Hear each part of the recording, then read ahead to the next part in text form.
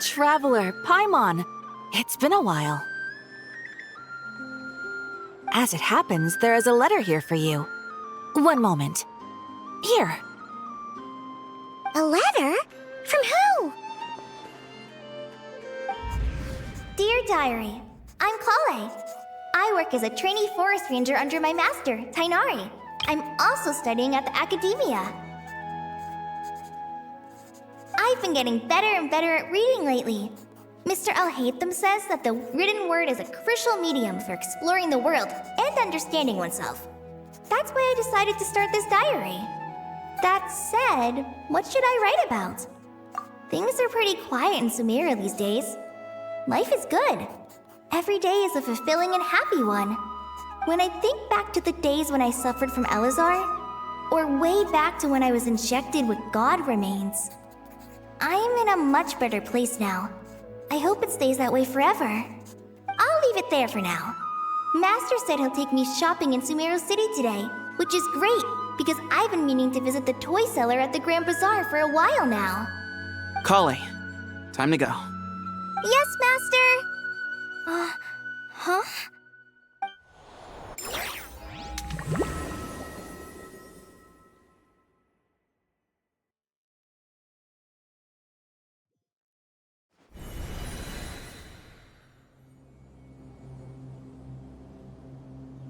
What's wrong, Kale? Is there something on my face? No, sorry. I didn't mean to stare. Did Master Tainari send you to pick me up? Master Tainari? What are you talking about? Tainari is the General Mahamatra. He's probably busy arresting criminals in Sumeru City. I mean, if that's what floats your boat, I can introduce you, but... Wait, Master Tainari is the General Mahamatra? But what about Mr. Sino? Sorry? Oh, you mean that guy who just joined the Vahumana Darshan? Rumor has it he's the leader of the Temple of Silence. If that's true, it's pretty impressive. Sounds like you've been getting to know more and more people since you joined the academia. That's great, but don't let your forest ranger duties fall by the wayside, okay? What's going on? Sethos is acting like he's my master, and Master Tainari has taken over Mr. Sino's job. Is this some kind of prank? If so, it's a weird choice of prank. But anyway, Sethos doesn't look like he's joking. What is this all about? Hey, you're zoning out again. I'm gonna buy some tools for the rangers. Why don't you stretch your legs a bit? It's been a while since you last visited the city, right? Wait! He's right. It has been a while since I last visited Sumeru City. Was it always like this? I mean, it feels familiar, yet somehow... something seems different. Is this really Sumeru City?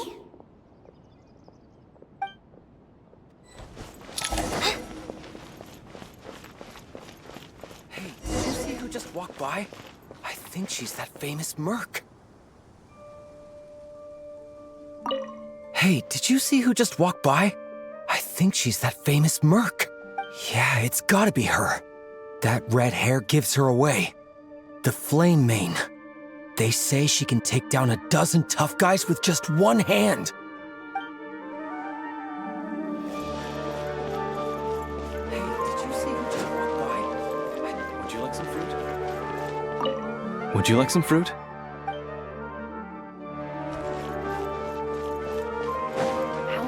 Save enough money to buy... How will I ever save enough money to buy that custom-made axe with floral carvings from the blacksmith? To use as a weapon, of course. As Hussein's secretary, I must ensure his safety. Don't underestimate me just because I'm a homemaker. I used to be a mercenary in the Corps of 30. Peace is precious, but you must always be prepared for the worst.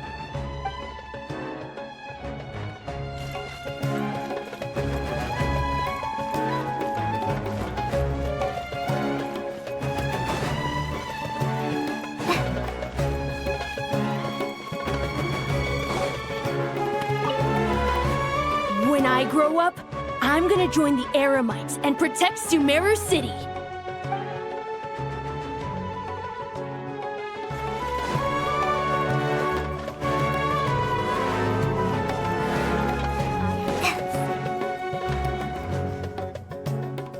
Lord Kave Bay, did you get a chance to review this month's accounts? Any feedback? You mean the version you sent over a few days ago? Yeah, I took a look when I received it. I was thinking that maybe our profit margin is a little excessive. I visited some of our commercial partners last month. Their earnings are very slim. Are you suggesting that we give up some of our profits for them?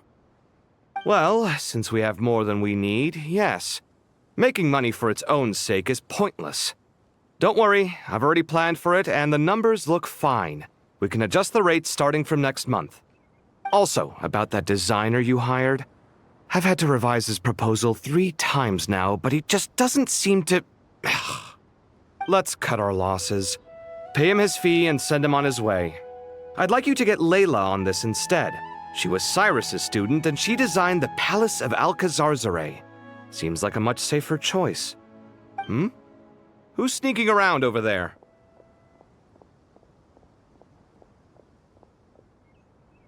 Mr. Kave?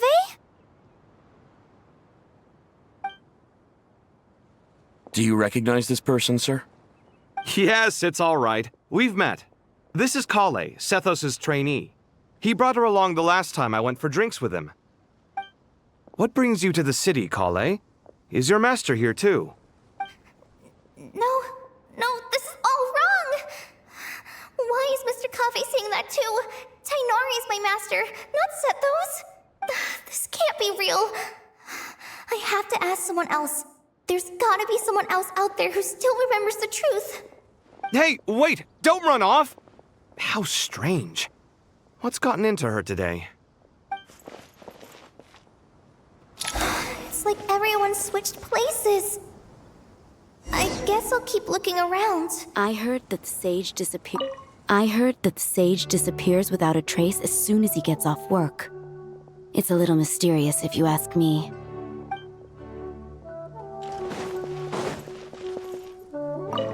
Remember a while back when I was working on a renovation plan for the House of Dana? Well, I submitted a report to the Grand Sage and he rejected it. It's infuriating! How does someone with no sense of aesthetics whatsoever even become the Grand Sage? Please, calm down, Lord Kave.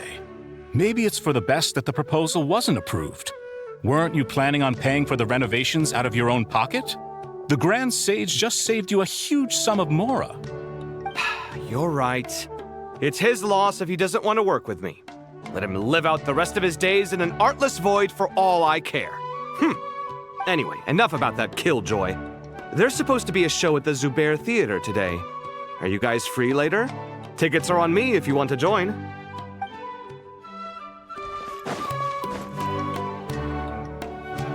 Yep. I heard that Sage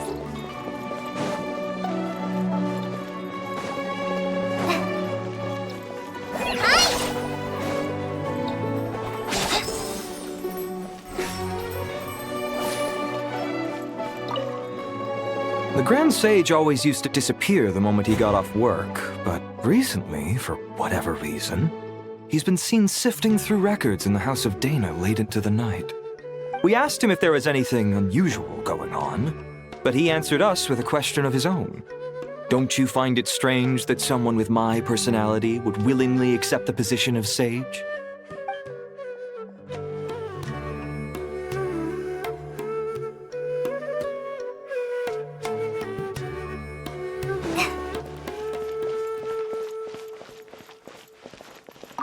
Hey, bud, can I ask you a favor?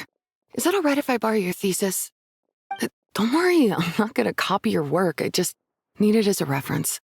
I guess that's okay. But if our theses end up sounding too similar, it's gonna be easy for them to spot. Yeah, trust me, plagiarism's the last thing on my mind. The only reason I ask is it's been really hard to get my hands on any reference material lately. Why don't you go ask the Grand Conservator? Candace should be able to find you what you need. She's super friendly. I'm sure she'll be happy to help. Really? I always assumed she'd be tough to negotiate with. Fair enough. I'll try my luck at the House of Dana later then. Would you like a cup of coffee? Would you like a cup of coffee? The store's been pretty busy lately. Lots of customers have been feeding Ashru, who watches over the shop, and now Ashru's put on quite a lot of weight. Maybe I should put up a sign saying, "Please don't feed the cat."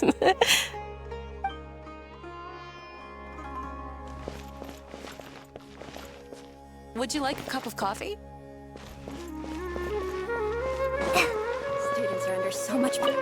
Students are under so much pressure these days.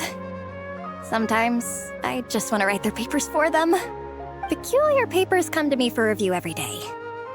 I really wish they were able to relax once in a while and not be constantly plagued by academic conundrums. It doesn't do a person any good to spend too long down the rabbit hole. Lots of visitors today, I see. Welcome all. It's been a while. Hey, Rahman. You know that guy who sells face powder on Treasure Street? I haven't seen him around in a while. Any idea what happened to him? Oh, you mean a Hongar? Yeah, he got into a brawl with Shavirme on Treasure Street. He's been banned from setting up shop there for now. Seriously? Oh, well, that's a shame. I was planning to pick out some makeup for you. Oh, don't worry about it. The legendary Flame Mane discussing makeup with the Zubair Theater star dancer. Now there's something you don't see every day. Flame Mane? You know, I'm not actually sure when people started calling me that. Maybe the other Eremites thought I needed a fiercer title to scare people off? To be completely honest, I think the title would fit you better than me, Dia. You think? Can't say I've never imagined myself as a merc. If I ever give up the dancing, maybe I'll head to the desert and give the Eremite life a try. You would? Is that so strange? Oh, not at all. In fact, I've actually had similar thoughts before. If I ever get tired of sleeping out in the wild, I think I might go look for a job at the Zubair Theater. I've adored the dance of Sub-Zeros ever since the first time I saw you perform it. If the chance ever came up, I'd love to try it out on stage for myself. Really? If our manager Sataria heard you say that, she'd hold you to it. Probably grab you by the sleeve and never let you go again. Hey, when that day comes, I'll do your makeup myself. How's that sound? Sure. If the day comes, I'd be honored.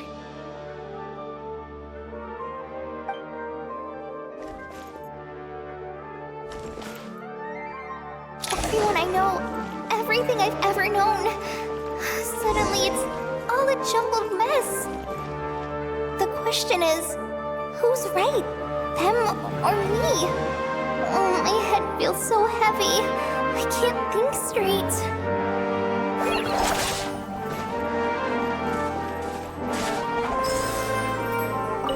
Hi, Mr. Sino. What are you thinking about? There's a chapter in King of Invocations where the spirit of someone who died long ago possesses a living man's body. To the outside world, it looks like he's developed a whole new personality. I was just thinking how terrifying that would be for his friends. Imagine waking up one day to find that a friend of yours has suddenly become a different person. Huh? So what got you thinking about that?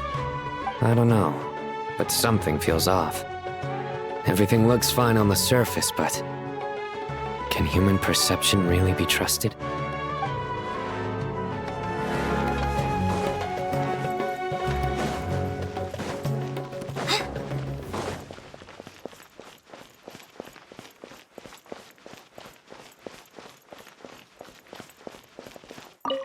All right, not a single Mora short. That covers you for this month's rent. What a relief. I was worried the design fees I received this month wouldn't be enough. Well, next time, don't fret. Just let me know and I'll give you a few days' grace. We've known each other long enough for that. Anyway, how are you settling in? I couldn't help but notice that you're staying up late quite often. Yeah, I can't explain it. I just feel more inspired at night. Once I get in the zone, I can race through a whole bunch of drafts, no problem. But what about you? I keep hearing you sighing these days. Is everything okay? Well, it's just...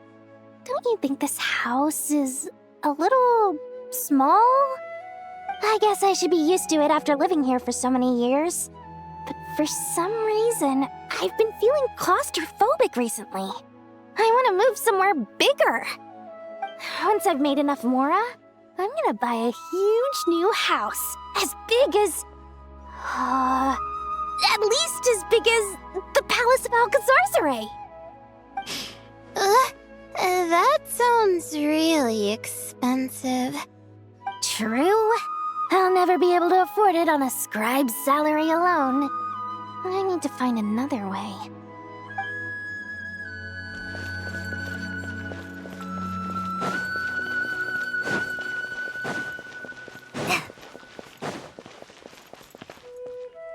Mahamatra Tainari! We've apprehended the suspect. They say that the fool is prone to blind faith, but the wise man is not immune to it either. Suraj, do you have anything to say in your defense? Tainari, you were the one who turned the sages against me. Just a few words of caution from you was all it took to destroy my research. And now you're trying to stop me again? You should know that mechanical life is the future! We must cast aside our useless flesh and... That's enough. I'm not in the mood to listen to your lunacy. Anyone could tell you how amateur your work is. Karina, Ilias, put him somewhere safely out of the way. Yes, sir. Next on the agenda is... Master? What is it? Wait, did Professor Zahahati send you? She's been encouraging me to take on an apprentice. Might be getting a bit ahead of herself there, though. No, Master! It's me! Kale! Listen to me. Something really weird is going on in Sumeru City.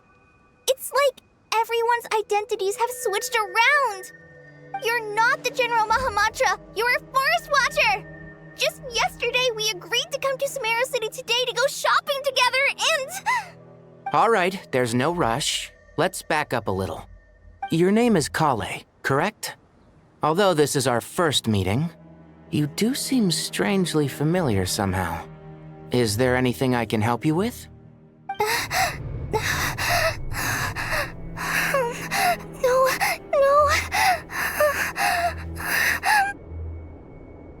Master!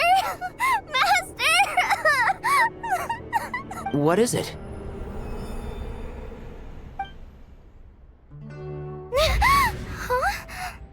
Did you have another nightmare? I've told you before, when you're tired, lay down on your back in bed and get some proper sleep. It's much better for you than napping on your front.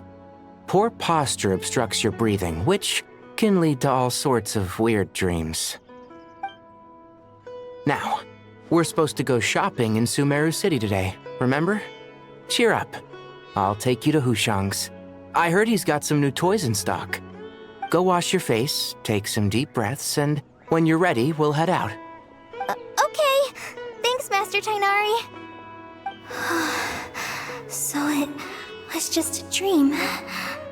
And yet, dreams can sometimes be a warning of things that will soon come to pass. Who said that? That dream felt unusually real, didn't it? Here's my suggestion. Since you're heading into Sumeru City anyway, you may as well tell Lesser Lord Kusanali about everything that happened. And just to be on the safe side, I think you should also inform your 2 traveler friends who once helped save Sumeru. I'd write them a letter if I were you. Time is short. A storm is coming from beyond the bounds of fate.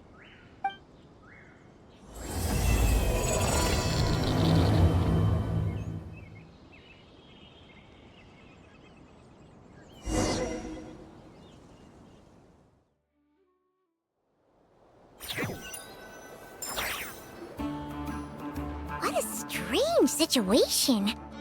No wonder Kali was in such a rush to write us a letter. Imagine waking up one day to find that everything around you has changed. You might not even recognize Paimon anymore. Oh, that's a scary thought. Let's get to Sumeru and find out what the heck is going on.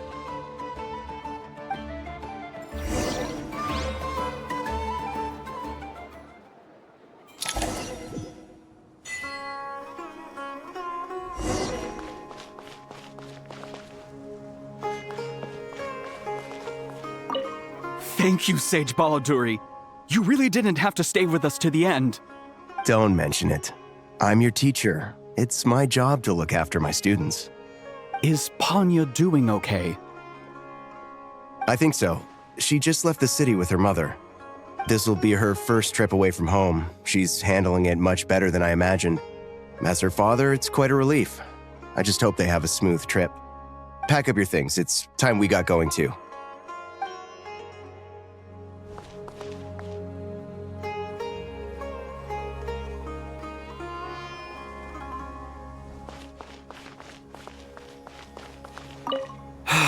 I can't believe I have to move so far away on such short notice. I made an automatic watering device so that my flowers won't wither and die while I'm away from home.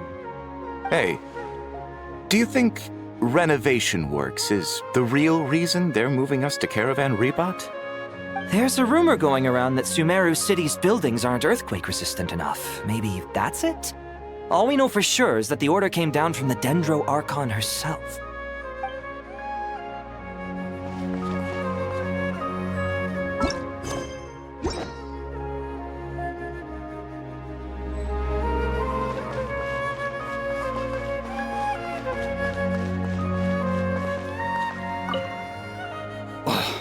As if work and family aren't enough to deal with already.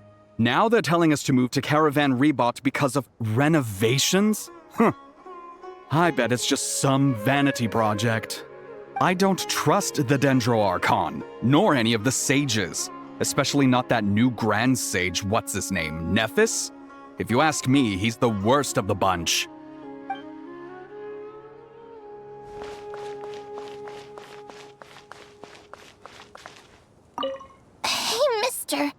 Are you a robot? Shh!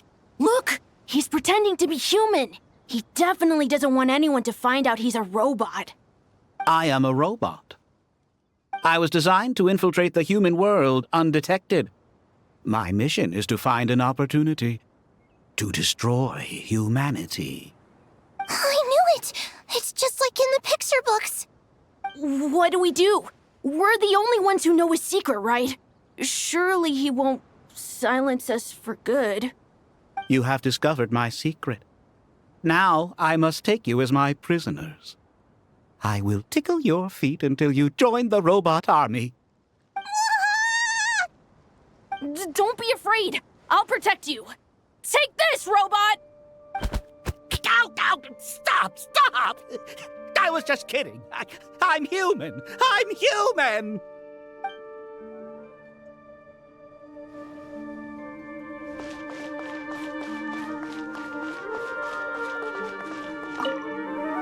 Hey, now's not a good time to visit Sumeru City. We're actually getting ready to move out ourselves.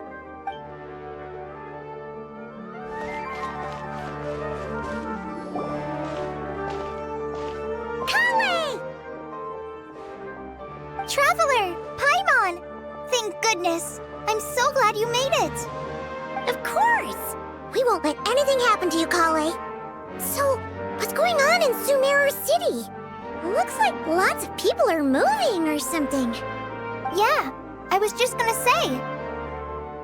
After I wrote my letter, Master and I went to Sumeru City and told the Dendro Archon everything that I experienced, from start to finish. She was silent at first. It seemed like she was deep in thought. Then the next day, we got told that she was ordering everyone to leave Sumeru City immediately and move to Caravan Rebot. The entire population of the city has to move? Not just Sumeru City. The evacuation also includes Lokapala Jungle, Avidia Forest, Ashavan Realm, and Ardravi Valley. Basically, everyone living in the rainforest must temporarily relocate to Caravan Ribat. Holy smokes! That's crazy! Yes, it's quite an operation. Even if people only bring the bare essentials, the scale is simply enormous. They've requisitioned almost all the Sumpter Beasts in Sumeru for the task, including the entirety of Dory's Sumpter Beast Park.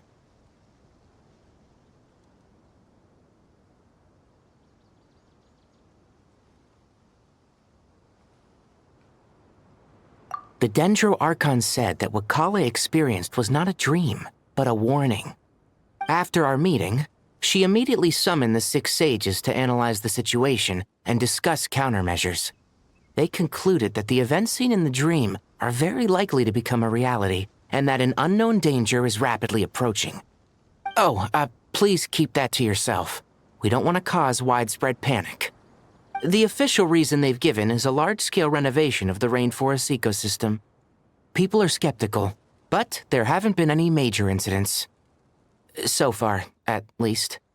The Dendro Archon seemed really worried when we spoke to her. She said you can go visit her in the Sanctuary of Surasthana when you arrive. She also said she'd hold out until the very end.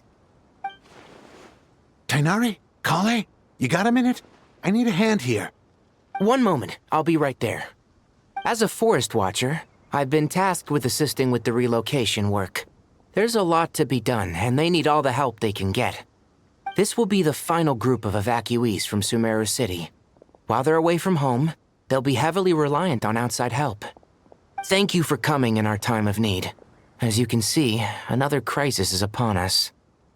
Excuse me, sorry to trouble you, but could you help an old man find his medicine?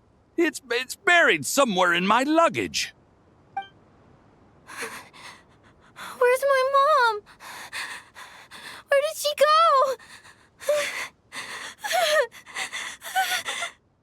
go?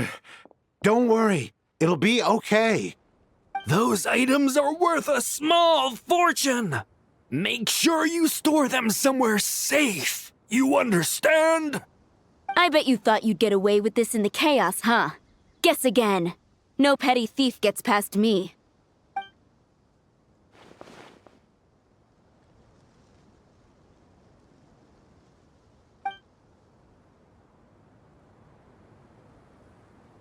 We should go help the evacuees. See you around. I'm so glad that you believed me and came all this way to help. It means a lot. Please stay safe. Don't worry. We may not know exactly what's going on yet, but as long as we stick together, we'll find a way through this. Goodbye! Look after yourselves! Will do. See ya!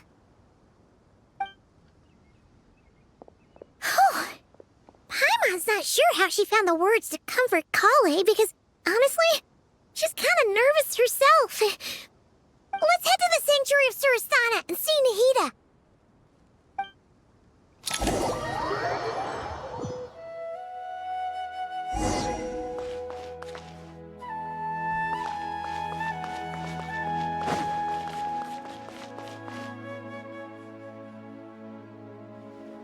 Who goes there? No unauthorized access to this place. By order of Mahamatra Sino. Are you blind? It's the Traveler and Paimon. Surely you've seen them before. Huh? Oh, so it is. I'm sorry, I haven't been sleeping well lately. My nerves are a little frayed.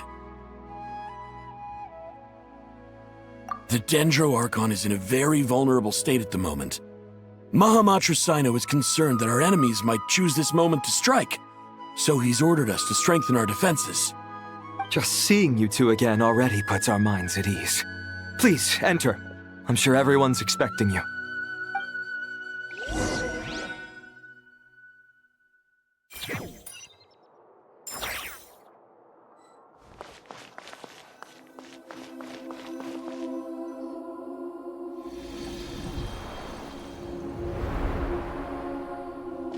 Traveler, Paimon, you made it. Aha! Perfect timing. Reliable helpers like you are just what we need right now. Oh, see everyone again. Kale gave us a rough idea of what's going on, but we still have a lot of questions. What kind of danger is Sumeru City in exactly?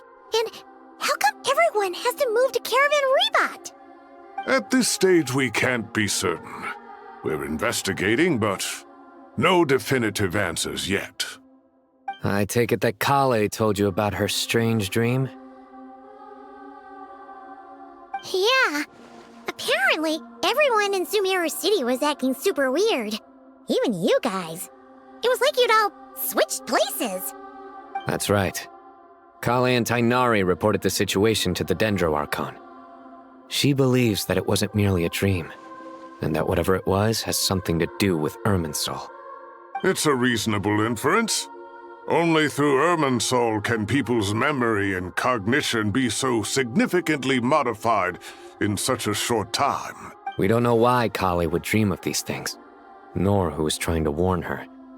The Dendro Archon decided to connect to Irminsul to investigate more thoroughly. Irminsul is connected directly to the ley lines.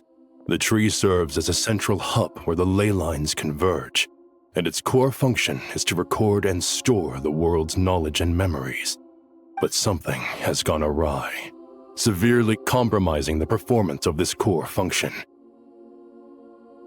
Information is bottlenecking inside Irminsul, hampering the ley line's flow. If this continues, new information will languish unrecorded, with existing records thrown into disarray. In short, the souls of the dead will be stranded, while the living have their sense of reality warped. In the long run, Kale's dream could well become a reality. And that's just the beginning. There's no telling what other nightmares could end up coming true.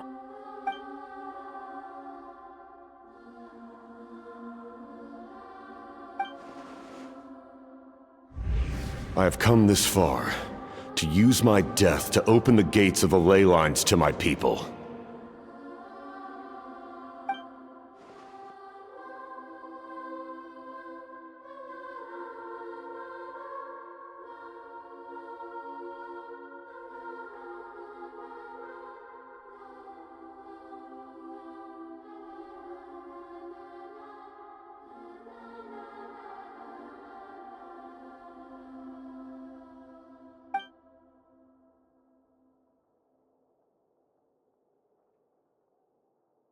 Faced with a growing backlog of information, the Dendro Archon decided to connect herself directly to Irminsul and take over the recording and processing function herself. But it is an almost impossible task.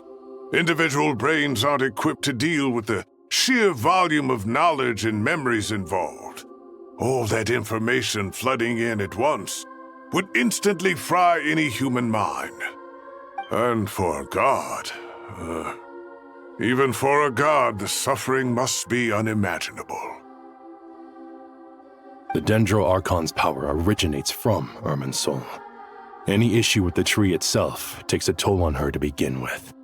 On top of that, she's subjecting herself to the grueling task of processing all that data. It must be torture for her.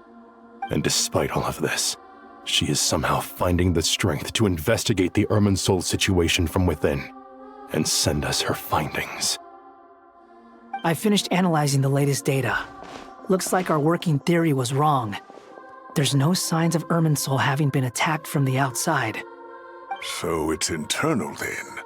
Some sort of disease, perhaps? No. I've spent half my life studying the ley lines.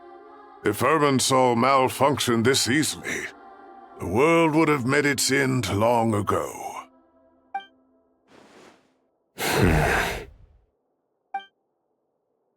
Sino? What is it? Not long ago, I got a tip from the Corps of 30 that a large number of unidentified merchant caravans had recently been spotted entering Sumeru through Beta Harbor. At first, I suspected that they might have something to do with all this, so I sent some people to investigate. But if Irminsul wasn't attacked from the outside... Don't you think there are more important things to worry about right now than guessing who's behind all this? It's been over 12 hours with no new intel. If even the Keeper of Irminsul is this badly affected, you can imagine how bad things are in there.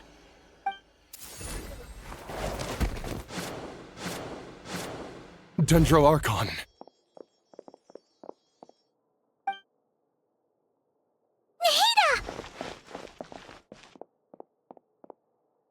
What's wrong? Her breathing is weak, and her elemental energy levels are dangerously low. Looks like it's time to move to the backup plan. What's the backup plan? Get out of the city and take the Dendro Archon with us. The entrance to Irminsul is directly beneath the sanctuary of Surasthana. That means this is ground zero if anything goes wrong. The Dendro Archon has a very strong connection to Irminsul. But theoretically, this connection should grow weaker with distance. Under normal circumstances, she can unleash her full power here. But with Irminsul out of control, our first priority is to get her away from here. The situation is critical. There's no time to deliberate. Everyone in agreement? I'll deal with it.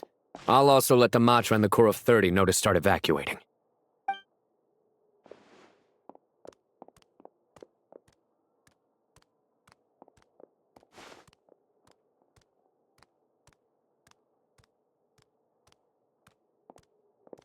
Let's go. No sense grieving when there's nothing more we can do. Agreed. We'll be back as soon as this is over.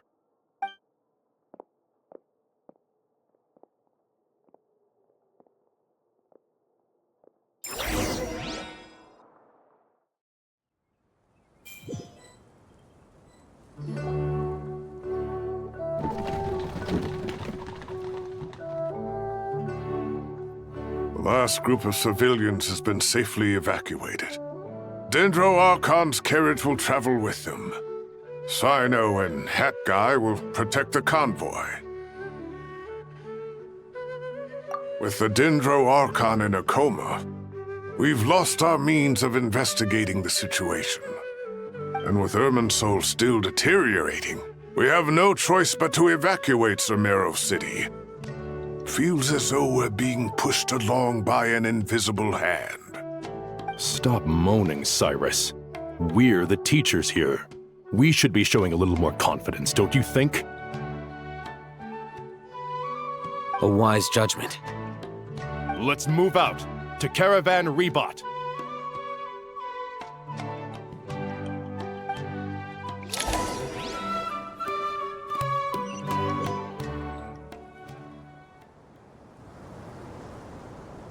Sir, all units are in position. Good. Everything is going to plan. Interfering with Sumeru City is a necessary step, so do not hesitate. The Irminsul situation will not harm you. We need to speed things up here, too. We don't want to keep our client waiting, do we? No, sir. You have my word. Everything will be completed on schedule.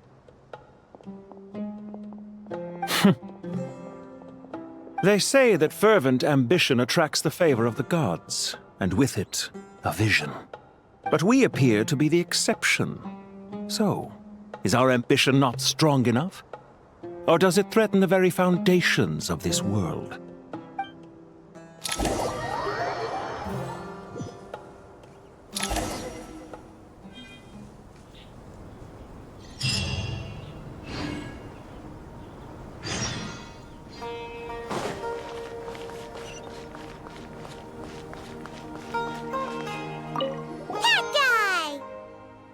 What?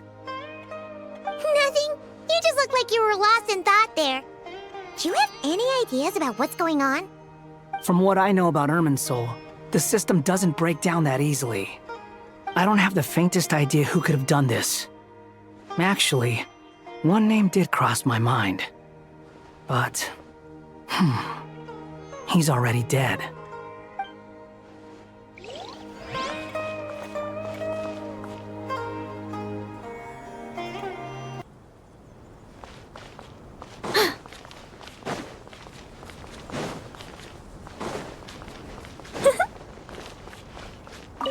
So, can I assume that this period of time away won't count as part of the rental period? Maybe we should deduct it from next month's payment. Sure. Great! Wait, why are you suddenly being so reasonable? What's the catch? I'm always reasonable with rental payments.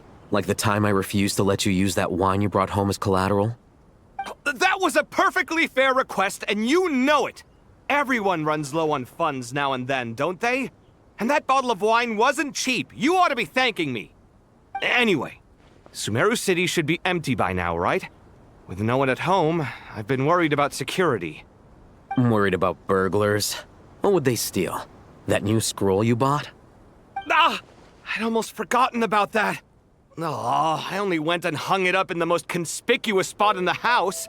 If anyone breaks in, it'll be the first thing they see. Well, no one but you gave it a second look while it was on display in the shop. I doubt anyone would go out of their way to steal it.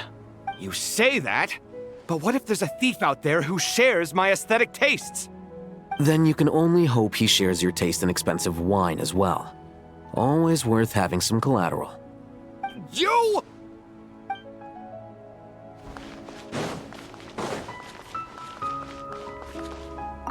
Keep your eyes peeled. It's down to us to maintain order at this time.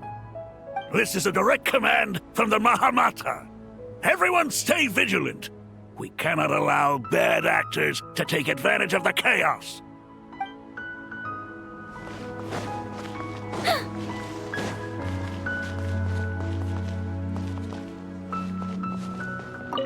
Take this medicine and get some rest.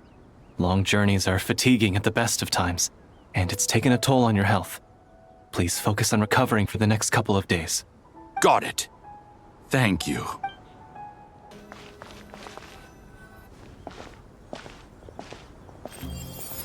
How is the Dendro Archon? Her breathing is steady. I prepared some therapeutic incense for her, but it hasn't had much effect. Her vitals are still very weak. Based on the information you've provided, I have a working hypothesis. Her condition is partly due to Irminsul's influence, and partly due to a physiological imbalance caused by the rapid depletion of her power. Elemental energy usually flows through the body at a relatively constant rate. The body grows accustomed to this rhythm, so when it's thrown out of balance, physical symptoms will appear. Is this similar to the ley lines? Overloading and withering both directly affect their vitality, potentially causing irreversible damage. Correct. From a biological perspective, if you overexert yourself, you pay the price with your life. The Dendro Archon is not only drained of power, but her life force is at a critically low level. Is there any way to restore her health?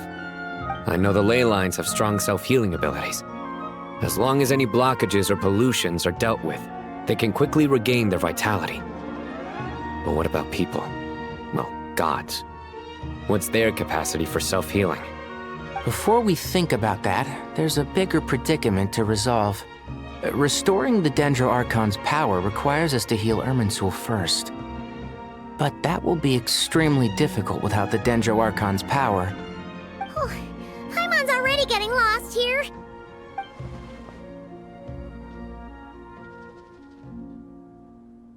Master Tainari and Sino look so serious. I've not heard Master speak in this tone for a long time. Tainari.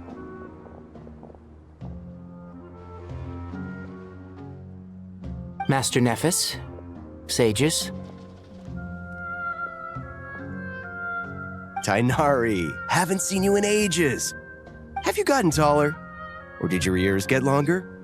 Hopefully the former, Uncle Baladuri. Sino, where's Professor Cyrus? I thought he'd be with you.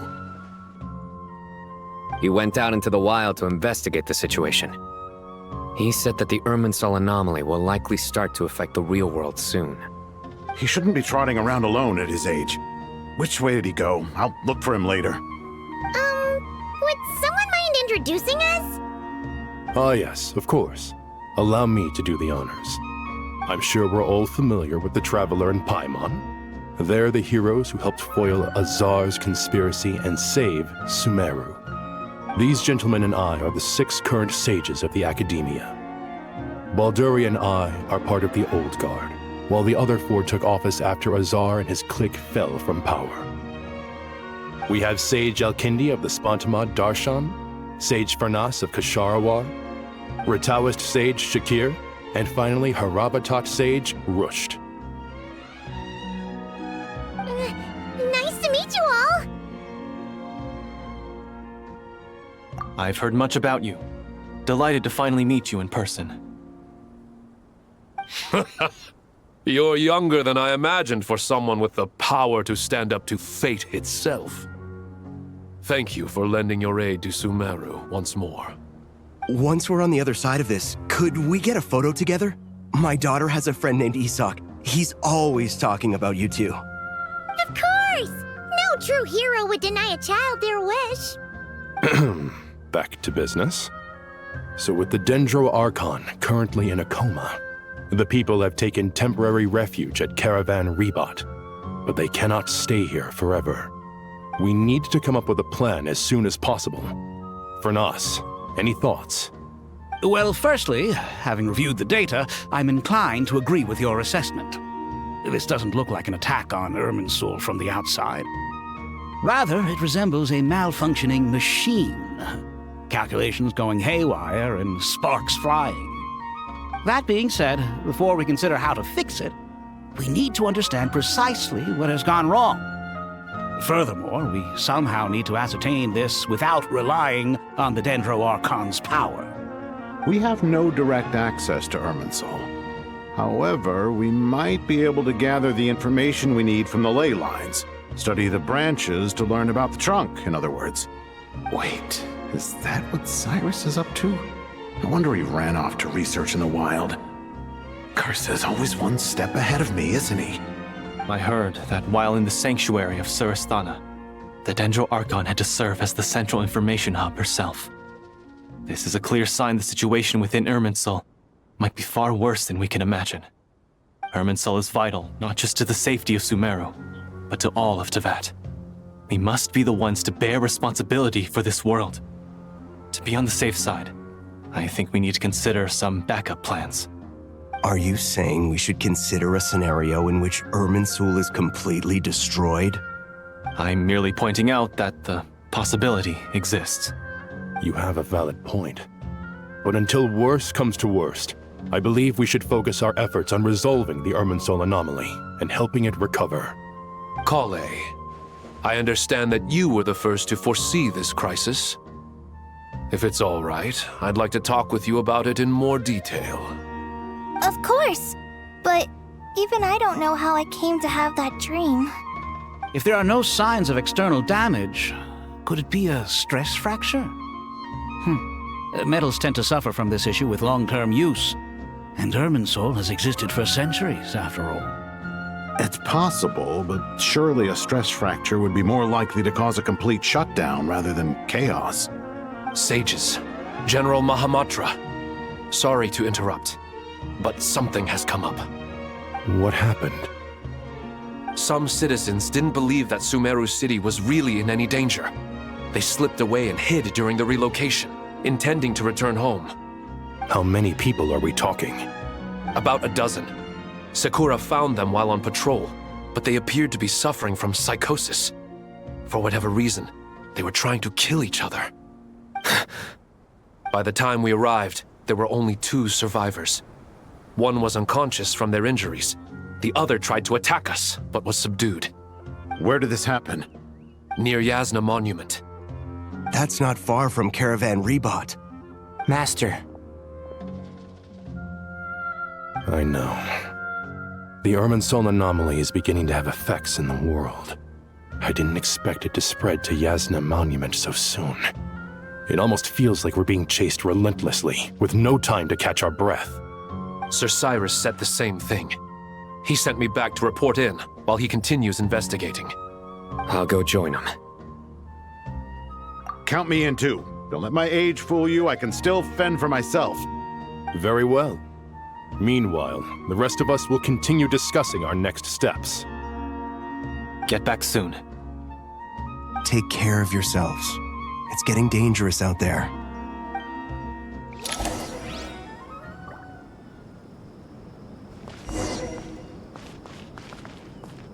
Don't be nervous, Kale. I just wanted to ask, have you ever had similar dreams to this one before? Similar how? Dreams so vivid, they seem real. Filled with strange or dangerous things that you cannot explain. Let me think. There was one time, I don't remember it very clearly, but I saw fire. Fire? Yeah. I wish I could give you more details, but all I remember is fire everywhere. From the sky to the ground, everything was burning. The heat was unbearable, and ashes were blowing in the wind. I doubt this dream was a mere coincidence. Perhaps it was some kind of prophecy? And yet, you've never studied astrology. I'm at a loss to explain it. I thought we'd be safer once we got to Caravan Rebot. If the Irminsul anomaly's sphere of influence continues to expand, our only option will be to move into the desert. To Aru Village? We should check if they can accommodate so many people. Essential supplies will also become an issue. We were only able to relocate here so quickly because Caravan Rebot is well stocked. If we move to the desert, we'll need to carefully calculate how much food and water to bring.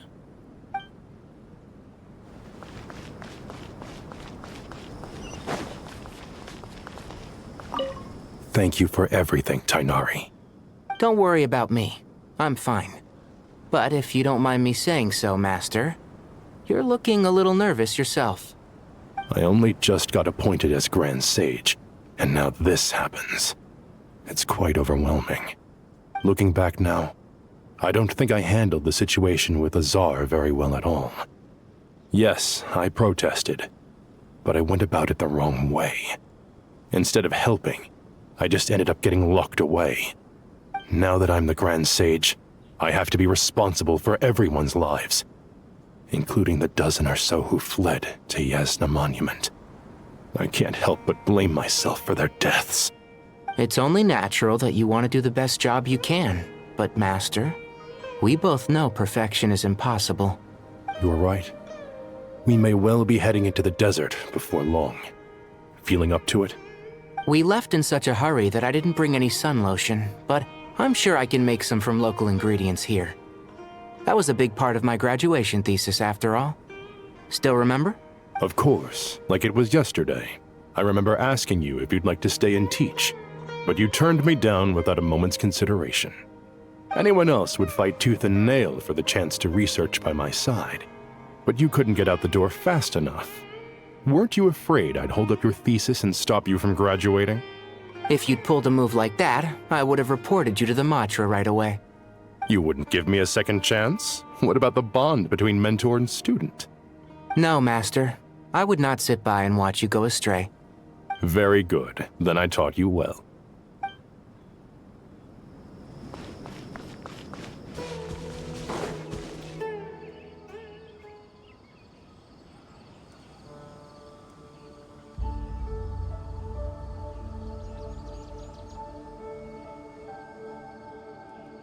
Please, don't go any further.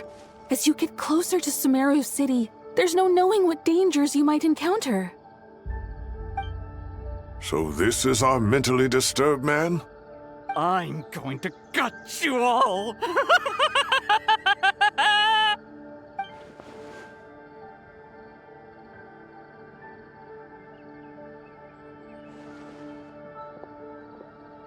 Cyrus, you didn't even bring a single guard? Do you think you're some sort of warrior? It's fine. Come here and look at this. Oh, it's... That's right. Flowers that bloom from openings in the ley lines, indicating some sort of anomaly.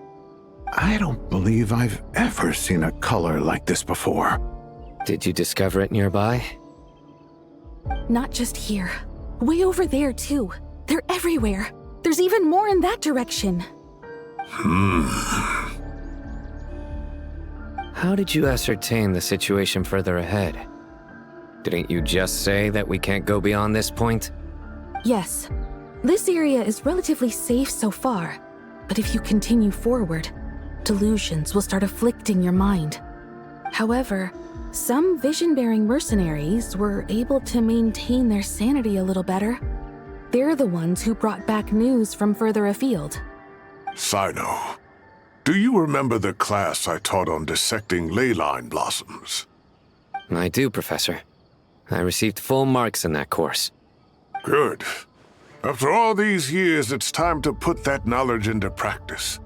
There must be anomalous information hidden within these blossoms. Alkindi, I'll need your help as well. Been a while since we worked on a project together, hasn't it? Sure has. Well, what are we waiting for? Let's get to work. Anything we can do to help?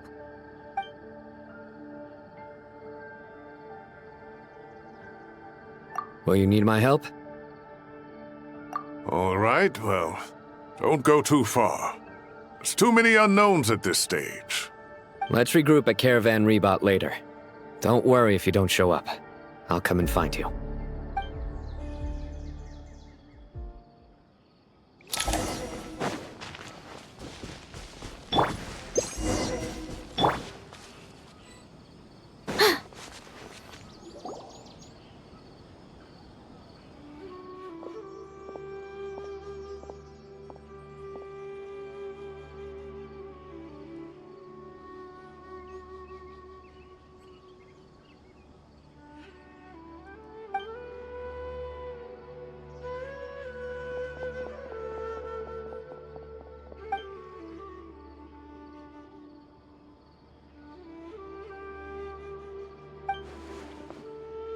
That should be the heart of Oasis.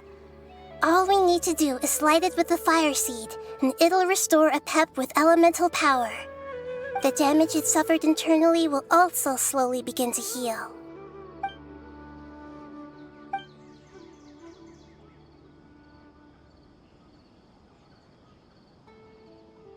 What is it? You thought of something? Really? Then let's get back and tell the others!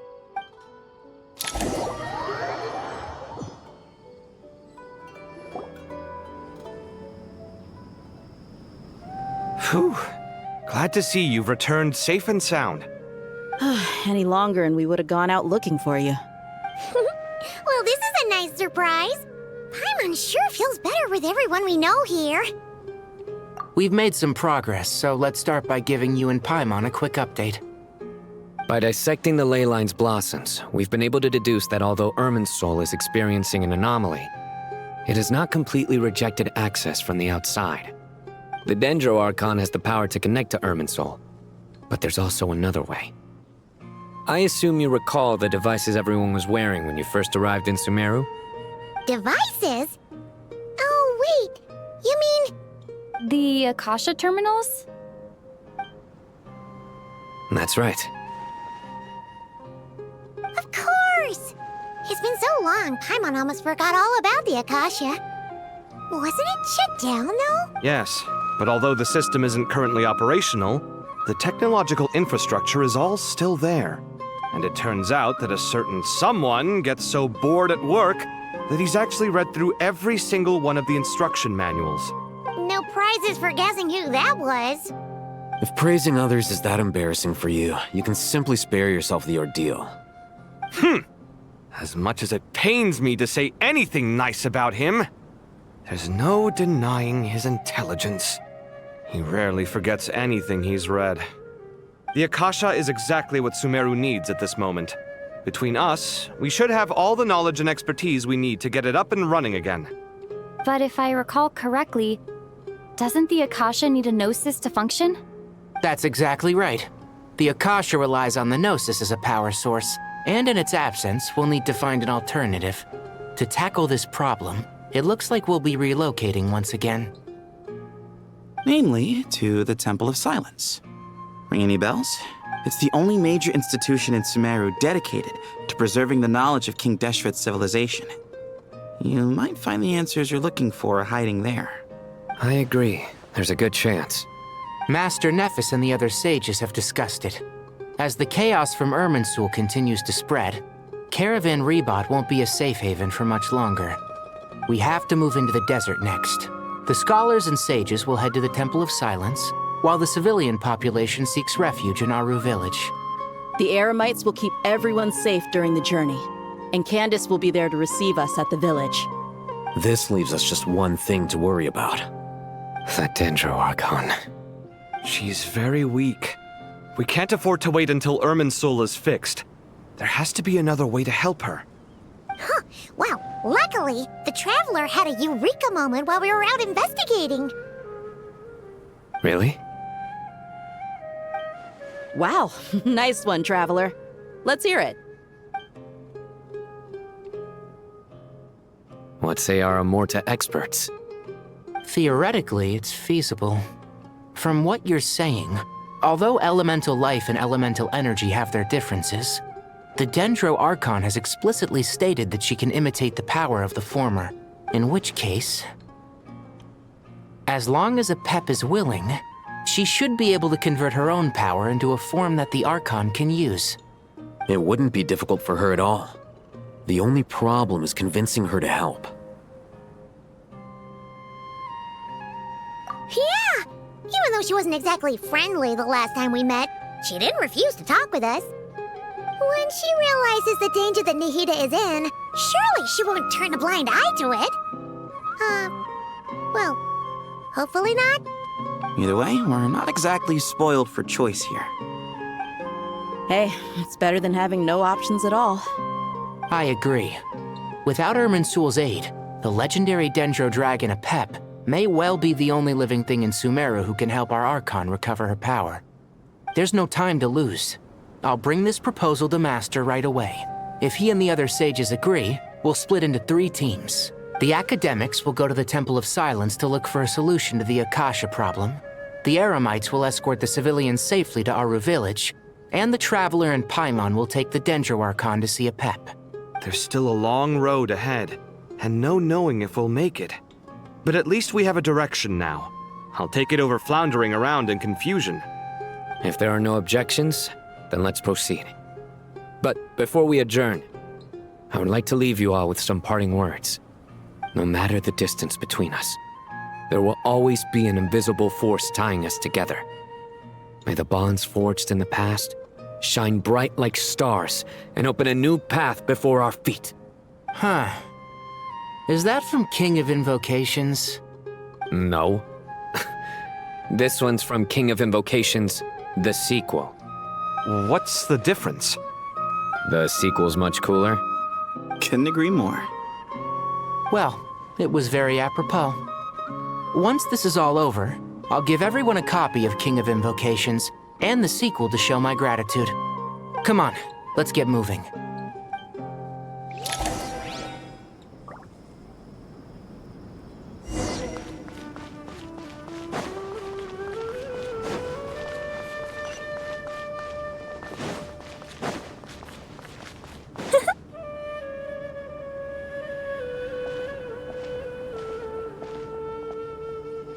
Tighnari has brought me up to speed. I approve of your plan of action, but we can't proceed with everything right away. The people need to rest.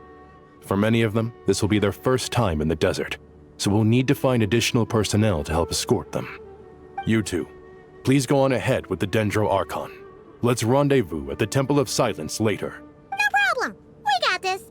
Words can't express my gratitude, so let me just say, I hope everything goes smoothly for all of us. Goodbye for now. All right, let's get going. If Paimon remembers correctly, the last time we saw Apep was in... Traveler, Paimon. Could I borrow you guys for a moment? It'll only take a second. Kale, what's the matter?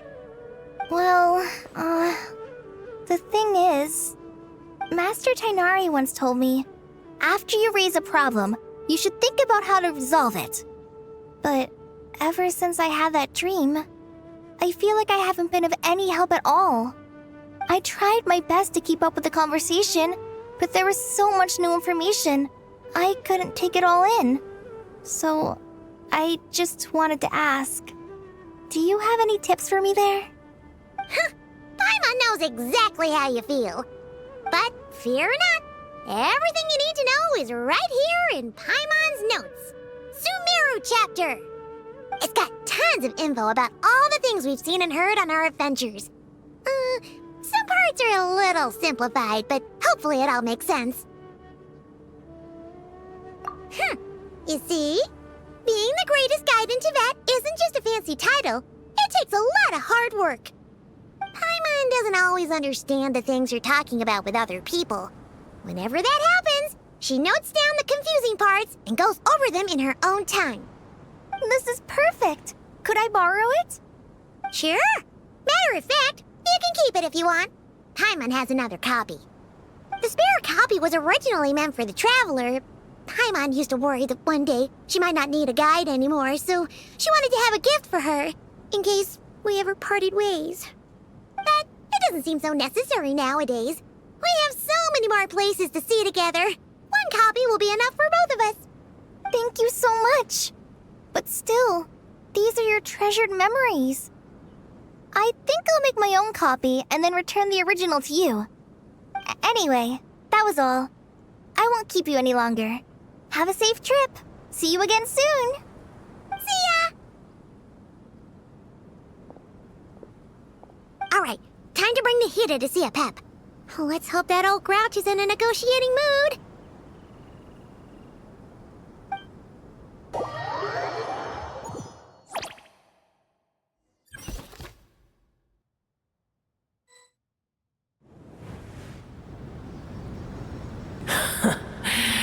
I had a feeling your kind might come calling. The ley lines are in disarray. Something has gone wrong with Irminsul, yes.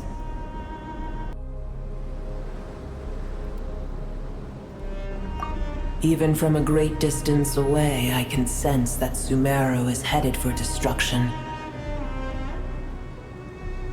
You who took our home from us, prepare to watch as your own world is plunged into oblivion. Oh, how the cycle of history comes to a poetic conclusion.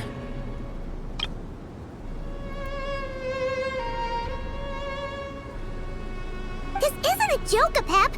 Nahida's in grave danger! Can you please help her?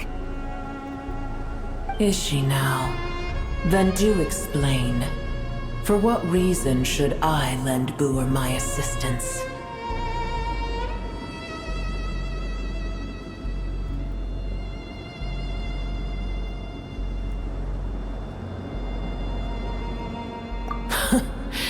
The Age of the Dragons ended long ago, and the world that replaced it is under the dominion of the Heavenly Principles. In choosing not to side with your enemies when the Heavenly Principles' rules began to relax, I have been merciful enough.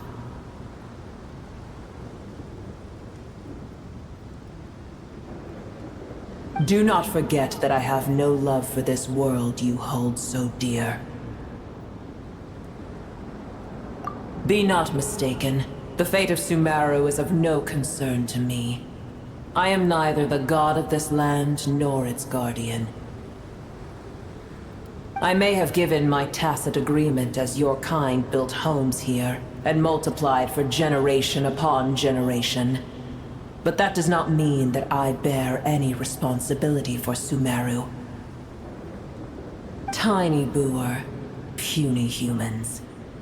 In my eyes, all of you are but intruders who followed in the wake of the Heavenly Principles. I am not obliged to be your savior.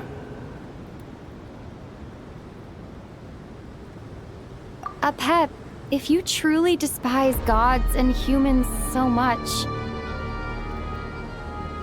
well, after the great humiliation of being helped by a god in the past, shouldn't you be jumping at this chance to balance the scales? Now that is a compelling reason. When El Ahmar plotted against me and I was tortured by forbidden knowledge, it was Boer who saved me from agony. And though I regard with shame the pity of my enemies, to receive aid without repaying it would likewise tarnish a dragon's dignity. Oh, tiny boor, puny humans. Just this once I shall deign to show you the true power of dragonkind. Whoa! It's happening again! We're gonna get sucked in!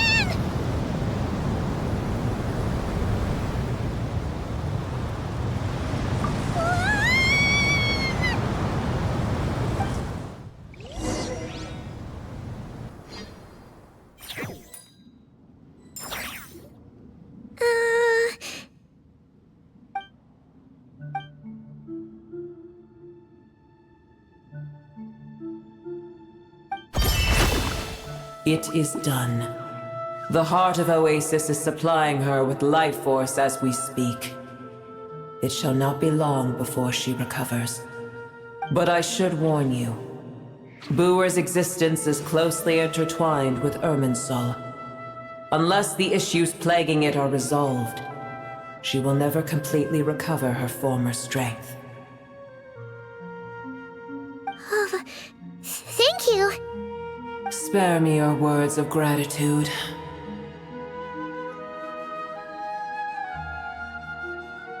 You may also spare me your feigned concern.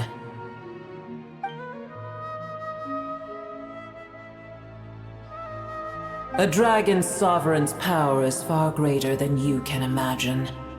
While I was indeed weakened when the heart of Oasis ran dry, providing Tiny Boor with a morsel of my life force shall have little consequence for me. Oh, good to hear.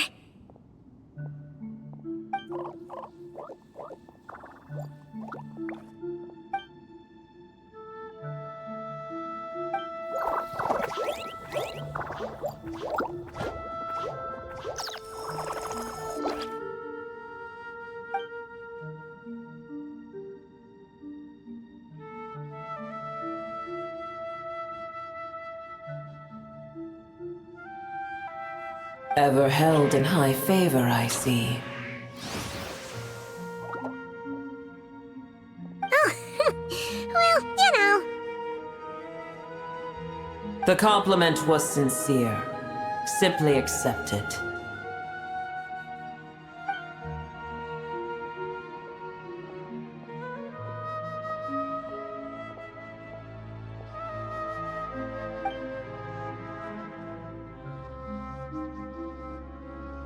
I did once. That tree was not planted by the heavenly principles. Irminsul existed before they ever arrived in Tevat. What? There was a time when it belonged to Tevat, to dragonkind. Its appearance and function then differed greatly from today. The ley lines flowed with an abundance of a familiar, primitive form of elemental energy. You may know it as the power of the Light Realm. The heavenly principles usurped and refashioned Irminsul, made it serve humanity, and used it to anchor the fate of the world. Yet in the end, humanity has failed to protect it. Heavenly principles, God of gods. It makes me sick. The enmity between your kind and mine can never be bridged. As things stand today, holding a grudge against you would serve no purpose. But there will come a day when we reclaim this world for ourselves. The opportunity will arise no matter how long we must wait. I can already sense that far away from here, the Hydro Dragon has wrested his authority from the hands of the usurpers.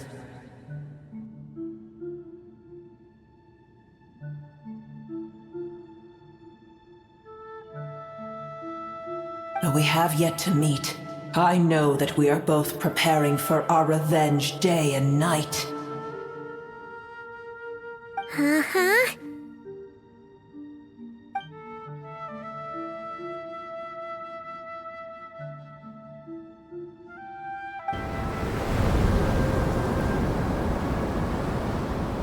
I hear a great disturbance out there.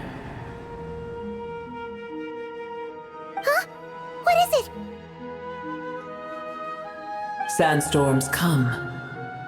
The Jinn. I see. Another calamity approaches. You both seem restless. Let us part ways here. Boer is safe with me. Once she has recovered, I shall return her to your side. Oh, thanks again. Take care, all right? I told you already I have no need of your feigned concern.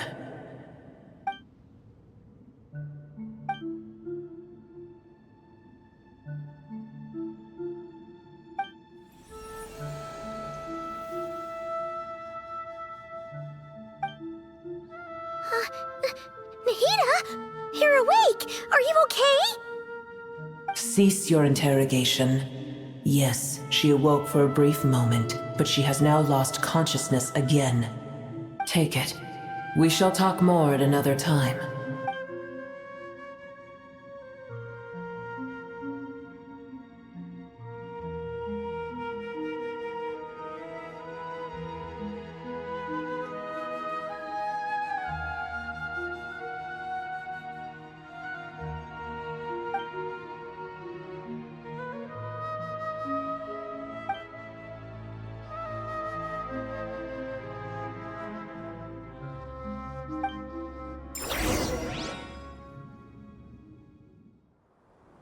Where the heck are we? Did you just dump us in the middle of nowhere? Wait. No. Paimon remembers now. The Temple of Silence is over that way. Come on, let's go find the others.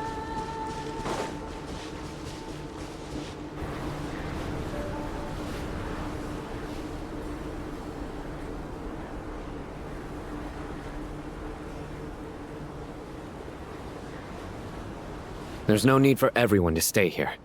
I'll protect the sages. The rest of you, return to Aru village. Yes, Mahamatra Sino.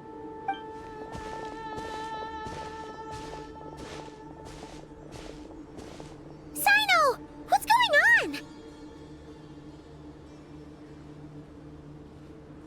You're back. How's the Dendro Archon?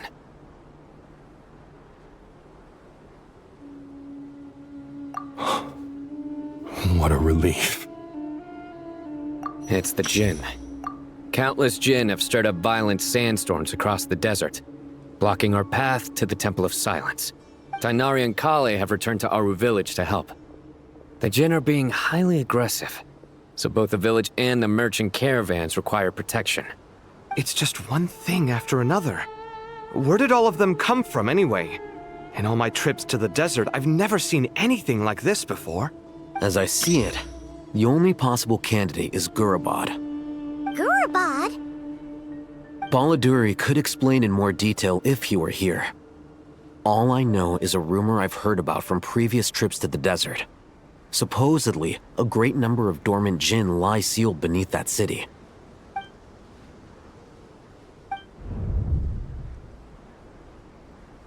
Gurabad is, for me, a fated land. I must therefore return back to this city, where my destiny awaits me still. My master, I am sorry that I couldn't stay by your side for long, and that I could not have more time to get familiar with you. Lilipar.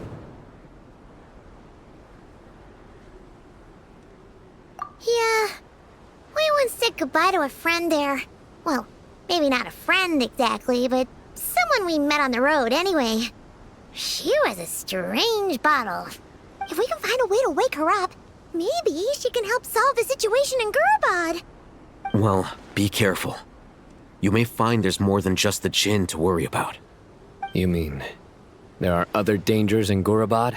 It's a sensible assumption to make. The moment we arrived in Caravan Rebad, the Irminsul anomaly started spreading in that direction. Now we've moved to the desert, and suddenly we're plagued by Jinn and sandstorms. To call it a coincidence would be a stretch. Don't worry, we've gotten a lot stronger since our last stint in Sumeru. Ah! When did they show up? It appears the monsters native to the desert have been stirred by the Jinn's activity.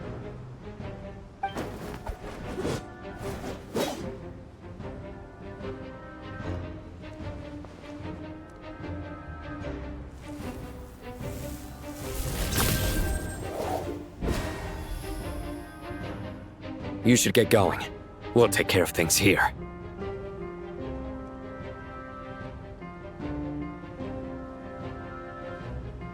You too. Don't do anything too risky. You got it?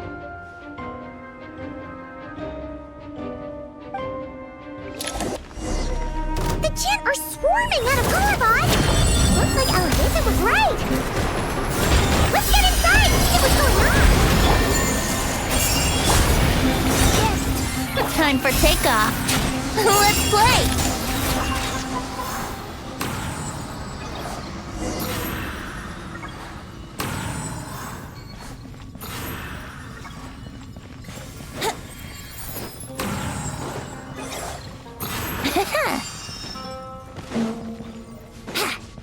They just keep coming! How many of these things are there? We'll never take them all out! Let's just head further inside for now! Truth repeats itself. Think you can get away? Here we go! Wouldn't gliding be faster? I live within you. Everyone hold hands! Have fun with this gift! Dare to mess with me?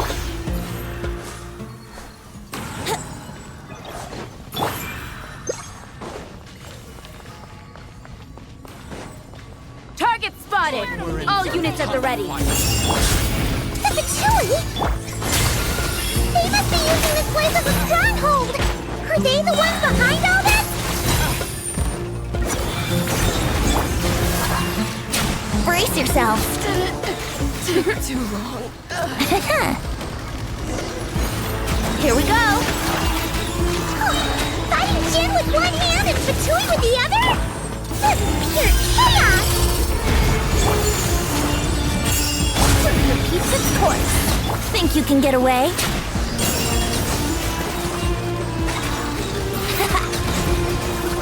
Yeah!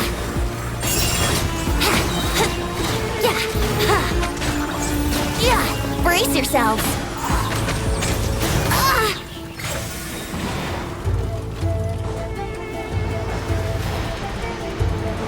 Wouldn't gliding be faster?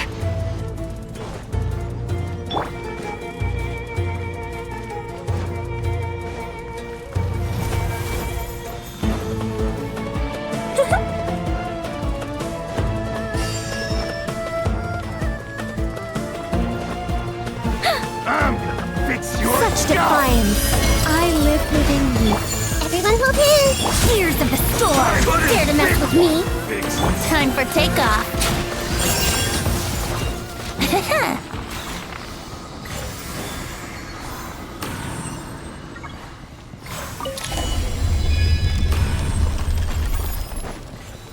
You see that strange machine?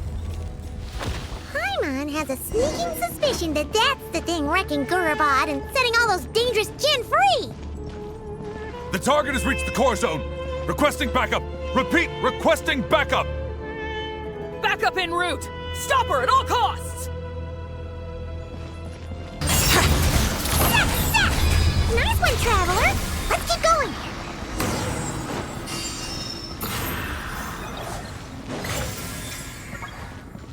Wouldn't gliding be faster?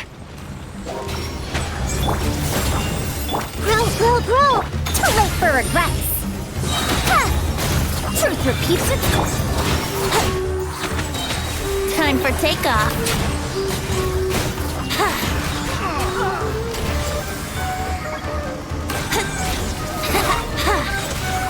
Yeah, here we go. I live within you. I see everything! Sharing my knowledge! Gears of the storm! Dare to mess with me? Think you can get away? Brace yourself!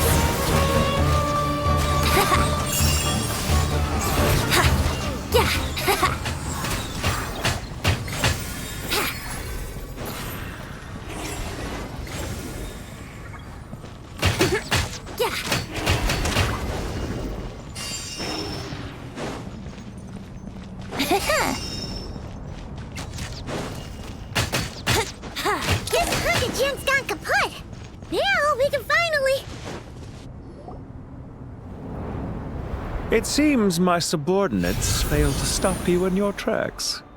Apologies, sir. There is no need to apologize. You did well to hold your ground against such a powerful adversary for as long as you did. I must commend your courage and perseverance. So, you're in charge here, huh? First the problems with Irminsul, now this mess in Gurabad? Are you the ones responsible for all this? I'm afraid I cannot answer that. I assume you aren't naive enough to expect answers from an enemy. Ugh, this guy is so snooty! However you want to spin it, you're clearly involved in this somehow. So you can either start talking, or we'll have to make you talk. Let's get him! Traveler, what's wrong?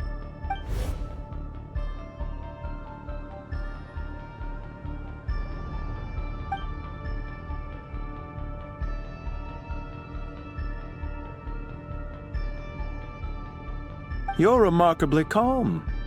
Some would act more rashly upon finding the ringleader all alone. But you keep your cool. Even as your enemy, I must applaud you. Did you show yourself just to say that? Is this you trying to take back control of the conversation? Unfortunately, I really don't have anything to say to you. I am here merely to indulge my own curiosity. Your names are well known among the Fatui. Naturally, I wanted to observe you up close while I had the chance. Hey! Don't treat us like we're some kind of exotic animals in a zoo! Oh, I wouldn't dream of it. You seem rather predisposed to misunderstand me.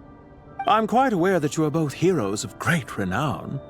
You have resolved crises in many nations and won countless allies along the way. I've been following your adventures with great admiration. My only regret is that the trajectory of your journey conflicts with our goals. What do you mean, admiration? Sorry, but that sounds pretty weird coming from you. I don't see why. We may happen to occupy opposing sides, but there is no cause for deep-seated enmity between us. To respect one's enemy is to respect oneself. Well, now that you're observing us up close, what do you see? I've observed as keenly as I can. Yet, while I endeavor to understand, your true strength remains a mystery to me. Violence is not my area of expertise either, so, you see, I would much rather converse with you like this than determine a victor with the edge of a blade. Besides, I've heard that even 3 moons in the sky fail to eclipse your brilliance. I know better than to bite off more than I can chew. 3 moons?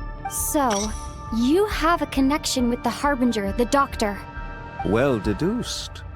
Our commander, Dottore, died in Nodcry, but there are things that do not end with his departure. We must... Look at me. I almost divulged more than I should have. What are you after? Revenge for Dottore? Or are you plotting something else? I've said quite enough, I believe. There's no point in continuing this conversation, except to say, I've noticed that you seem to know your way around here quite well. A repeated visitor to Gurabad, are we? Ugh. I'll take that as a yes. Then I'm sure you'll have heard the story of this place. The mother of the Jinn, Lilupar, and the tragic tale of her vengeance that spanned 3 generations. It was right here that Lilupar once helped the wise to ascend to the throne. But from that moment on, every king who sat upon it was corrupted by power. These degenerate rulers lost control over their nation, and with it, the right to occupy that exalted seat. What are you trying to say? I once admired you for your adventures. That is the earnest truth. But it appears to me that your journey serves ultimately to uphold the rules of this world. Are these rules truly just? Does the heavenly principles rule with wisdom or folly? And how can we be sure that the 7 who wield authority over the world will not be corrupted? Do you seriously think you're gonna convince us of anything? Convince you? I'm sure my commander already tried that. Why would I waste my breath doing the same? If a few words from a stranger were enough to make someone completely change their stance, it would only prove that they never had a firm will to begin with. I am merely stating my position, so that we might understand each other better. One's enemy in the present may not necessarily be an enemy for life. As for what game I'm playing here, I'm simply buying some time. But now I must bid you farewell. It was a wise decision not to attack me immediately. Since you did not fall for my ambush, I will now have to ask those in hiding to reveal themselves. Leave this to us, sir. Very well. I trust you to do what is necessary. Stall her while I execute the next step of the plan. Sumeru City, Irminsul. Hey! Stop right there! Don't you dare leave without explaining yourself! All units, stop them! Protect the commander! Did you hear that? He mentioned Sumeru City and Irminsul! He definitely knows something! We can't let him get away! Get rid of these pesky soldiers! Quick! Rear guard to the front! Don't let them through! Get that thing in position! Hold on! Just a little longer! Brace yourself.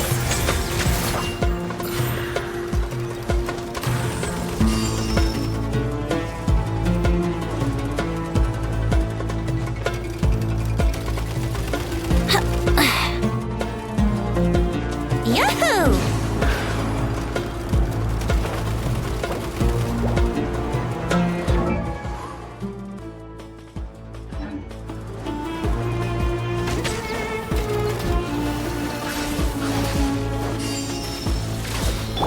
I think not. Our little secret. This secret will dare to mess with me. Ha!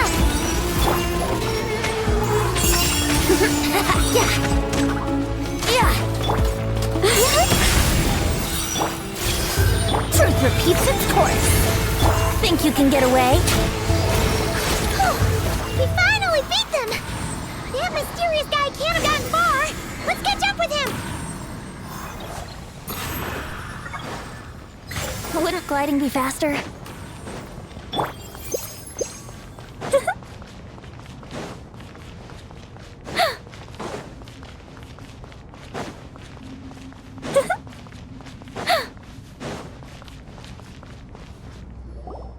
Found him!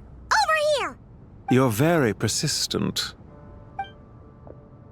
Hey, you! Stop running and explain yourself! What are you trying to...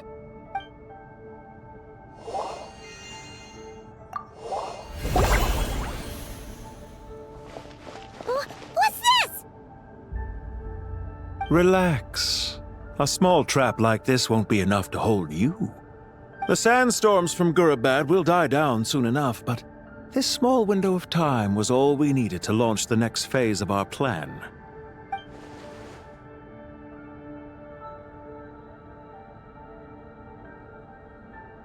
Don't be discouraged. I knew that someone would come here eventually, so I planned ahead. Where to chat with you, which door to exit from, even which mechanism to wait by for you. I thought through every detail. You, meanwhile, know nothing of who I am. So far, you've only heard my voice, and for all you know, it may not even be real.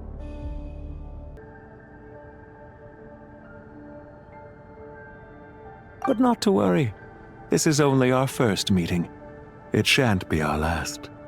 Just answer me one last question. Why do you continue to follow Dottore? He has conducted countless cruel experiments, even on his subordinates. Follow isn't quite the right word. Let's just say even those you see as villains have their friends, even if they aren't the most sincere of friendships. When any set of rules is established, there will be those who benefit and those who lose out. People will do anything to justify what they have gained or escape from the hardship imposed upon them. Neither he nor I are tolerated by the rules of this world. We were both searching for a new order. Our ideas of the final form that should take may have differed, but our journeys took a shared path. Goodbye, Traveler and Paimon. I wish you a timely escape, albeit not too soon. I will need a little more time to prepare, after all. Hey! Come back! Wait, this dark wall. We've seen these on our adventures before! It swallows people up! Oh, I'm sorry! She shouldn't have jumped the gun! Oh, okay. He may have fooled us this time, but we'll get him back!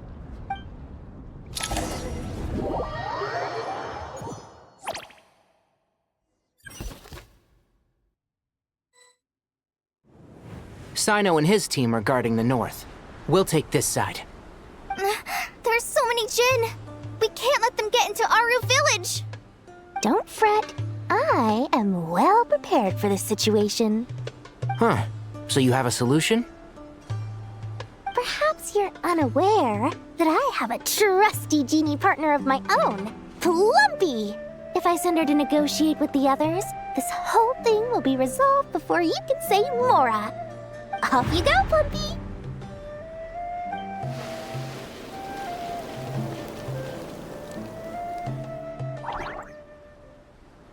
Come on, what's the holdup? 5,000 Mora. 20,000 Mora.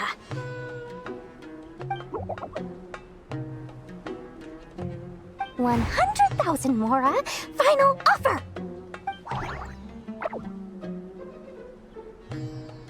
Ah, so she's a hired partner.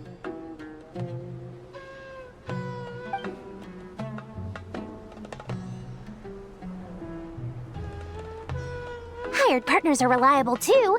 Plumpy here is a highly skilled negotiator. You'll see. Just a few words from her and...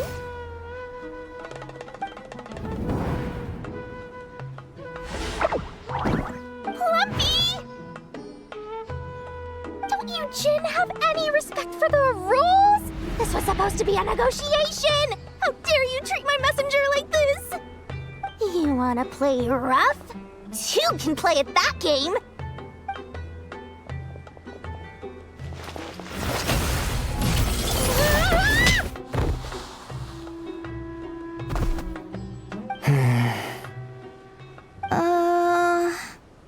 Looks like it's up to us now. Be careful, Kale. Yes, Master.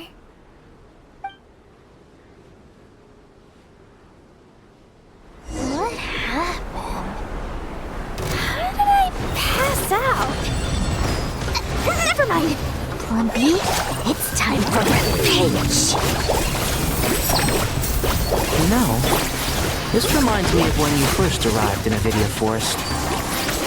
You were trying to help a child retrieve a lost toy when you stumbled upon Spino Crocodile territory by mistake. Yeah, I remember. Our first time fighting side by side. Fighting side by side? I seem to recall swooping in to rescue you with a team of forest rangers. Please stop.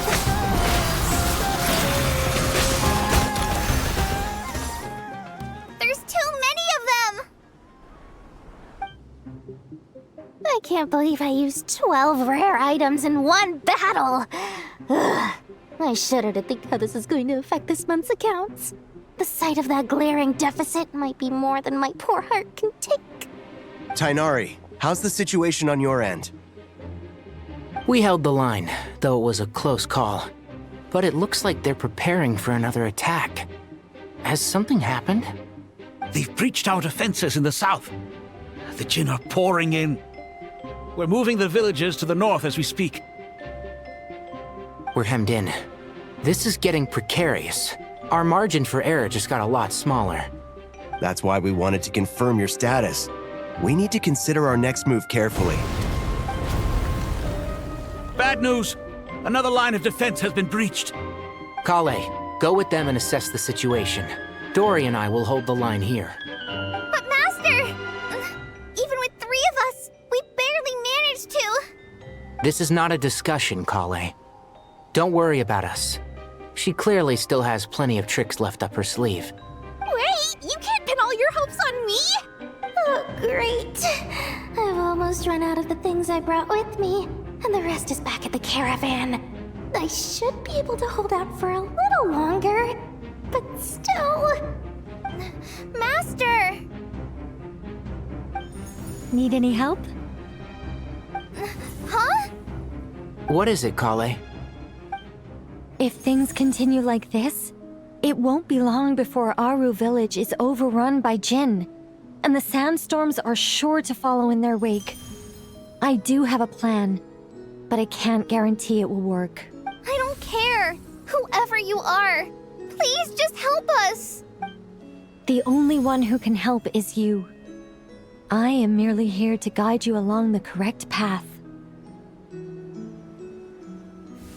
I am a spirit created at the beginning. I am a flickering illusion. I am the shimmering light that flows from the eyes of the Creator. What do you mean? It doesn't matter. You don't need to understand it. Just repeat after me, one line at a time. Watch out! Jinn incoming! I am a spirit created at the beginning. Here goes nothing! I am a spirit created at the beginning.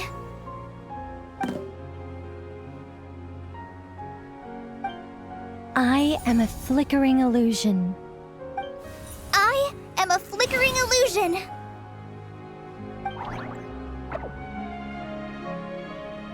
What's wrong, Plumpy? I've never seen you so agitated before. But how do you... Do you know what Kale is reciting? I am the shimmering light that flows from the eyes of the Creator.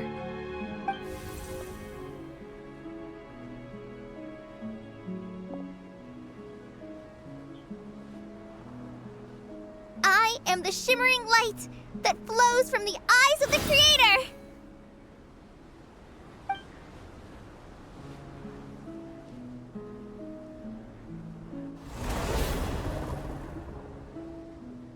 It's a song composed by the goddess of flowers, but very few records of it remain, even in historical texts.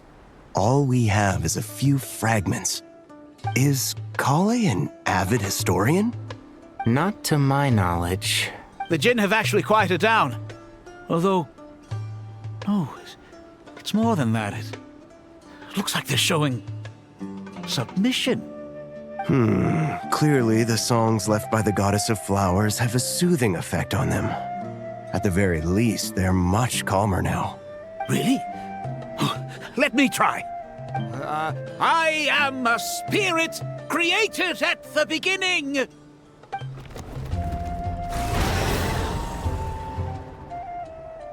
Don't stay away! I'll stop! I'll stop! It seems like the song only works when Kale recites it. But why? Kale.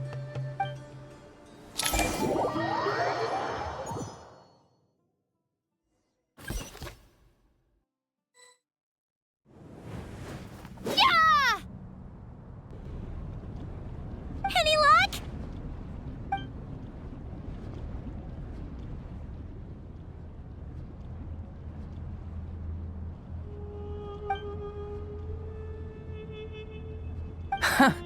When I heard that loud rumbling in the distance, I thought the shifting sands had bust open the gates to some ancient treasure vault.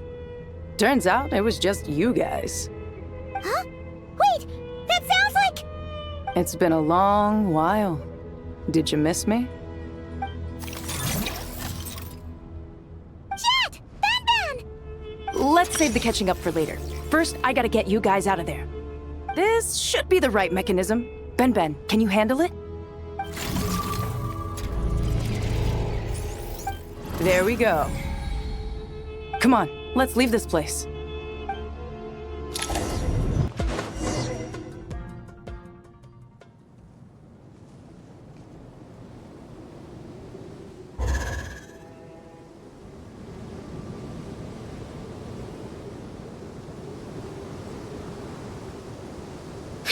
Those Fatui sure made themselves scarce. It's like they were never here. The Fatui? They came to the desert again? Yep. No idea what they're planning this time. They were being very coy about it. How have you been, Jet? Well, since we last met, I've started my own band of mercs. We've actually made quite a name for ourselves. Oh, yeah, on a slightly different note, I have some good news. I finally took care of Masaira. Not much to write home about. It was just another day. Found his hideout, dragged him out of his cozy little bed. He tried to talk me into seeing his point of view, as usual. But I'm way past that by now.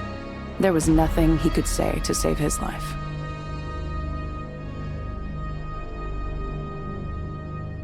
What about you guys? Bet you'd forgotten all about me and Ben, huh? Of course not! We're super duper best friends! Wow. Sounds like I should make time to visit some other nations too. Anyway, what brings you to Gurabad? Oh, right. Paimon almost forgot. We're here to look for Lilupar. That bottle? Seriously? Yeah! We need her power to calm the Jinn and stop the sandstorms. Here's hoping we actually manage to find her, after all the trouble we've been through. Surely, with everything's been going on in Gurabad, she must have woken up, right? Only one way to find out.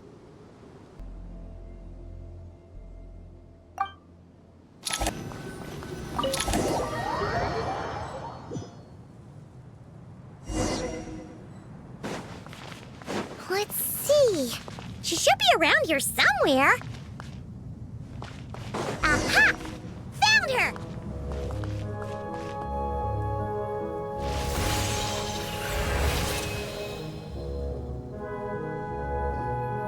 Lilupar! What a long dream that was. It's been a while, my master. Oh, and you're here too, little wildcat. The four of us back together again. Imagine that. In truth, it was at first. I was none too pleased when those miscreants barged in. But it did give me the chance to reunite with you, dear master, so I shall overlook their folly. After we last parted ways, I merged with the land beneath Gurabad to suppress the dark calamities stirring in the depths. It rekindled the flame of vengeance within the Jinn, depriving Gurabad of any hope of peace. I fought against it for a long, long time, until one day, I sensed a change in a foreign land to the west. Suddenly, the pitch-black abyss fell silent.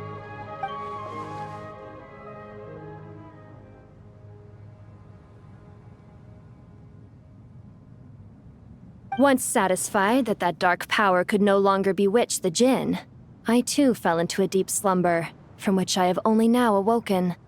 Why have you returned to Gurabad, my master? And why is my sand-swept homeland in disarray once more? Well, basically, Sumeru's in danger and a lot of our friends are affected. Some bad guys messed around with Irminsul and now they've released the Jinn in here. We managed to chase off the culprits, but we have no idea how to seal this place back up and stop the sandstorms. Child's play. I shall quell the Jinn and scatter the storms. Thank you, Lilupar. No need to thank me, my master. I have granted many wishes in my time, and this was the most trivial of them all.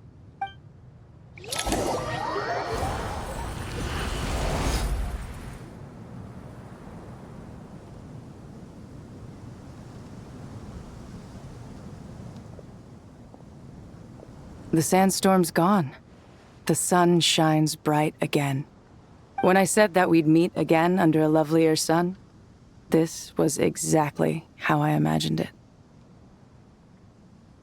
Yay! Although, honestly, Paimon would love to hang out with you more, even if the weather sucked. Well, there shouldn't be any more Jinn breaking out, right? Are we okay to head back? Sounds good. You can introduce us to your other friends. Another adventure begins. Lovely.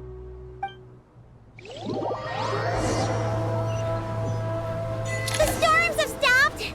We should be able to get to the Temple of Silence without any problems now. Time to regroup!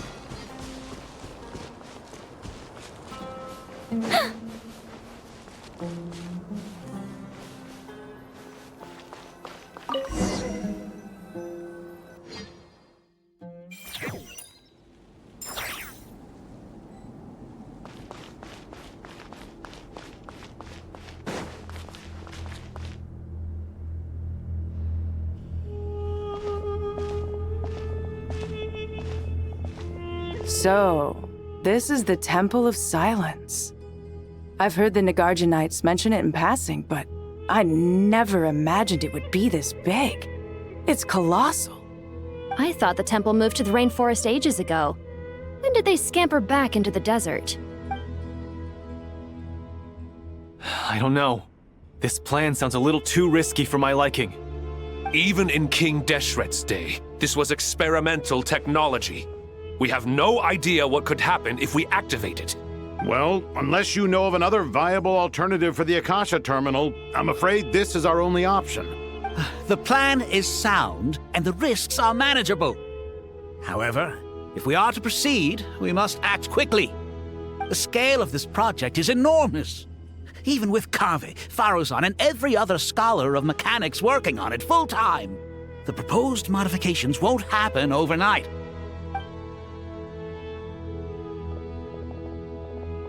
You're back. Everything all right? And who are they? Friends of yours? Pretty much everyone in the Temple of Silence is. This guy's Kave, and the one next to him is Alhaitham. Hello, I'm Jet, and this is Lilupar. Oh, a famous name from the history books. Pleased to meet you. A friend of a friend is a friend of mine, as they say. Who's they? Huh? Do people not say that? Not in the desert. Friends you can trust, but friends of friends? Gotta keep an eye on them. Still, I do trust the Traveler's judgment. I'm sure you're good people. The sandstorms have calmed down. I take it the Gurabad problem is resolved? What did you find?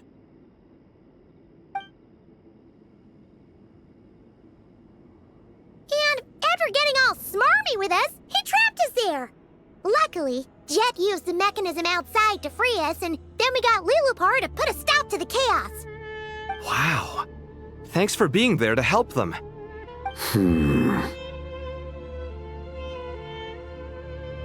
So, this mystery man openly admitted that he was merely a Harbinger subordinate. Yeah? Is there something weird about that?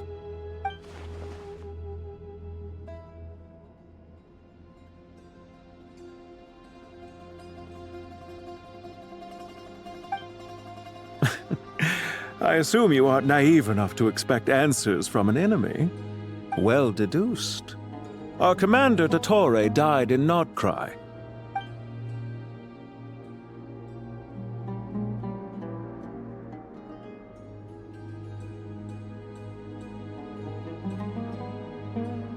Are you wondering about his true identity?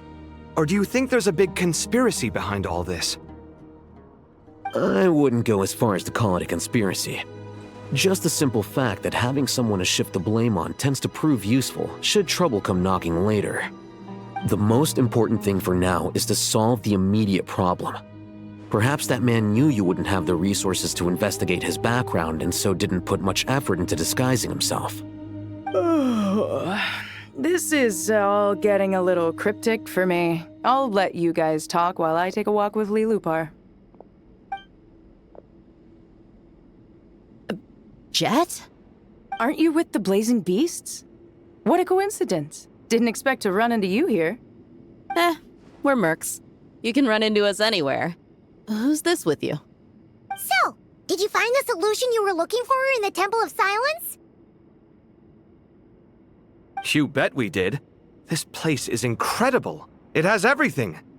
So far, we've discussed a plan and verified its feasibility. Building a new system from scratch is out of the question. So our only option is to modify the Akasha using certain resources we hope to find in the mausoleum of King Deshret. According to certain sources in the Temple of Silence, there is a core device in King Deshret's mausoleum known as Aru. Little is known about this device in academic circles, which suggests it was hidden quite effectively. If these sources prove correct, the energy contained within Aru may be sufficient to power our Akasha renovation plan. However, this raises difficult questions regarding technological integration.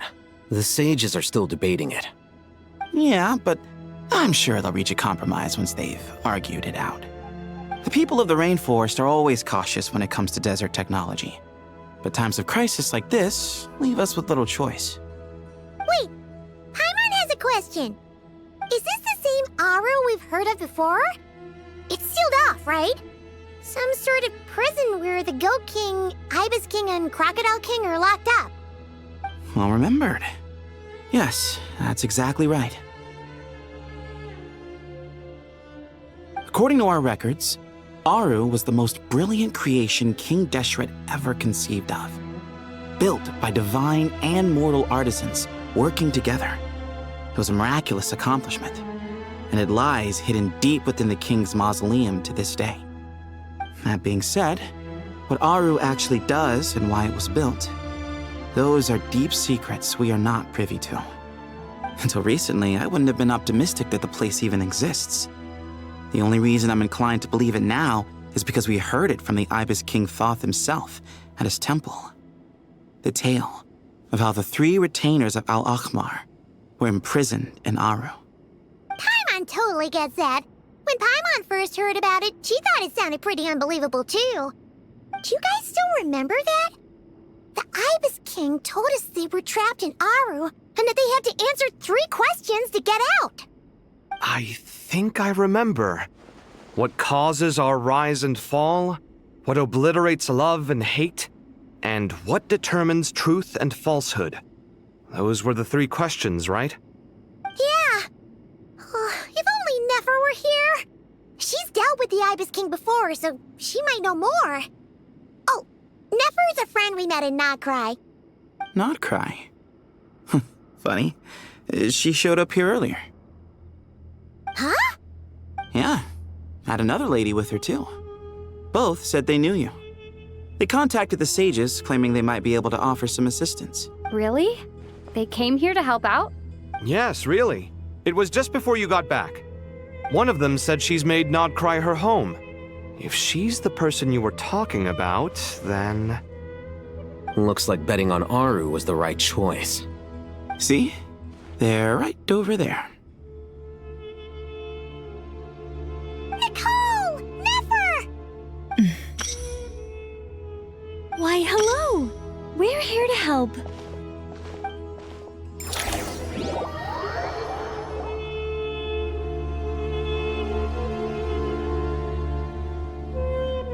It's a good thing we left early.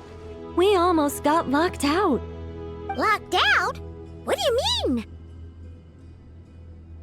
Oh, you haven't heard? An invisible barrier has appeared around Sumeru's borders, cutting off all travel in and out. No one can leave and no one can enter. Sumeru has become a lonely island. Are the Fatui behind this too? Actually, no. This has nothing to do with them. I suspect it's a defense mechanism within Irminsul itself. Irminsul is the source of Tevat's ley lines, after all, and Sumeru is the nation closest to it. I imagine this function was put in place to seal the entire region off in the event of serious damage, preventing the disaster from spreading to the rest of Tevat. It may have been implemented long ago. But doesn't that mean that the people here won't be able to escape to other nations if the anomaly keeps spreading? Currently, that does appear to be the case, which is precisely why I am here. This is a critical moment for the world, and Sumeru is the eye of the storm. Paimon's surprised you managed to convince her to come back to Sumeru.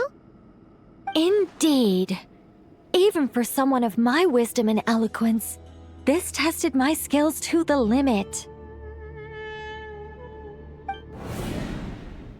And why should it concern me that Sumeru's in trouble? Surely you don't think I still have feelings for that place?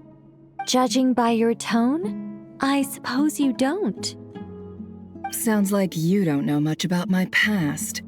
And here I thought you knew everything. All I know is that the Ibis King is the source of your power.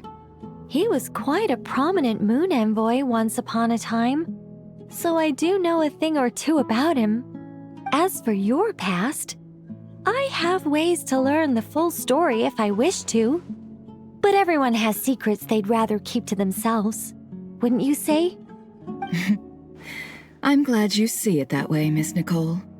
I've chosen to call Nodcry home, which is why I did my part in its hour of need. That doesn't mean world savings become a habit with me. I have no particular desire to play hero in Sumeru, thank you. I understand. Human emotions do not appear and disappear without cause. There is always a reason to be found behind both salvation and destruction. Still, if time has taught me anything, it's that human emotions are often complex and in conflict. That's why people change their minds about things all the time. But that's where we angels come in. Our duty, ultimately, is to guide people towards their deepest, truest desires and help bring them to fruition. So I wish to hear about your past, because I do not believe you are motivated by hatred alone. And if we still arrive at different conclusions in the end, that's okay.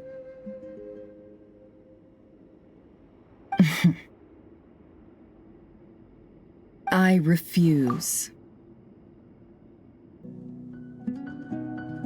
Wait, what? But I set the atmosphere and everything. Isn't this supposed to be the moment when we finally open up to one another?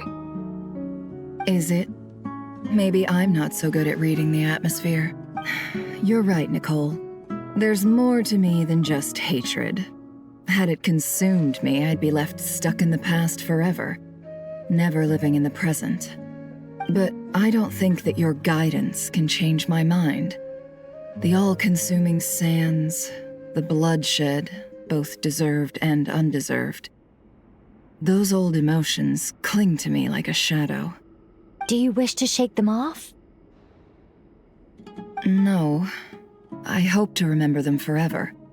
Those emotions and memories shaped me into the person I am today. They'll always be a part of me. In that case, would you like to hear my perspective, at least? Sure. It's not every day you get to hear an angel's opinion. A long, long time ago, when the angels still walked freely upon the earth, I found life tedious. Monotonous work, lukewarm relationships. Things weren't nearly as interesting as they are now. And yet, since the angels' demise, I have found myself missing those days on more than one occasion. Human emotions are often attached to a person, a place, or an object. When those things are gone, the memories quickly fade, and the emotions slip away along with them. If Sumeru were destroyed, both rainforest and desert would be no more. With the object of your hatred wiped from existence, it would not take long for the memories buried deep in your heart to slowly fade. Both love and hate are intense emotions, but they are nothing compared to the void left behind when they disappear. Most sophisticated, Miss Nicole. But anyone focused on the future could only ever applaud the destruction of the things they hate. Still, I'm a special case. Someone once told me that human memory is more selective than a Mora-hungry merchant choosing between customers. We all need a reality check once in a while, so we don't forget the truth. As much as I dislike Sumeru, this is no way for it to perish. All right, you win. I'll help you out a little, but I won't work for free. How much will you need? You're not gonna milk this for all it's worth, are you? What do you think? I'll be upfront with you. I don't have much more on me. If that's what you need, I could borrow some from Alice. Or perhaps I could pay in sculptures. The ones I carve are actually worth quite a lot.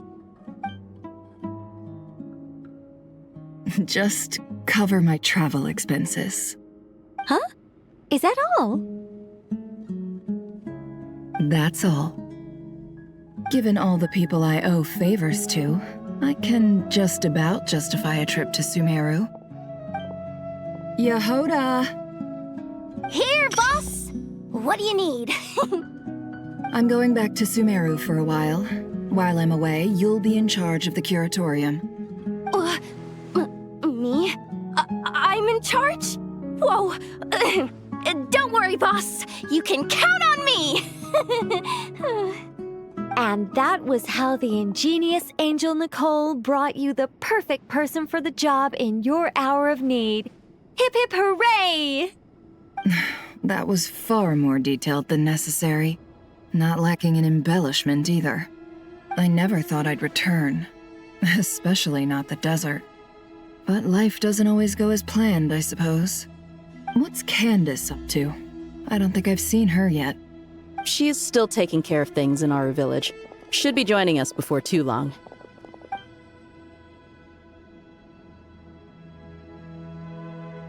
Oh, and sorry. Hope we're not interrupting anything. We have some good news, though. We're planning to go to the mausoleum of King Deshret to look for the legendary Aru, then use it to try and restore the Akasha system. According to records in the Temple of Silence, the mausoleum houses something called Aru's Chute, which can be used to establish connection with Aru. We still have some time before we leave, so there's no rush.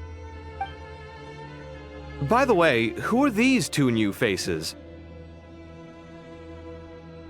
Just call me Nefer. I'm based in Nodcry. Did I hear you mention Aru? Correct. Well, I happen to have a connection with one of the 3 retainers imprisoned inside, the Ibis King. I'm here to get things done, so if you don't mind, I think I should come with you. That sounds perfect. Miss Nefer, are you from the desert by any chance? Why do you ask? I don't know. There's a familiar air about you. Plus, you mentioned Candace. Sorry, I don't mean to pry. It was just a random thought. I'm Dia, an eremite mercenary. My work usually keeps me out in the desert. I'm on good terms with Dory, and she's mentioned you all before. It's nice to finally put faces to the names. However, my associate here is probably less well acquainted with you. Why don't you all introduce yourselves? Actually, I'm a little better acquainted than you might think. Huh? Huh. Are my eyes playing tricks on me? It looked like you spoke without moving your mouth. Ventriloquism. I have heard tell of it before. What is it, Kale? It's you! You're the voice who's been speaking in my head, aren't you? You encouraged me to report my dreams to the Dendro Archon, and got me to recite that magic prayer. Mm-hmm. I have many titles, but let's go with the most pertinent one. I am Nicole Rain, an angel who has lived since ancient times. An angel? Sounds like a big deal, but, what exactly is an angel? Oh,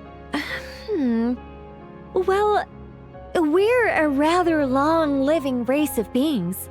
Not gods, technically, but we can still tell you a lot of stories from ancient history. Yep, and she's also an amazing sculptor.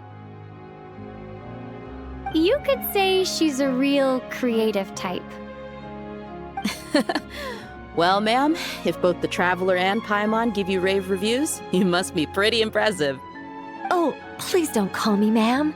I find it so awkward when people get too formal with me. Just relax and be yourselves. No need to be nervous. Miss Nicole, if it's okay, could I ask you a few questions? Yes, you may. I can see your heart is filled with confusion, and you are desperate for answers. I also know which questions you want to ask me. Why did you dream of Sumeru City in disarray? Why did those verses soothe the Jinn only when recited by you? I can guide you to the truth, but it involves a personal secret of yours. I'd prefer to speak with you alone, if possible.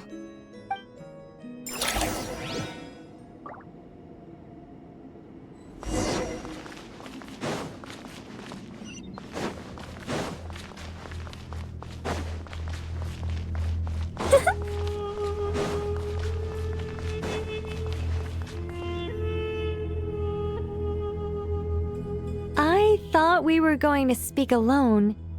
This is a lot more people than I was expecting. What's wrong with it? Even the doctors at Dar al-Shifa allow patients to be accompanied by family members. Well, if Kale doesn't mind her secret being revealed, I have no problem with it. Thanks for being so considerate, Miss Nicole. I don't know what secret you mean, but whatever it is, there's no need for me to hide it from my closest friends. Closest friends? It's so nice to hear that. All right. In that case, I'll get right to it. Kale, are you aware that there are god remains inside your body? I am. When I was young, I got sick with Elazar. Nothing could cure it. The Fatui convinced my mom and dad that they could help, and I was sent to an unfamiliar place. There were a lot of other kids just like me there.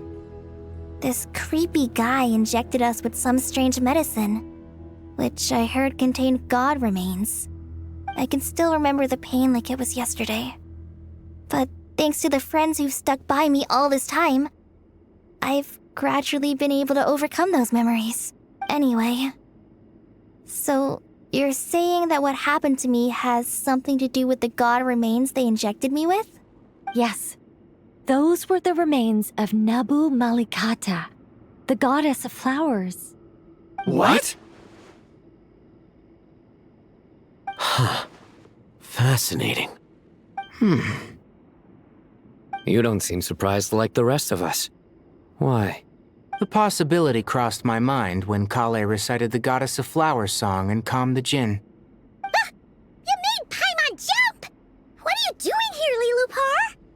I was merely passing through when I heard the name of the Goddess of Flowers. Be assured that I share your surprise. You, with the hat. Are you certain? I sense no trace of the Lord of Flowers within her. Well, it is a very small fragment. Unless special methods are used to manifest its power, even her closest acquaintances would find it near impossible to detect. After the goddess passed away, her remains were scattered across the desert. King Deshret gathered all the pieces he could find and buried them in the Eternal Oasis. But some fragments remained unaccounted for. Eventually, the Fatui must have found a way to track some of them down. Presumably for use in some experiment. It's not an uncommon occurrence. You're more shaken than I thought. In one sense, you've been extraordinarily lucky. So many people who yearn for this kind of power never attain it, yet you have coexisted with her all this time without even realizing it. I don't know what to say. I'm glad that I could help everyone with this power, really. But knowing that a fragment of the Goddess of Flowers is inside my body is... it's a strange feeling. Well, people value their autonomy very highly. Even a well-intentioned intruder can shake one's sense of self. I understand how you feel, Kale. But once you get used to it, you'll find it's nothing to be concerned about. Huh. I guess you, of all people, have a good reason to speak on this. 2 good reasons, in fact. Incidentally, 3 is the maximum number of Hermanubis' Ba fragments that I could bear. Let me guess. Because 2's company, but 3's a crowd? Thanks for helping to explain the joke, Tainari. Not my intention. Goddess preserve me. I should take my leave. This boy in his wolf's head hat speaks much too differently from the Hermanubis I remember.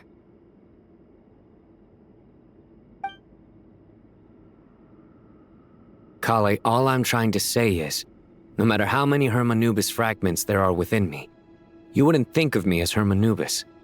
In the same way, you are simply you. Yeah, I know what you mean. So about that dream I had, was it a warning from the goddess of flowers? Yes. Just like me, she was an angel created by the primordial humans, born with the instinct to guide living beings.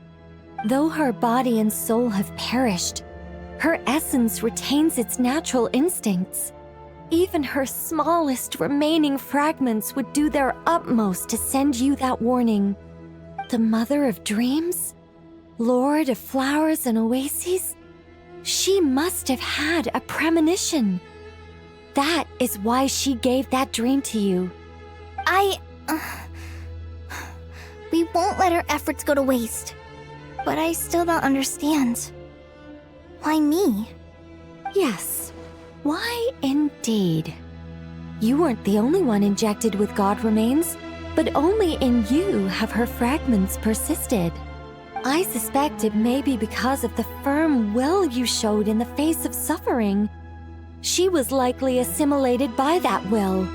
Of course, this doesn't mean you have to shoulder any extra responsibility. As this young man said, you are who you are, and that will not change. All right, any further questions from the family members of the patient? If not, we should head to the mausoleum of King Deshret. Let's move out. Time to put our plan into action. We all hope it'll work. But will we really be able to open Aru? And even if all 7 pillars of King Deshret agree to let us proceed, the scale of the work to follow is daunting to say the least. Haven't you handled other big projects before? I mean, the biggest project I've worked on to date is probably the Palace of Alcazarzaray, I guess? But this is orders of magnitude beyond that. It's a total nightmare. Look on the bright side. At least this time you're actually here when Sumeru needs you most. You won't have to come asking me for details after the fact. Mock me all you want. But now that I'm here, things will be resolved far more quickly and smoothly than last time. Kave's self-doubt disappeared in an instant. Like magic. Well, this confidence is most gladdening. Now, go and pack your things. We'll head to the mausoleum as soon as you're ready.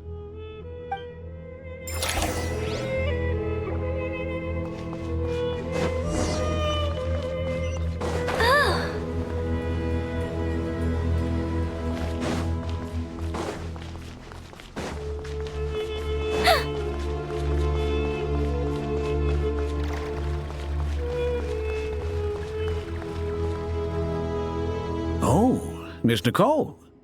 I heard you're a very talented sculptor. Is that true? Oh, I don't know. I wouldn't want to blow my own trumpet. Honestly, even though Kasharawar is best known for its focus on mechanics, plenty of Kasharawar scholars are quite serious about sculpting as a hobby. So if they rate your work, that's enough for us. We just have to take a look. Who's we? Myself and a few other scholars. Kashif, Daneshvar, come take a look. Oh, well, if you insist, I suppose there's no harm in showing you.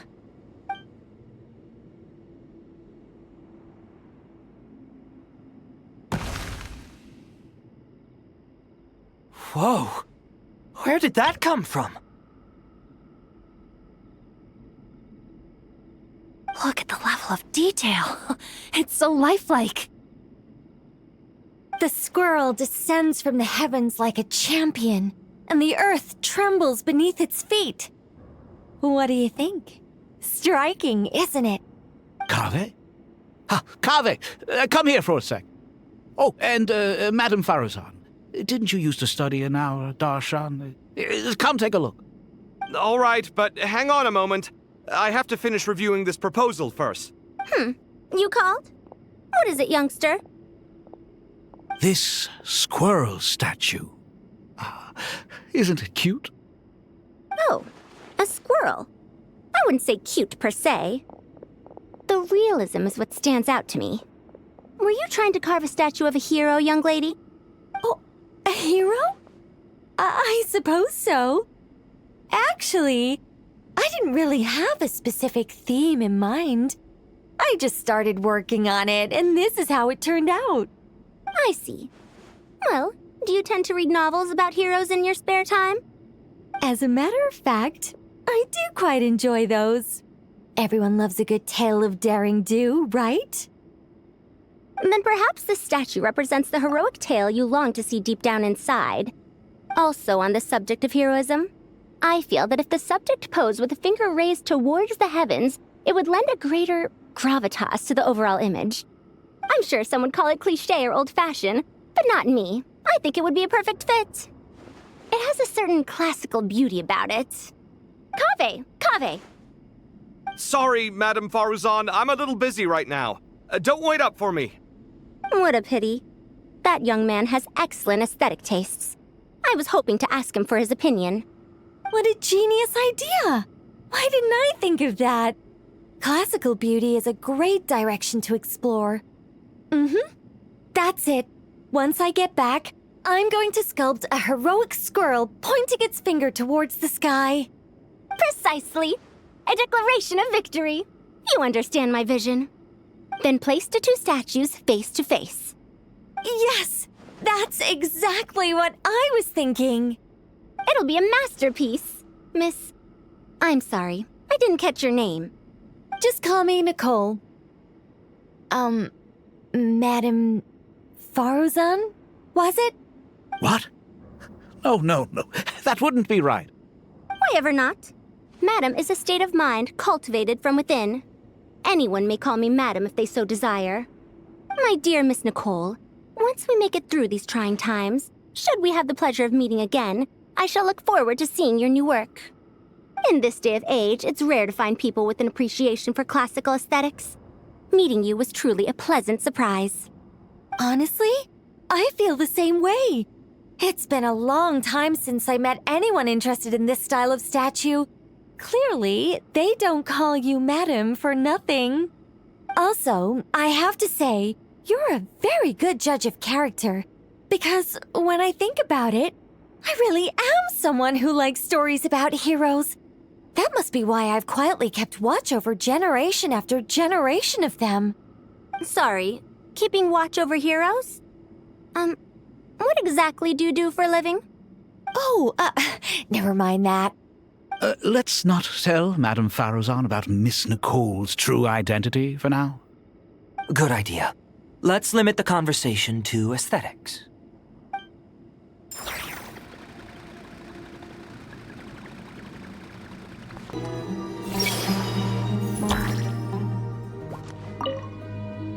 Oh, so many books. More than I could ever read in my life.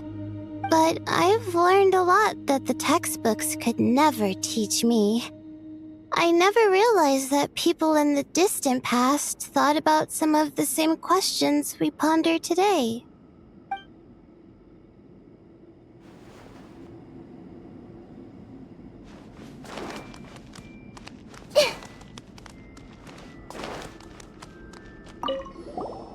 Paimon! Thanks again for your notes.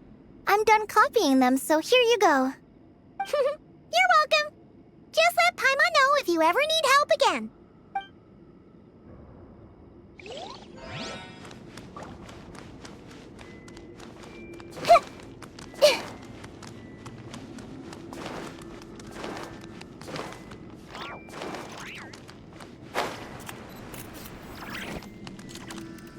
Good to finally meet you in the flesh. It's a little surreal seeing you here after exchanging letters for so long. In my head, the boss of the Curatorium of Secrets didn't look so young.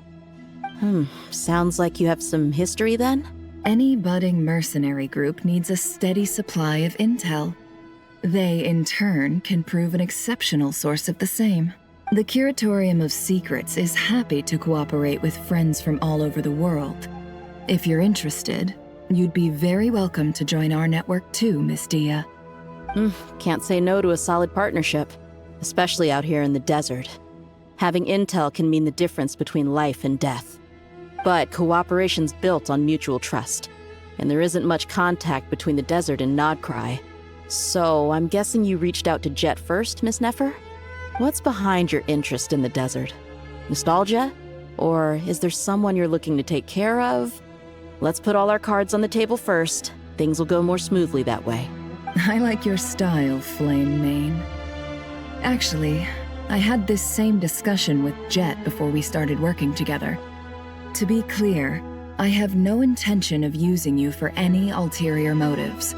And I have no enemies in the desert as things stand now. Were that to change, I wouldn't drag outsiders into a conflict that doesn't concern them. There's no point in doing certain things if you don't do them yourself. Wouldn't you agree? Well said. Taking responsibility for one's own affairs is the way of the desert folk. Huh. It's like you're one of us. You sure that's a compliment? Absolutely. I'll take it. Perhaps we can discuss our cooperation in more detail now? Sure. I love working with no-nonsense people. And you certainly fit that description. I look forward to a fruitful partnership. As do I, my friends.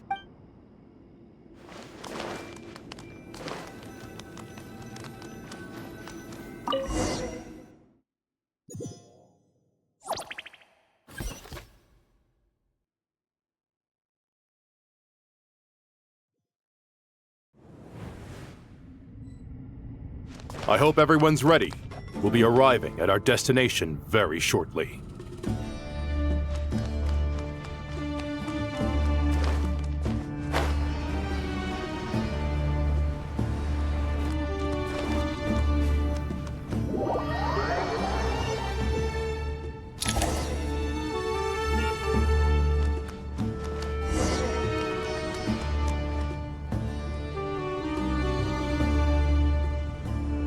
Why, we've not seen so many visitors ever, really.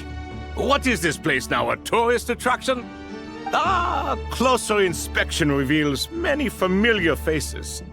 To what do we dusty old fellows owe the honor? Surely you're not just here to chat. You surmise correctly. We are here to carry out a rather enormous project. Ho, enormous, you say? How large, then? Larger than the gaping void in our lives? Why, you've even put a smile on Goatee and Crocco's faces. All this activity is making for quite the special day.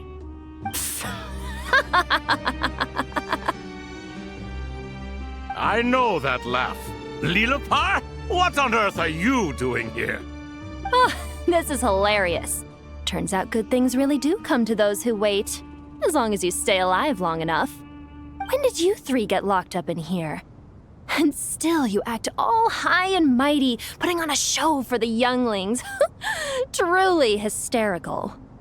Why, you... Yes, I know. No need to shout. You're right, Lilipar.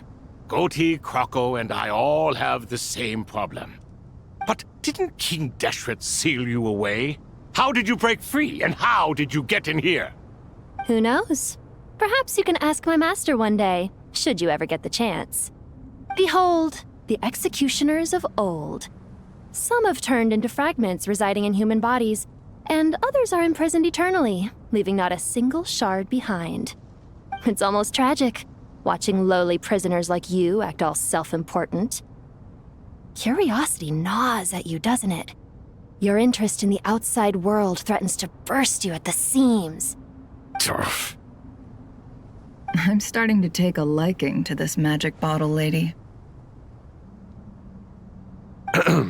Time is of the essence. Let's get down to business. We come to you, O three ancient lords, to request your assistance on behalf of the Academia. If we can help you regain your freedom, then please consider lending us your aid. As for precisely what we need your help with, it's a long story. So, to demonstrate our sincerity, we are prepared to first resolve the problems that plague the three of you. All right, stop arguing, Crocco. And Goatee, don't you start.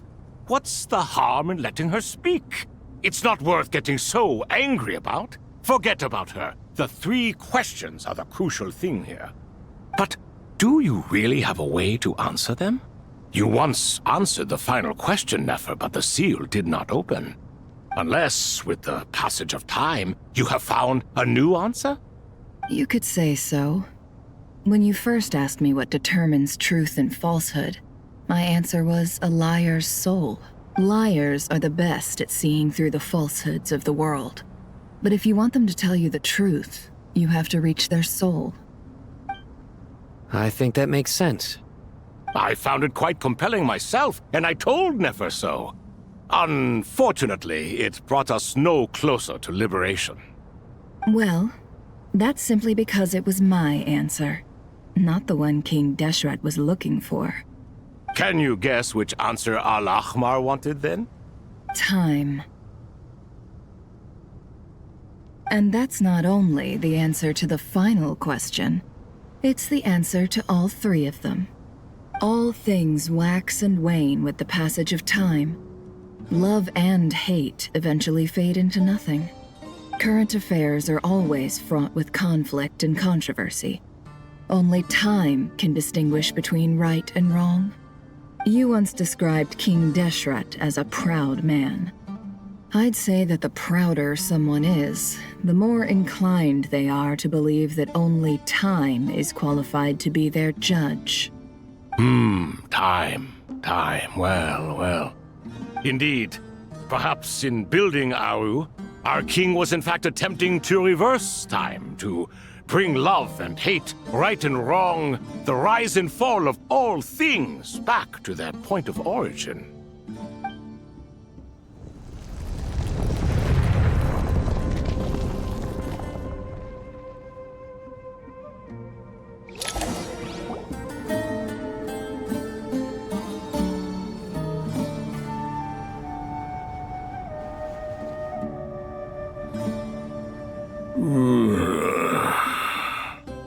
This is the most eventful day I have experienced in a long time. You have my sincere gratitude. Are those 3 of the 7 pillars? Turns out the statues were quite faithful to the source. You 3 seem to be in good spirits. Prison can help a person grow and learn to cherish what they have. Nevertheless, after everything you've done for me, I sincerely hope you never have to experience it for yourself. Hello, Nefer. It's good to see you, Thoth the Ibis King. Nice. Definitely puts my mind at ease, seeing you two getting along so well. Should we maybe introduce ourselves, or... Sure. I'm Sethos, the current leader of the Temple of Silence. This is General Mahamatra Sino. And this is the former Spantamad sage, Cyrus. But I'm guessing none of that means a whole lot to you. Everything is equally new to us, in truth. We've been gone from this mortal world for longer than you can imagine. Let's hold off on the introductions for now. We can always ask Nefer about you later. It'll give me something to talk about with my chosen disciple. You're like a helpless parent. Gods and people of yore are not necessarily welcome in today's world. Self-awareness is one of my finest qualities. I thought I ought to share its fruits with you two. Is that so? Well, I think we'll take it in stride we did with the 3 questions. Let's not forget, it was my persistence that won you both your freedom. Fair point. I have to applaud your persistence. And I must praise you for your wisdom. Now, state your wishes, young ones. I'm sorry? Why, your tremendous accomplishments deserve a reward, do they not? You must let us do something for you in return. General Mahamatra, what do you think? I won't beat around the bush. Sumeru is facing a crisis the likes of which have never been seen before, and we need your help. Every calamity throughout the ages has been connected to us in one way or another, whether we were its cause or consequence. Whatever is wrong with Ermin's soul, it severely affected the Dendro Archon. She fell into a coma, and is currently receiving treatment from the Dendro Dragon. The Dendro Dragon? I'm sorry, the Dendro Dragon is helping to heal the Dendro Archon? Not a pep, surely. Not vicious, cruel, a pep who possesses no virtues aside from her basic instincts. Ah, good heavens. Oh, I shudder to think what could have caused Lesser Lord Kusanali to suffer such a plight. Still, why would the Dendro Dragon lend you her aid? She has always held nothing but contempt for the Archons. I suppose she and Kusanali must have some history. You can help us make history too. A smooth talker. Well said, lad. Currently, no one can connect to Irminsul. We hope that by opening up Aru and making some modifications to it, we can use its technology to our advantage. Unfortunately, Aru is an imperfect creation. King Deshret never managed to realize his full vision before his death. Much remains to be done if it is to be pitted against Irminsul itself. Besides, I hear your reasons, but to give Aru up over such would be... The archaeological records clearly indicate that although Aru's construction took a long time, it was not beyond human means to achieve. Modern technology should solve the efficiency issues. We have no choice but to go all in on this. This is by no means a threat. But the only reason we helped you escape from Aru was to gain the necessary leverage to negotiate with you. You asked us to state our wishes, and we have. Each one of us here needs your help, as do all the thousands of people living in Sumeru. They need you, and they need Aru. What do we think, my fellow old fogies? Shall we lend our support or not? Since you ask so nicely, naturally. Naturally what? Are you for or against? I simply mean we shall do what comes naturally. You claim that you wish to open Aru. Know you then that the golden slumber created by King Deshret is preserved within? We do. We understand the risks involved. In all likelihood, the mortal world will never again be able to replicate King Deshret's work. Never will there be another chance to come so close to creating a utopia. Knowing this, are you sure of your decision? We are sure. Before people can dream, they must first live. If your minds are made up, very well. We shall summon our erstwhile colleagues to discuss this further. Saint Shezepank, Saint Bennu, once you surrendered to silence and were buried with King Deshret. But now, we invoke the right to awaken you with our voices.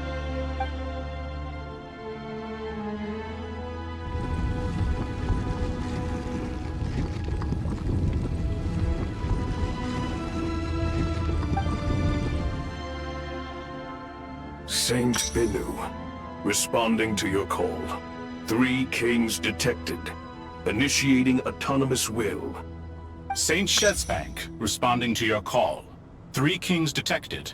Initiating autonomous will. Ah, Lord Herreshoff. What a long time it has been. I trust you are keeping well. Then your trust in my well-being has long outlived your physical body. You have always opened with that same phrase, in life, death, and now even beyond. Al-Akhmar is long gone. What is the reason for this meeting? You're awake? Good. We are voting on whether to give the people of present-day Sumeru access to Aru and permit them to perform technological renovations. You have the right to support or oppose the motion. Aru is the pride of Al-Akhmar.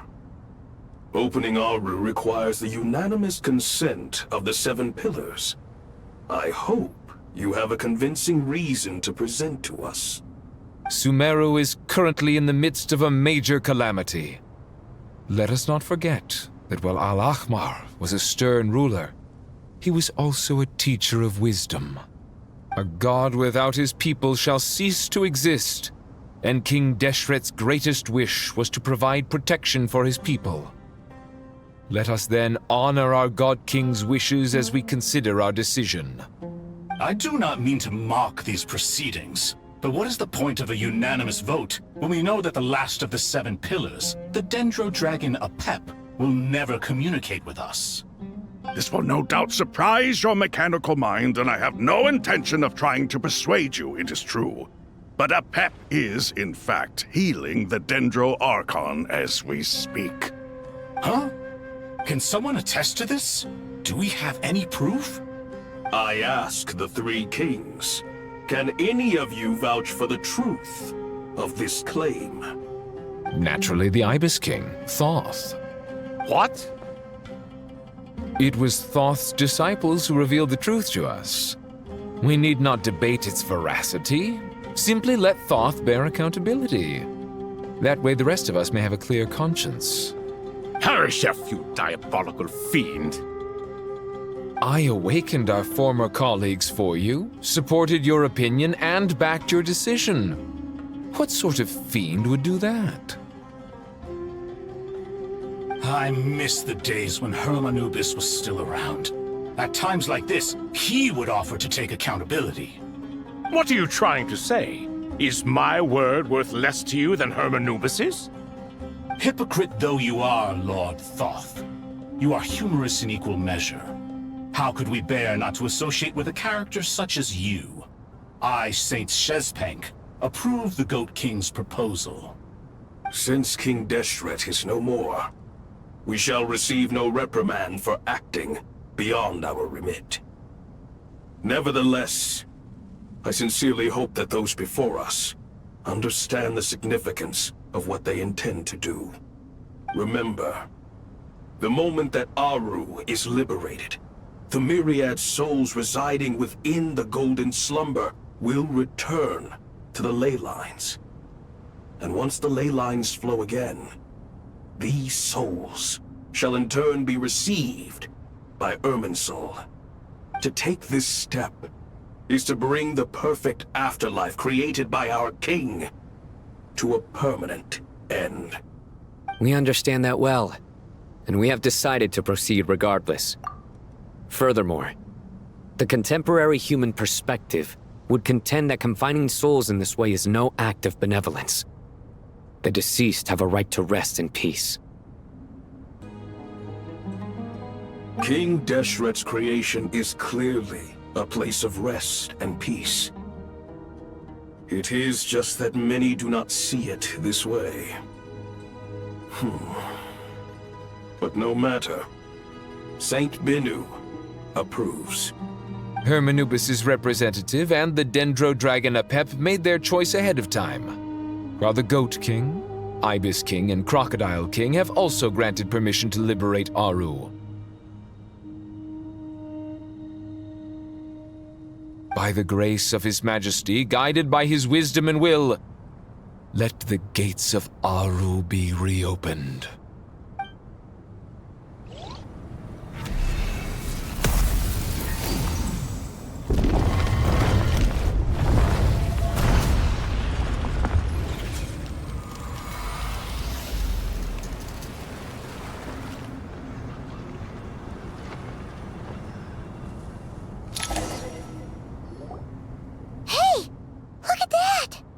What's this? Are we under attack? No. Wait, it's...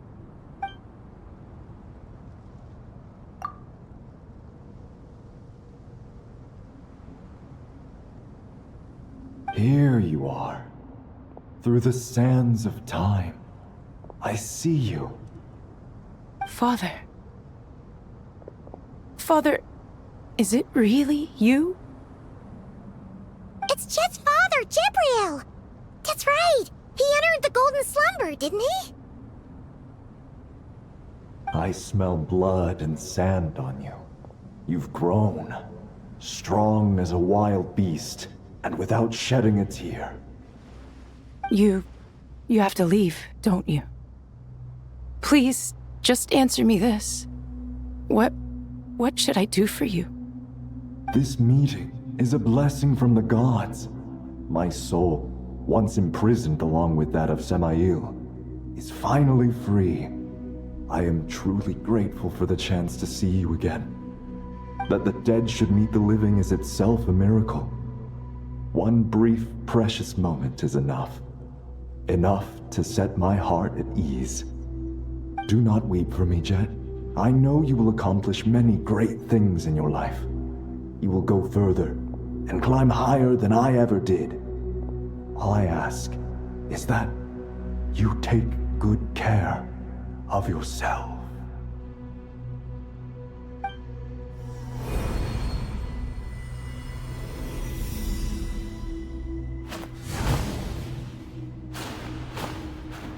Father!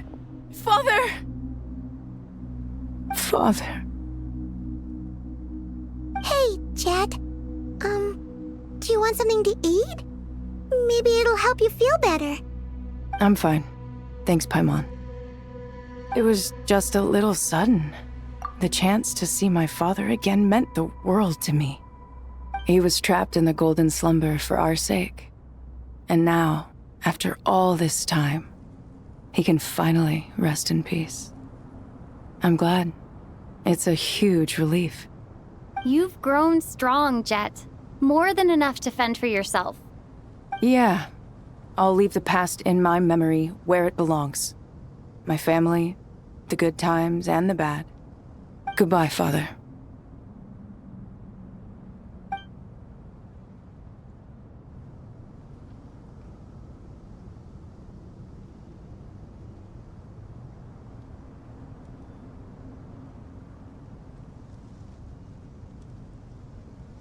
Ah, me, what a touching reunion that was.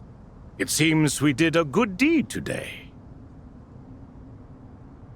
We three retainers, once imprisoned for our iniquity, are surely the least qualified to judge whether this deed is good or bad. Either way, Aru is open. Now you have your opportunity, and with it, whatever trouble may ensue. Although Aru was created by a god, human craftsmanship was nevertheless required to build the gate that connects it to this world. Perhaps the relationship between gods and humanity follows a similar principle. As for your proposed renovations, we cannot determine which functions to keep or discard. Proceed as you see fit, but please entrust the task to your most accomplished scholars, or Bennu will be most displeased. It matters not. The Ibis King shall be accountable if any problems arise. Ibis, you chose to take on disciples, and so it follows that you must accept the risks of associating with humans. If I'd known you'd be like this, I would have locked all of you away in Aru, never to leave again for all eternity. All of us? What does this have to do with me? Vilify me no further. Scholars, since you have liberated Aru, allow me to present you with a gift. Using Aru's power, we shall install a defense mechanism at our king's mausoleum. You must be guarded even against Irminsul itself. This shall afford you some convenience, unseen and unheard. From this moment forth, none may by sight or hearing perceive anything said or done within the mausoleum. Amazing. And all this is achieved just with the power of Aru? With technology from the heavens, the possibilities are endless. Just because King Deshret did not use it for this purpose does not mean that it cannot be done. So, marvel away. This is the reward you have earned. All right. Well, that resolves the issue of confidentiality. What about the technical side? Do we have the manpower? Why, yes. I've already contacted them. They'll be here soon.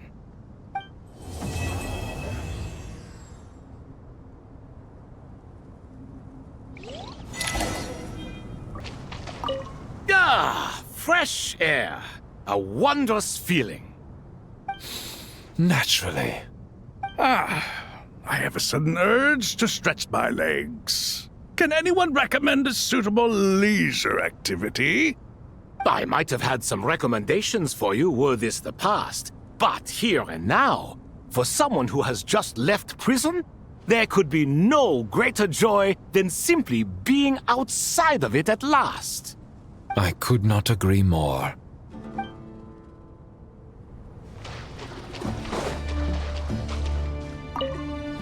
As I thought, the so-called 7 pillars of King Deshret are as underwhelming as ever. What do you mean? Not a fan of the boys' club? As men, as individuals, and even as gods, they are entirely undeserving of my attention. Al-Akhmar once commanded me to select a king from among the people, so naturally my eyes will open only for one who is worthy. Ugh. Can we talk about something else?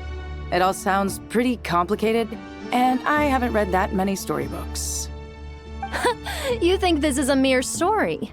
Well, many would also say that the journey you shared with your father is not but a tale.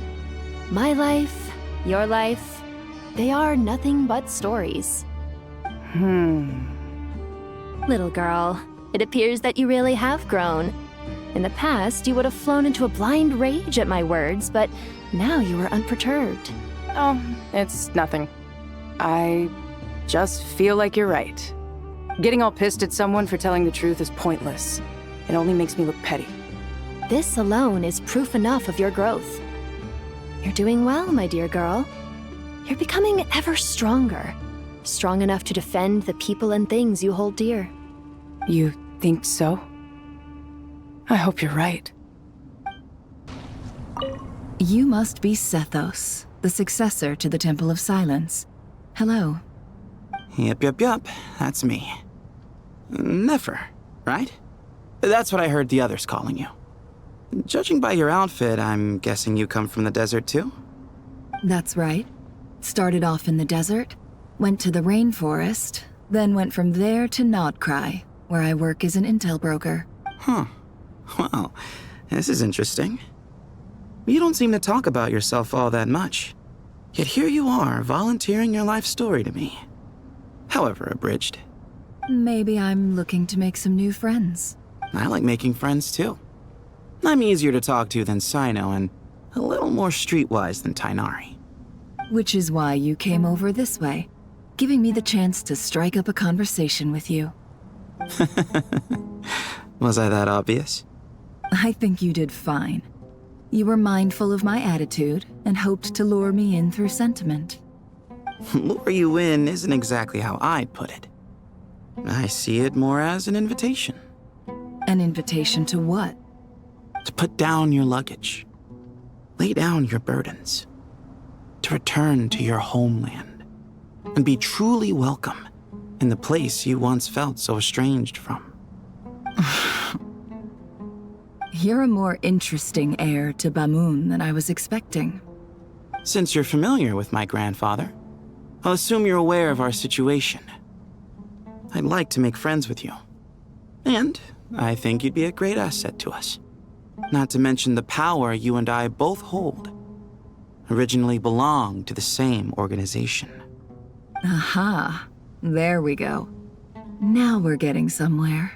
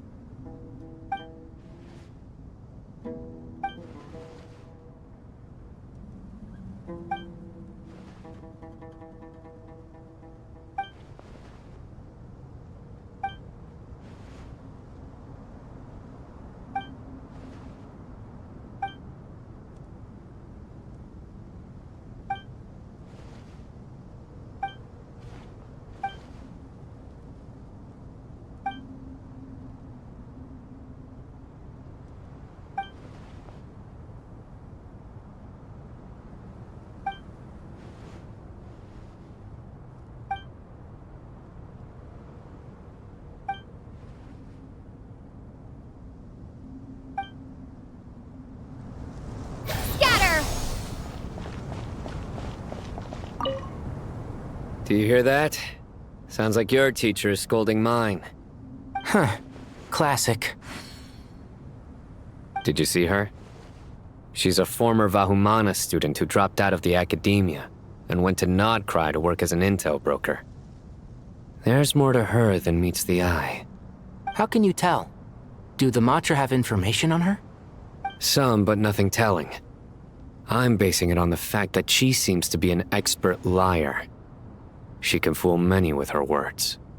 A sixth sense for liars after investigating so many of them, I take it? Yep. What about you? What do you make of her? A little earlier, in the corner, I noticed she gave some supplies to Jet and had her deliver them to the main group. She's meticulous and highly observant. Besides, what was it you said? Making it to the top is no easy feat in any profession. Anyone who's at the top of their game has to have some sort of edge over others. It's true, but she's not the only one at the top of her game. I also am, and so are you. Sure, but what's to guarantee she won't overhear us talking about her?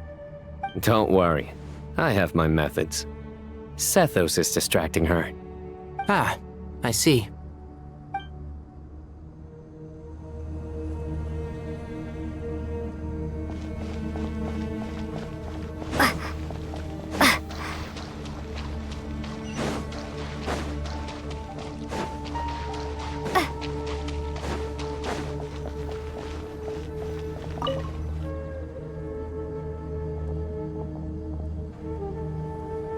You must be the ones tasked by the Academia with renovating Aru? That's right. Good afternoon. I'm Kaveh, and these two are Termezi and Naisaburi. Hey, I'll hate them! Come and introduce yourself! We've met before. This is Thoth, the Ibis King, and everyone knows these two. Afternoon, gentlemen. I've only ever seen these two in murals! Ah, the paintings in the temple. They show us chatting, playing cards, playing chess. Precisely the activities we most enjoy, funnily enough. No, only you enjoy playing chess. We were just humoring you. I wouldn't go that far. Back to the matter at hand. A preliminary assessment by the Academia indicates that this project requires expertise in various disciplines, including the deciphering of ancient texts, mechanical engineering, the restoration of ancient ruins, and elemental theory. The most capable minds in their respective fields are here before you. If there are no objections, we'd like to begin our work. The artisans who built Aru for Al-Ahmar gave their very lives to create this splendid work. Follow their example by giving your utmost devotion to this project. I didn't know that. We'll do our best, of course, but we certainly won't be sacrificing our lives. Such brazen words. Humans these days are a far cry from their ancestors. What little respect you show for King Deshret. No, that's not what he meant. Please, don't mind him. He shares your sentiments, just not your, penchant for hyperbole. Assuming that's what you were going for? I just think it's important to manage expectations.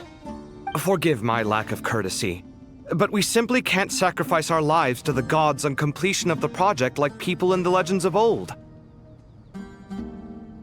Here's a first draft of the project proposal for your perusal. Please let us know if you have any requests. Normally, I'd have made it look a lot more visually appealing, but we were really pressed for time on this occasion.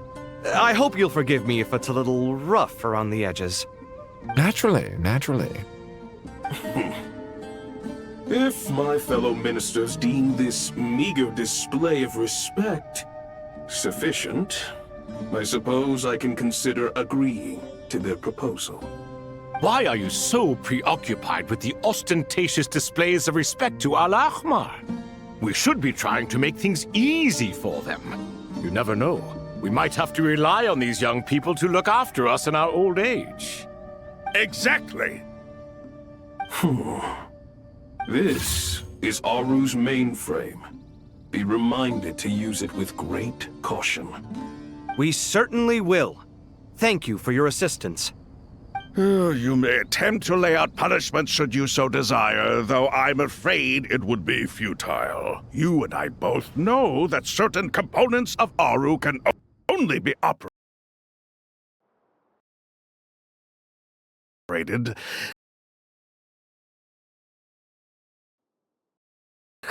by humans. King Deshret always believed in humanity.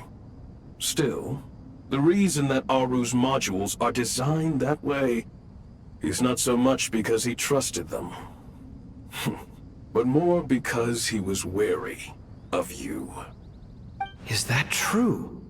No wonder human artisans helped to build Aru then. He actually required human assistance to create his greatest work. Naturally. Have you noticed that the Goat King keeps giving superficial responses? It's like he's just going through the motions and leaving the real debate to his colleagues. He understands the art of perfunctory speech. That's what earned him his position as the Minister of Ministers. It seems the rumors about King Deshret being a poor judge of character are baseless after all. Excuse me for being blunt, but it sounds suspiciously like you're putting yourself on a pedestal and mocking me. You're mistaken. And while there's nothing strictly wrong with making every conversation about yourself, it's not exactly a positive tendency either. You? Whatever. I knew it'd be like this working with you. All right, let me past. I need to look at this console. It's your job to activate it after all. Let's begin. Everyone, please proceed with the external checks and preparations as per the procedures outlined in the engineering plan.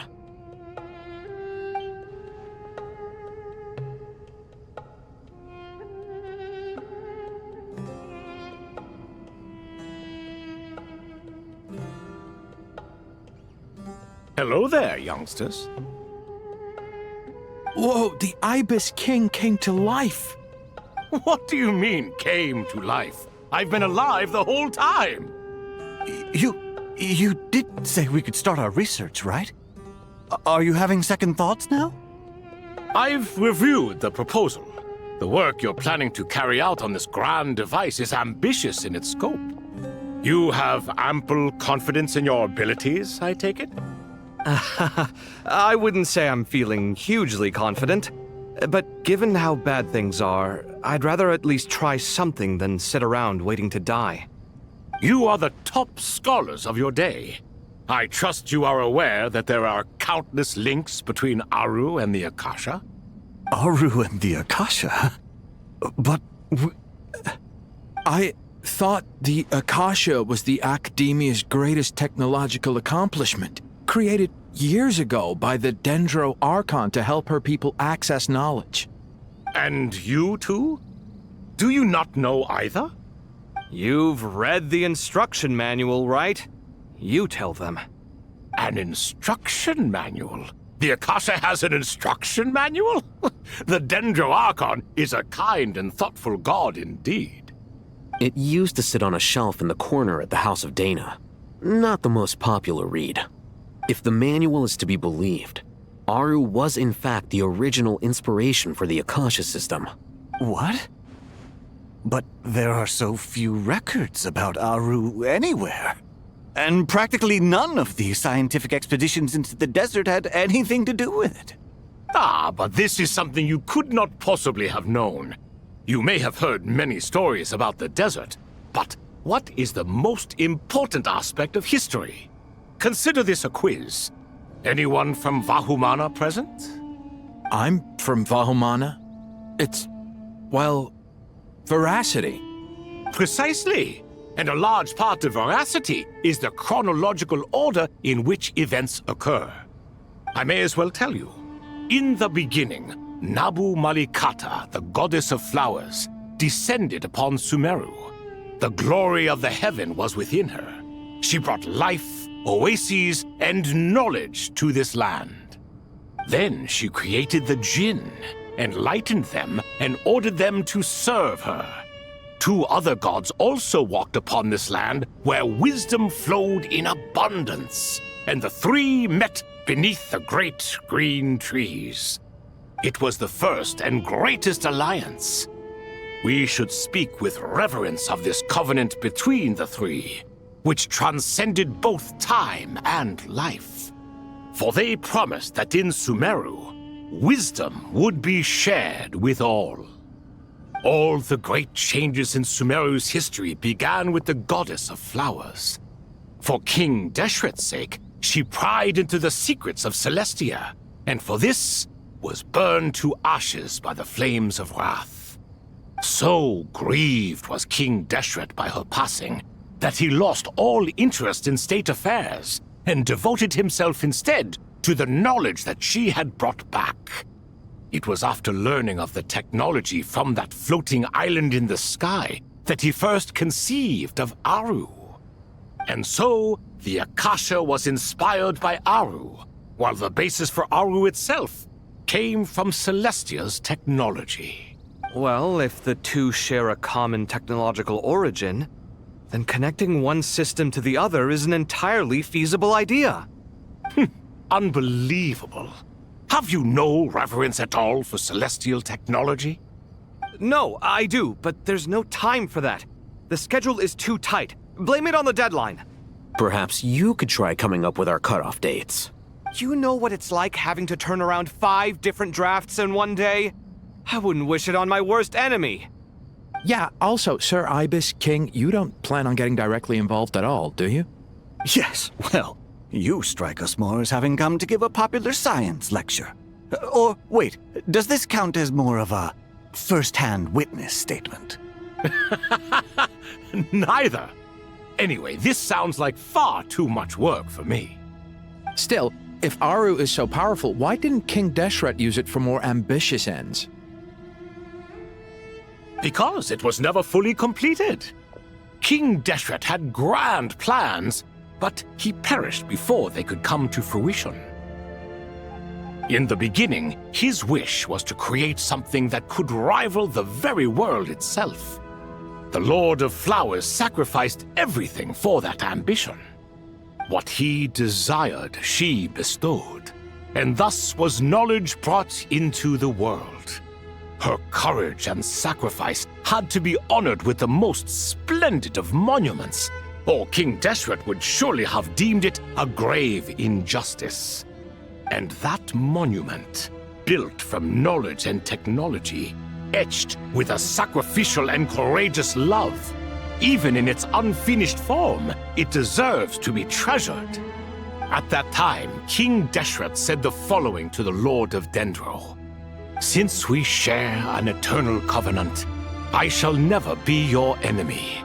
Hence, the fruit of wisdom from the heavens is not to be devoured. Remember, it is not that I lack the power to become the enemy of wisdom. Yet you and she have taught me much and shown me kindness. For this, I cherish you both." In the end, Aru was only used to store a portion of the souls. It was but a primitive form of the masterwork the king had envisaged. His final hope for Aru was to return to the past, when she yet lived. So the point you're making is, King Deshret was both powerful and ambitious, and he only ceased his imperious ways out of affection for the Goddess of Flowers and the Dendro Archon. You could see this as an act of mercy, but you could also see it as the sentiments that lay between these three gods placing constraints on him. This was, after all, the foundation of the alliance between them. This explains why Aru was both a prison and a monument, and why the answer to the 3 questions was time. You have to be careful who you get involved with, or you invite all manner of misfortune. This is as true for gods as it is for humans. Love is the same. It is both a prison and a monument. All right, let us pause the story here for now. Seeing as you've been so diligent, I'll offer a little help. Who's in charge again? Is it you two? Ah, yes, me and him. Now then, close your eyes. Wisdom hides in the space between the tangible and the intangible. It is to convey the incommunicable through the simplest of mediums. By the power of King Deshret, I shall grant you a glimpse into the unseen secrets that lie at the threshold of existence.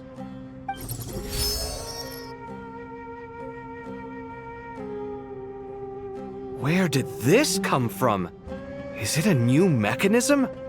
It looks more like some form of externalized information. You've rendered it visible?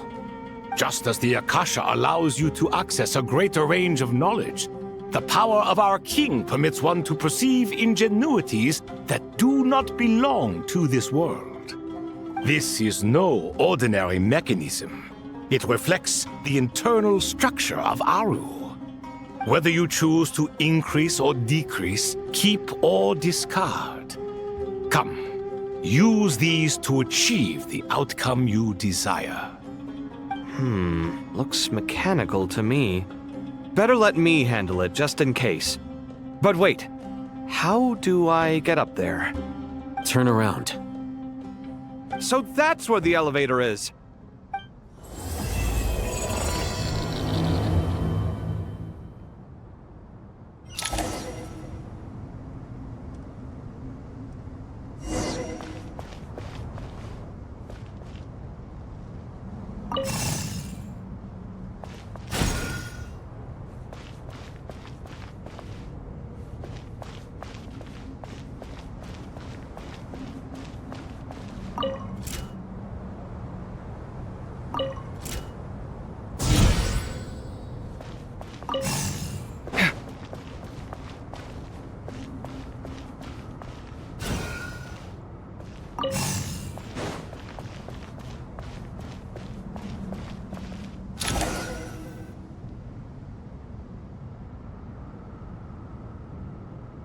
Obelisks were used to record important information in the ancient desert civilization.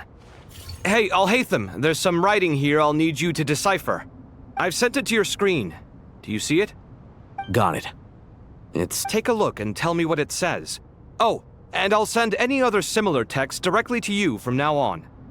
Let's start with this one.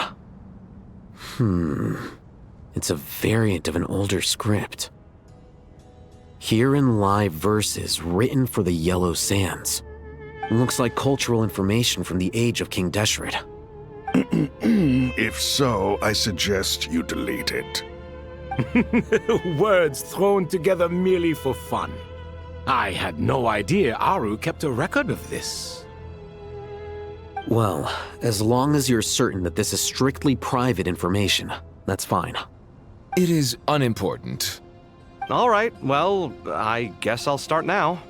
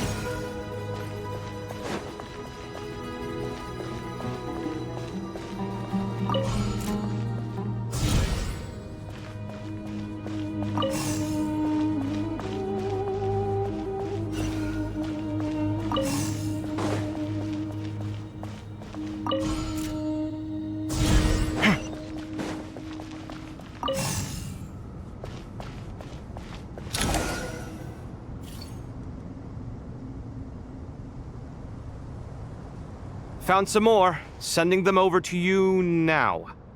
These are all reports about the Gurubad conflict. Can we delete them? I'd say so. Most of this information has already been archived anyway. What if there are details in there that Vahumana missed? What are we supposed to do if they come after us in the future? They'll just have to live with it. If we don't resolve these issues now, there won't even be an academia in the future, let alone a Vahumana Darshan. Yeah, you're right. Okay, done. There's some other similar monuments nearby. I'll check them out.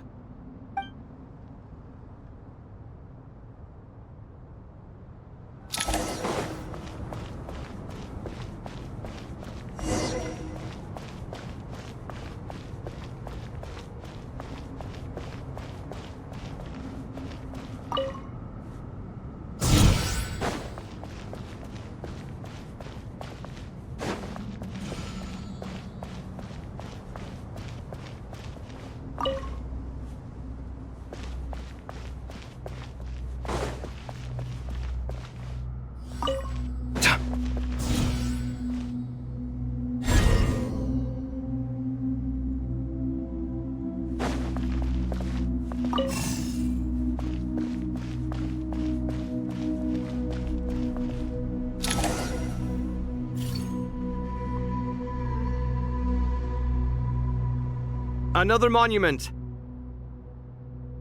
Hold on.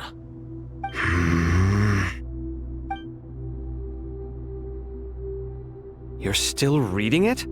How long is it?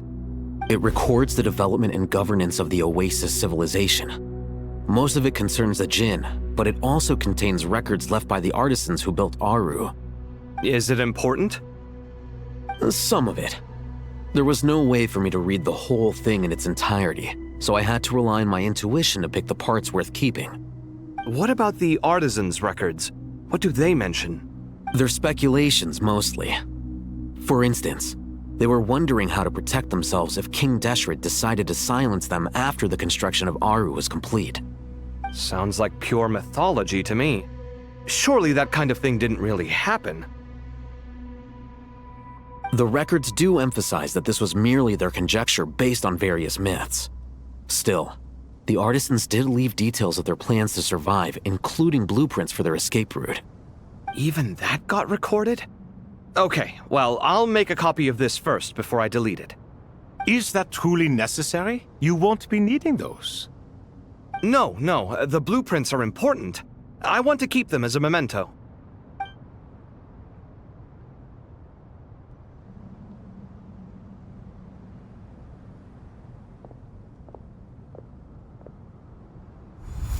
I think that should just about do it.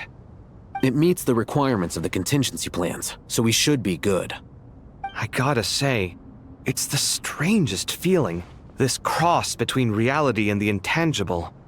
It's like drifting between life and death, or in and out of a dream, using my own hands to manipulate illusions that are forever out of reach. Chasing dreams in the most literal sense. Definitely a novel experience. What happens if my spirit just floats away? That won't happen. Anyway, I wouldn't celebrate just yet if I were you. There's likely to be a phase 2 of this project. All right. I'd better keep my wits about me then.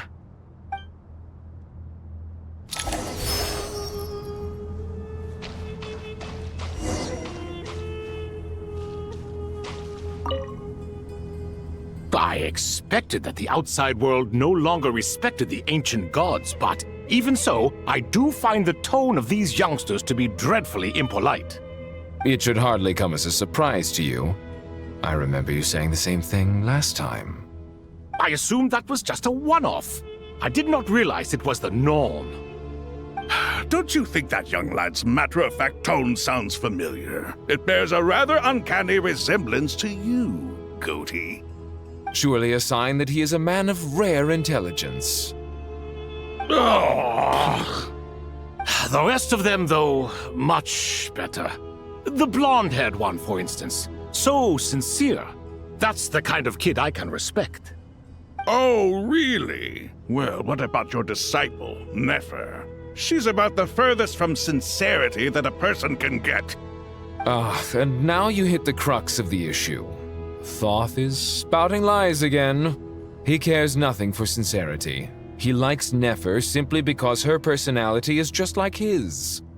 Thus, in giving his approval to Nefer, Thoth is simply validating himself. The rest is but smoke and mirrors. You have some nerve saying that. There really is no helping you two. Shut up, chess rookie. What nonsense is this? How dare you tell me to shut up? How can you engage in such banal chitter-chatter at a time like this? Aru has been opened. The glory and splendor of a bygone age is about to sweep over the earth like a flood. And you're here squabbling like petulant children. All three of you are insufferable. King Deshret was merciful, indeed, giving you a chance to be released from prison. I say, you should have been locked up for good. Ah, but Bennu, look on the bright side. Had they not been released, we would not have been awoken. Oh, You've been here this whole time. You should be scolding them along with me. I miss Hermanubis. It's not a real reunion without him here. And now you're avoiding the topic and talking to yourself. Why King Deshret designed your personality like this, I will never understand. Isn't this simply proof that our king supports my free will? Oh, look at those two rust buckets. Suddenly, you two do not seem so bad after all. Here, here. If being stuck together for thousands of years fosters no friendship, I cannot say what would. Naturally.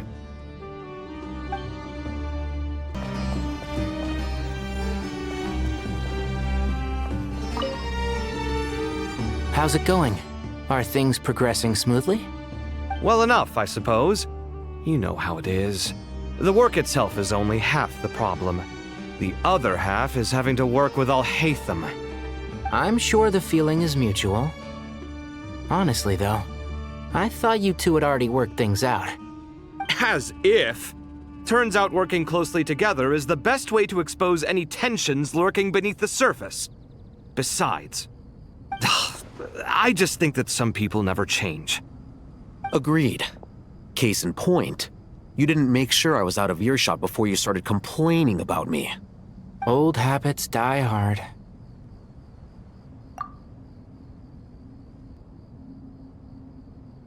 Actually, this is for your own good. Maybe if you spend a little more time listening to what other people have to say, you might actually realize that you're the problem. Naivete is another old habit of yours. I had assumed that you both volunteered for this project, like us forest rangers. But now I'm getting the sense that wasn't the case. Definitely not. We were assigned to it by Lesser Lord Kusanali and Nephis. As much as I'd love to be doing normal work for normal clients, these Titan projects are all that's on offer right now. Though I'm sure they wouldn't be roping us in if they had any better options. Just goes to show how short-staffed the academia really is.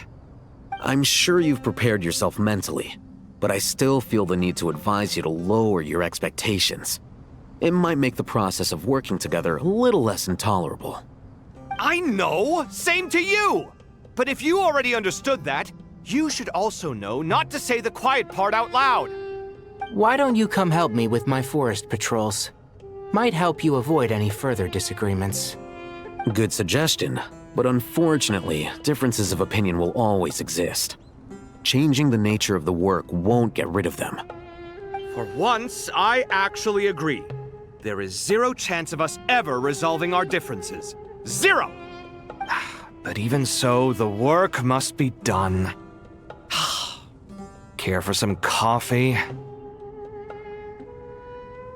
I'm glad to see you making progress. Don't act so smug! It'd be nice if you made some too! I feel like even I've made some progress today. In the past, I never would have dared to try and mediate a conflict between you two while you're both right there in front of me. Apologizing probably makes it sound like I'm in the wrong, but I'm sorry. I was just kidding. Truth be told, I don't have any work to do at the moment, so I'm just here to kill some time. How's Kale? She's studying with Nicole. I'm not sure how she's getting along, but she seems to be in good spirits at least. I wouldn't worry. Angelic affairs are probably above your pay grade anyway. I know what you mean, but Sino and I are still a little concerned for her. He said he'd go keep Kale company after he's finished training the mercenaries. I'm planning to join them myself shortly. Kale will be okay. Have faith in her. Even we can see how much more confident and outgoing she's become in these past few years. Thanks to you and Sino being there for her and providing guidance every step of the way, she can finally stand on her own 2 feet. On her own 2 feet? Does it feel bittersweet? Watching the younger generation grow up and move on? No, not yet, at least. I was just thinking, I wish there was more I could do for everyone. She'll be fine. Yeah, she will. Just try to relax.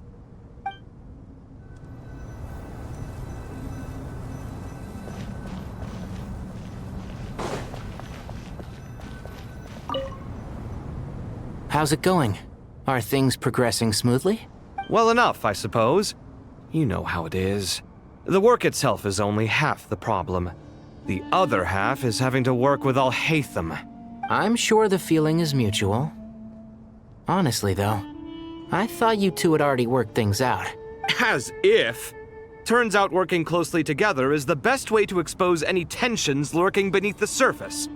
Besides, I just think that some people never change. Agreed. Case in point, you didn't make sure I was out of earshot before you started complaining about me. Old habits die hard. Actually, this is for your own good. Maybe if you spend a little— Naivete is another old habit of yours. I had assumed that you both volunteered for this project, like us forest rangers. But now I'm getting the sense that wasn't the case. Definitely not.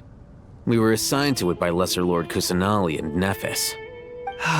As much as I'd love to be doing normal work for normal clients, these Titan projects are all that's on offer right now.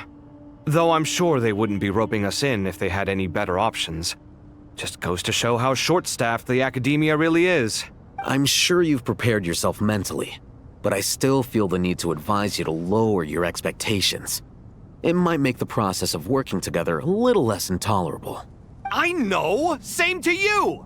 But if you already understood that, you should also know not to say the quiet part out loud. Why don't you come help me with my forest patrols? Might help you avoid any further disagreements. Good suggestion, but unfortunately, differences of opinion will always exist. Changing the nature of the work won't get rid of them. For once, I actually agree. There is zero chance of us ever resolving our differences. Zero! But even so, the work must be done. Care for some coffee? I'm glad to see you making progress. Don't act so smug!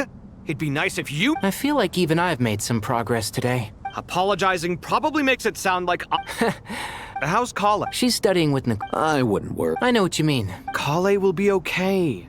Have faith in her. Even we can see how much— On her own 2 feet. Does it feel bittersweet? No. She'll be fine. Yeah, she will.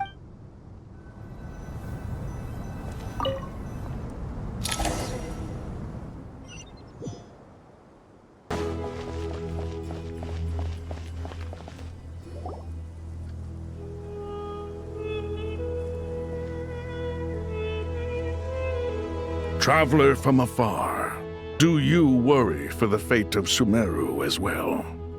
Whoa! It's Sobek the Crocodile King! Greetings, Crocodile King. Please be at ease. I'm just here to chat with you about Lesser Lord Kusanali. Sounds like you really care about her. Yes, although to be exact, it is a mixture of both concern and curiosity that I feel. Speaking of Nahida, Paimon was wondering how she's doing. Wait a moment.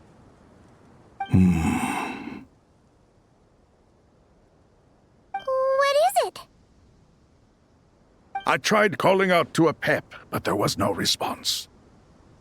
This can only mean that she is focusing all her energy on taking care of Lesser Lord Kusanali.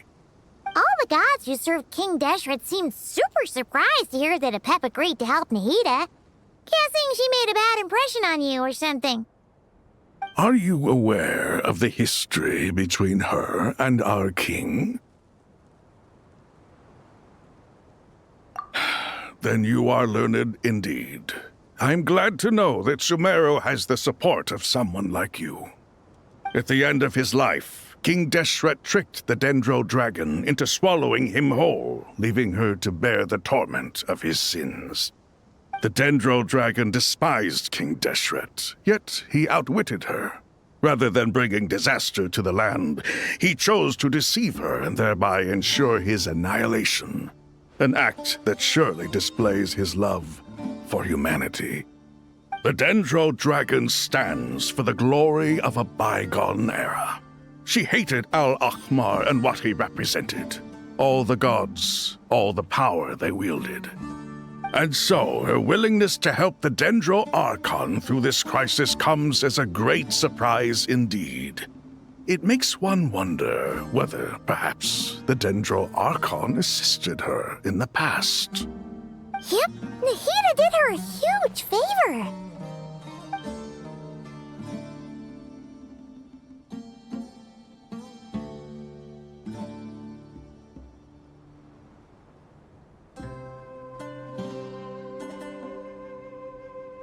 So Lesser Lord Kusanali put an end to the Dendro Dragon's many long years of torment. As much as she loathes the Seven, Apep knows kindness when she sees it. No wonder she was willing to make an exception. Yeah, that's the sense we got from dealing with her, too. She is not incapable of coexisting with other living things. Rather, she actively chooses to avoid coexistence. And this despite the fact that she symbolizes life itself. How ironic. All of this being said, I wouldn't expect too much from her if I were you. Nothing will change her hatred towards humanity and gods. We'll keep that in mind. Anyway, how much longer do you think Nahida needs to stay with Apep? For all we know, the Fatui might still be in the desert. Just to be on the safe side, why don't we grab anyone who isn't busy right now and go look for her? I'm alright, Paimon. Huh? Was that Nahida's voice? It seems the treatment was effective. Since when do my deeds require your evaluation?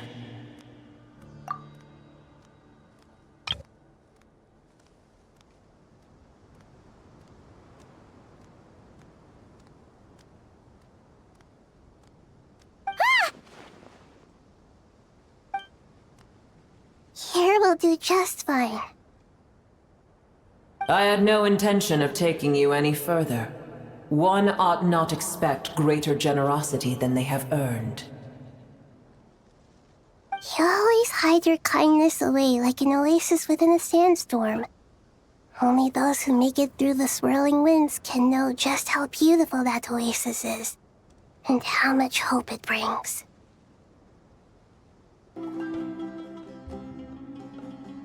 You dare appraise my being? No, I'm expressing my gratitude.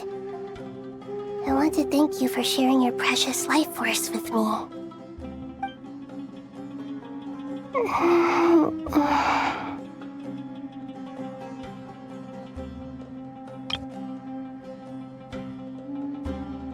Awake already? You are more resilient than I thought. Pep. I feel much better. Thank you. Gods and their gratitude mean little to me.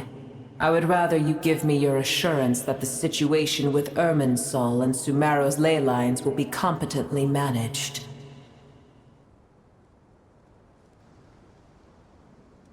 If I suffer any ill effects from the ley lines, you, as the god of this land, will be held responsible. And you would not enjoy being held to account by me. I understand what you require, but I would assume this task even if you did not demand it. Sumeru is my responsibility. I must resume my duties as soon as possible. A farcical notion. God of Sumeru, I hope you realize how unextraordinary your strength is. And yet, maybe it is precisely what defines me. A god of wisdom is not meant to rule by force. Then hold steady. We go forth. Well, I'll be. Is that a pep? Do my eyes deceive me? Of all places, the Dendro Dragon has decided to visit the mausoleum of King Deshret? I see that after all this time, El Ahmar's menagerie of ministers remain as vile as ever. It's a pleasure, Dendro Dragon. Had you arrived but a little sooner, you might have attended a meeting of the Seven Pillars. What a nauseating thought. You are not the first insects I have had the displeasure of dealing with today. A swarm of them tugged on my tail on my way over. Goodness knows what hovels they crawled from. Why do all the creatures of this world remain so lowly after all this time? What did you do with them? I cast them away. What would you have me do? Keep them as trinkets? Boer, this is where we shall part ways. To be clear, I do not wish to see you or anyone else here ever again, unless absolutely necessary.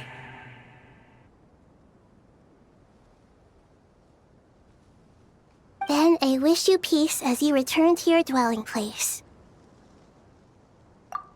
It matters not to me. Simply refrain from bothering me again. A force to be reckoned with. At times like this, I feel glad that she has no interest in any of this. Hold on, just hold on, okay? We're almost there.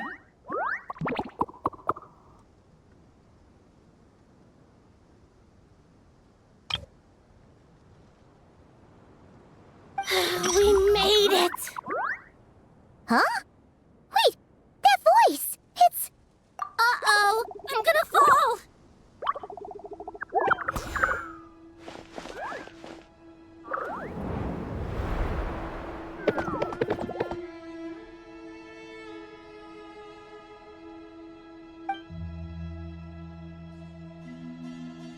Well, that's a relief. A pair of safe hands indeed. The Dendro Archon's familiars. They are the last thing I expected to see here. Huh? Wait, what are the Aranara doing here? Don't you guys hate the desert? Obviously I was worried about the Dendro Archon. I've been supporting them with my Pari powers the whole way here. Oh, you seem pretty nervous. Is it because there are too many people around? Not just people.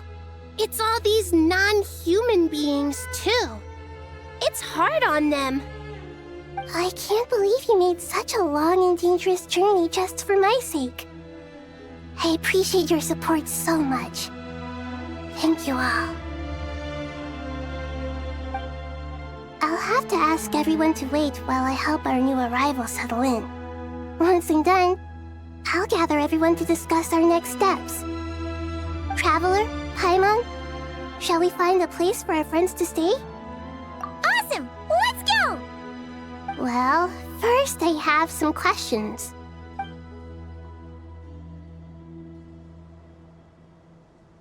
Okay, I think that covers everything.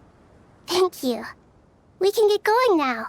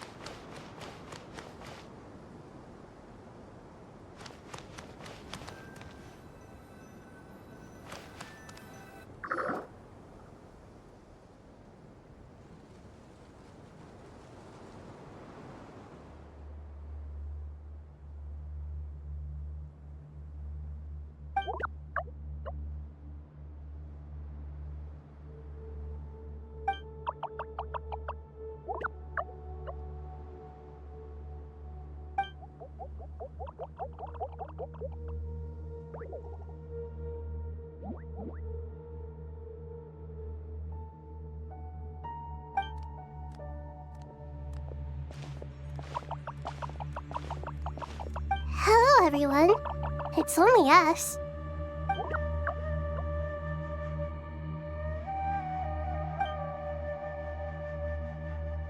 It must be very tough for you coming all the way out here, especially since you don't like the Voluka. Is everyone back in Vanarana doing well?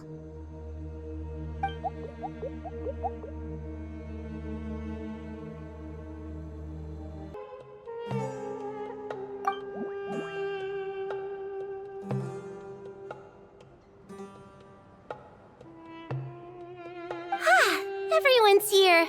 Good. Are you okay? You look like you were about to pass out back there. Then you're forgetting who I am. Don't underestimate me.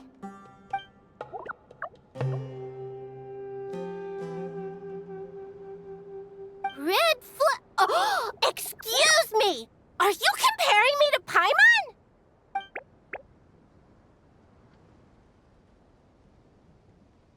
I suppose everyone is gathered here because of me.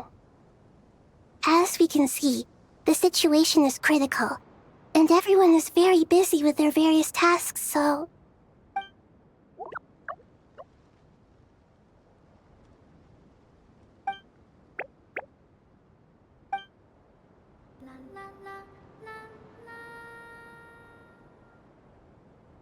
I can't thank you enough. Right now, we're focused on restructuring Aru, processing excess information, and helping restore everyone's confidence. I'm sure you'll find it all very straightforward. I can help too! Just let me know where I'm needed.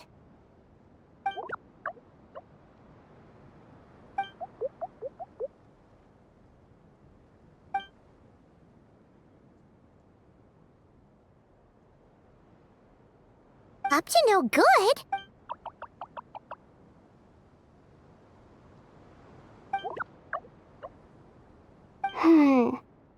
That definitely sounds suspicious. Traveler, Paimon, I have other work to attend to here that needs to take priority.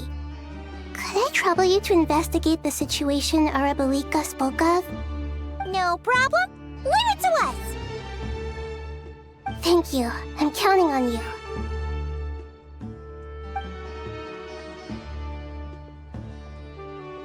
There's one other thing. If you are to work alongside the people of Sumeru, you will need to make yourselves visible to them. Is that acceptable to everyone?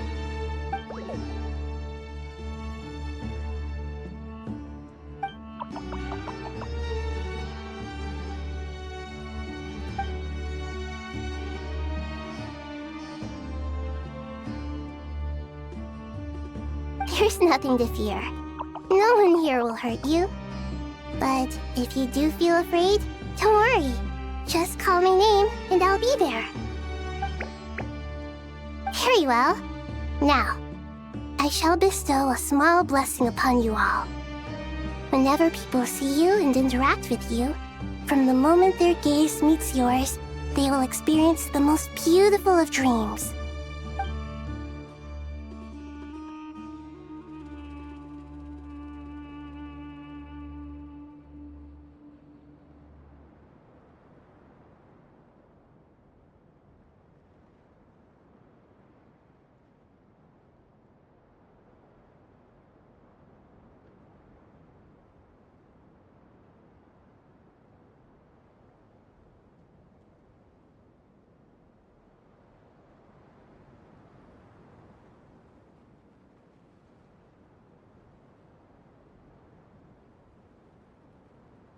Do not fear.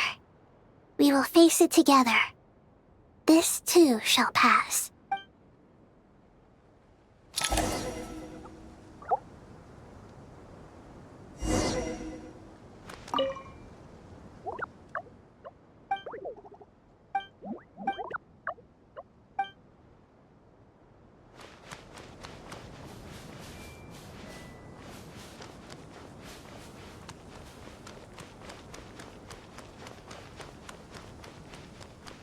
Everyone hold hands!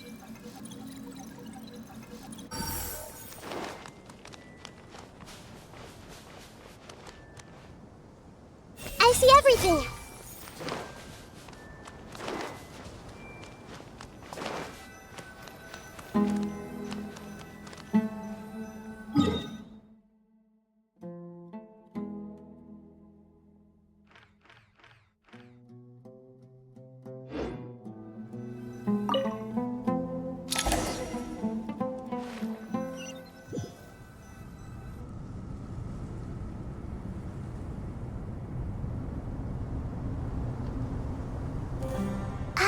Everyone's here.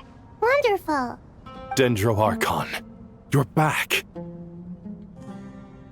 Are you recovering all right? You mustn't push yourself too hard. I'm doing very well. Thank you for your concern.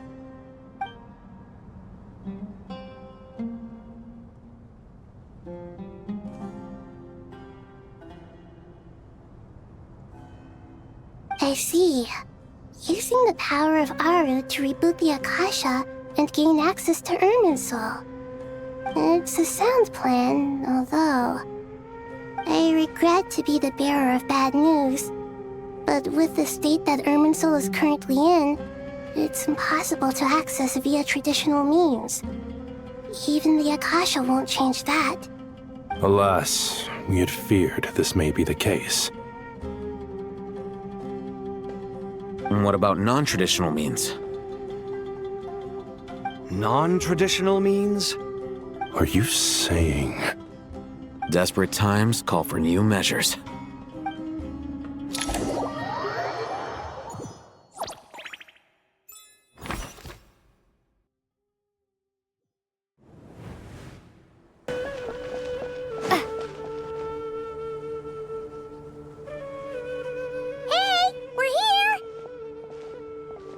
Ah, it's you. Is there a situation?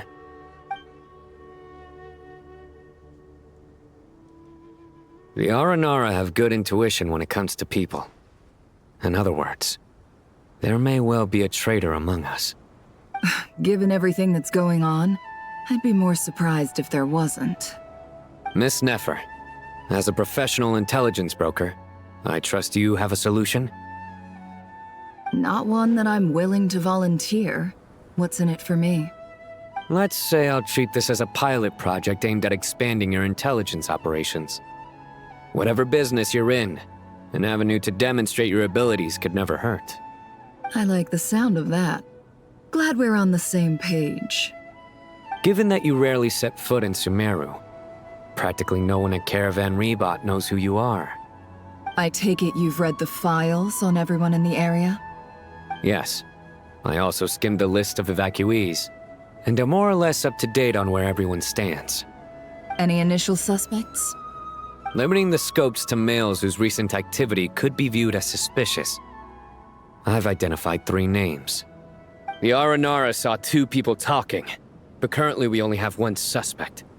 The other person was probably just a messenger, and in all likelihood has already left Caravan Rebot. Everyone is heading for the desert per the evacuation order. Anyone willing to turn back at this stage is almost certainly with the Fatui. There's no way it was a spur-of-the-moment decision to act at a time like this. This spy must have been planted long ago.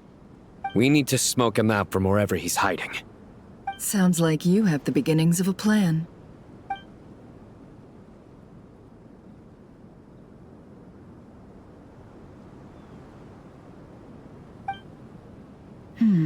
I see.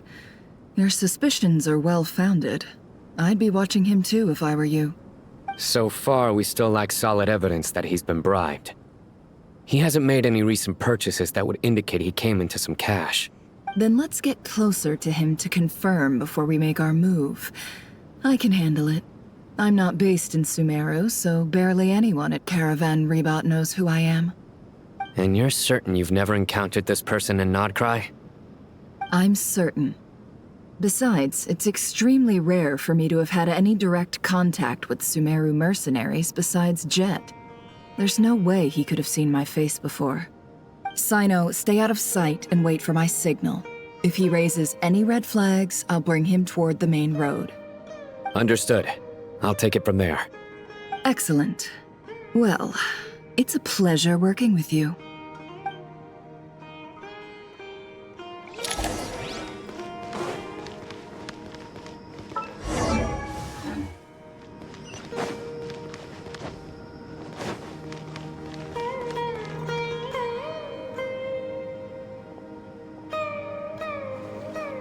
Darker skin, scars, frequents the desert and has ample combat experience.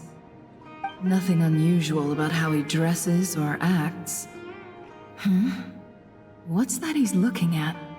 A coin? Interesting. Could that be how his contact paid him? Conveniently discreet for someone trying to hide any unexplained income. And yet it could be highly valuable. Sorry to bother you. Has everyone here already left? I don't suppose you happen to see a lady wearing a hat? Ma'am, what are you doing in Caravan Rebat all by yourself? The main group evacuated some time ago. Didn't you pass them on the road? My friend and I lost some of our cargo along the way. I didn't want to miss out on potential business, so I told her to go on ahead and meet the client while I retraced our steps. I didn't think it would be so late by the time I found it. And then there was a terrible sandstorm. I guess I must have taken a wrong turn, because I didn't see any large groups on my way here. Forgive me for asking, but just to be on the safe side, could you describe this friend of yours? Sure. She has blonde hair, and she was wearing a hat and a white dress. You'd definitely know if you'd seen her. Yes, I think that does ring a bell. Ah, my apologies. During this exceptional time, the Core of 30 are under orders to be extra cautious when dealing with unknown people, whoever they might be. I understand.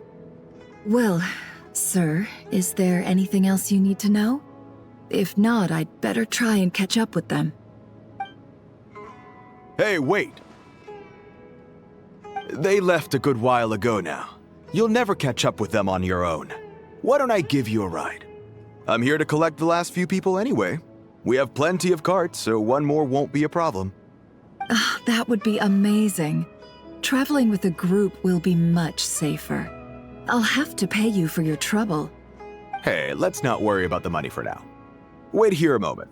Once I'm done packing up, I'll take you to join the rest of the group. All right, thanks.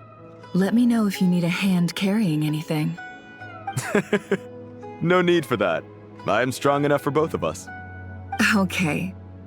Well, I wish there was some way I could repay you. Guess it's my lucky day, running into someone who knows what they're doing here. You might have just saved my life, you know? You're not wrong there.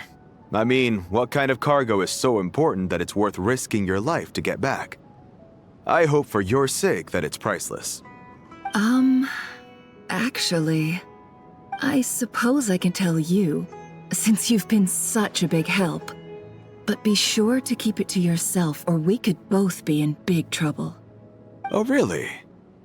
Sounds mysterious. We're in the antiques business. You understand? Some of our goods aren't acquired through the most legitimate means. We have to be very discreet when we're selling them. That's why I had to go looking for the missing cargo alone. Ah, no wonder. Well, ma'am, in that case, it turns out that maybe there is something you could do for me. I'm all ears. But to be clear, our commission isn't cheap. Think carefully before you ask. We don't want to ruin our relationship before we even hit the road. I'm sure that won't be a problem. My issue is, I have something that's a little difficult to sell on as well. Take a look at this.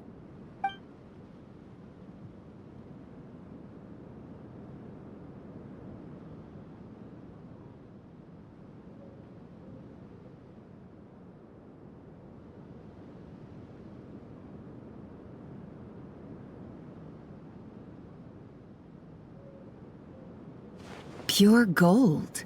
That's quite something. How'd you come across it? Dig it out of some ancient tomb? If you look hard enough, there are many treasures to be found in the mausoleum of King Deshret. It has no distinct Snezhnayan markings. That'll be why he's going with that story.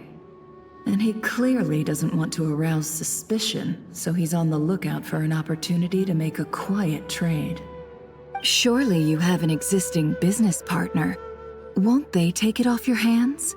I hope I won't be attracting the wrath of my competitors by helping you sell this. The shop I used to work with is having cash flow issues at the moment after losing some money.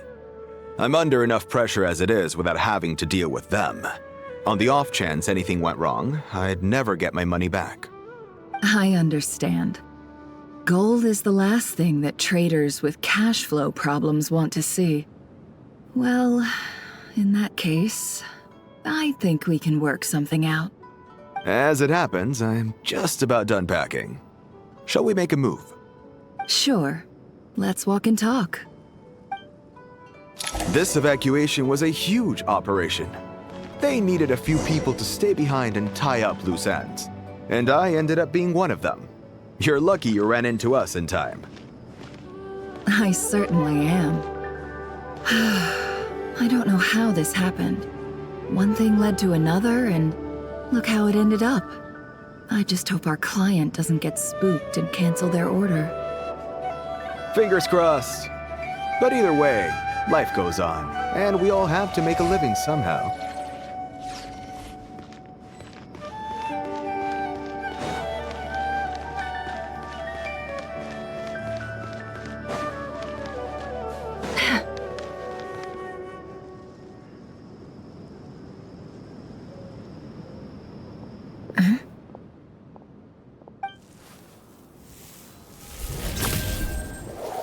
Hands where I can see them.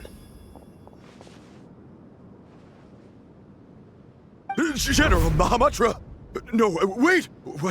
What are you doing?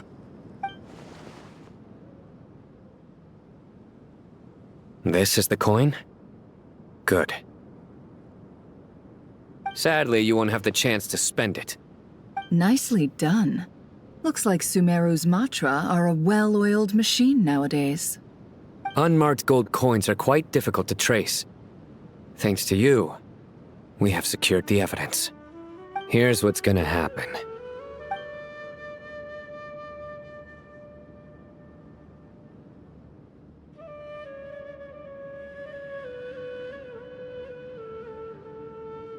Southeast from here, leeward side of the hill.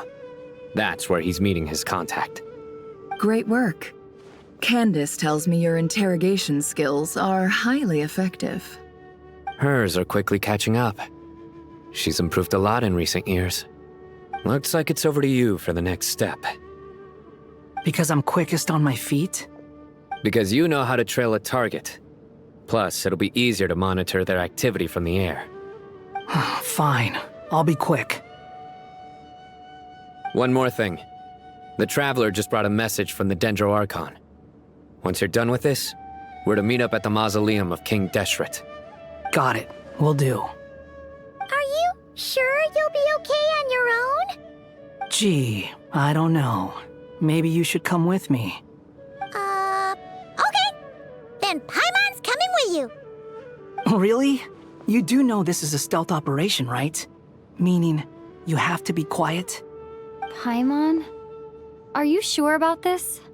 Well, Paimon at least wants to give it a shot. Like everyone says, if you never try, you'll never know. Besides, being the best guide in Tibet has to count for something. This should be a piece of cake.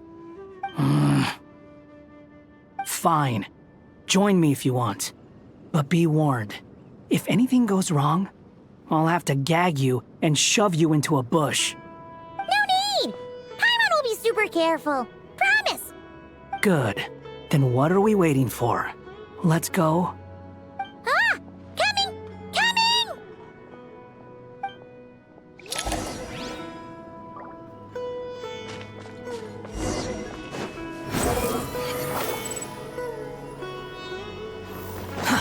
Too slow. Quit following me.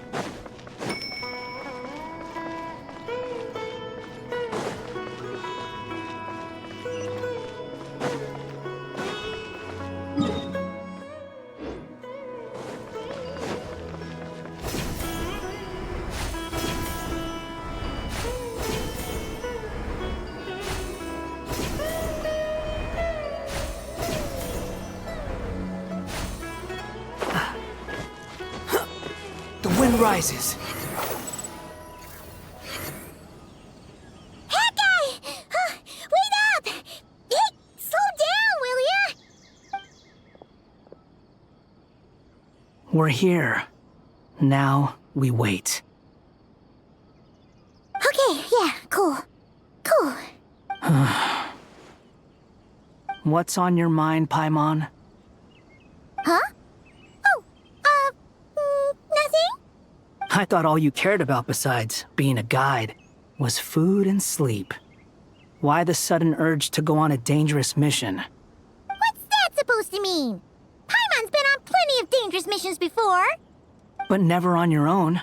You hardly ever leave the Traveler's side. Just saying, I'm kind of at loose ends right now. So if you did want to share, I suppose I'd have to listen. If not, suit yourself. Makes no difference to me. Hat guy? Do you think Paimon is useless? What? Where's that coming from? When we were in Notcry, Paimon suddenly realized something. Even though Paimon's with a Traveler every single day, whenever we face real danger, she can't do anything to help. Paimon doesn't get like this very often. She just got really scared when the Traveler got kidnapped that time. What if she never came back? What would Paimon do then? And the more Paimon thought about it, the more useless she felt. But Paimon doesn't want to be a burden. Paimon wants to be a friend who's actually useful. Does that make any sense? You know, that feeling of just being completely useless and... Oh. Paimon probably sounds so ridiculous right now. You asked the right person. Boy, do I know that feeling. Oh, that guy. I'm not gonna try and encourage you. What I will say is this. When you start doubting yourself, you have two choices. Give up or change. You have to make the decision to move forward.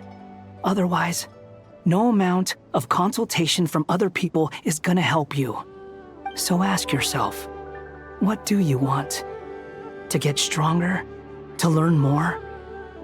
Whatever it is, go do it. You won't have any regrets if you can at least say that you tried. Something's not right. Shouldn't they be here by now? Paimon, is it just me? Or is it a little too quiet around here? Should Paimon take a look? We'll give it another hour. If nothing happens, we head back. Okay.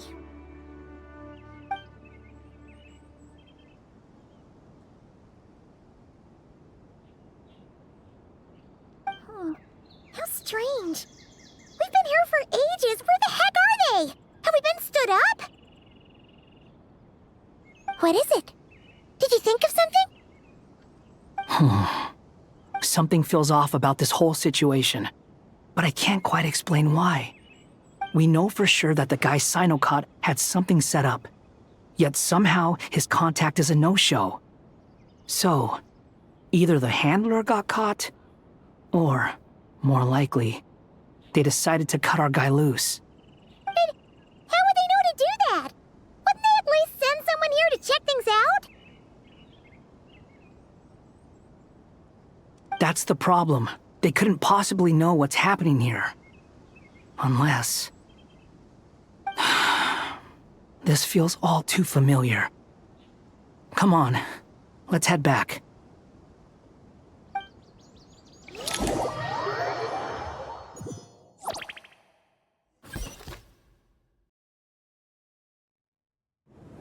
Even though this isn't a formal meeting, I'd still like to start by saying how grateful I am to each and every one of you.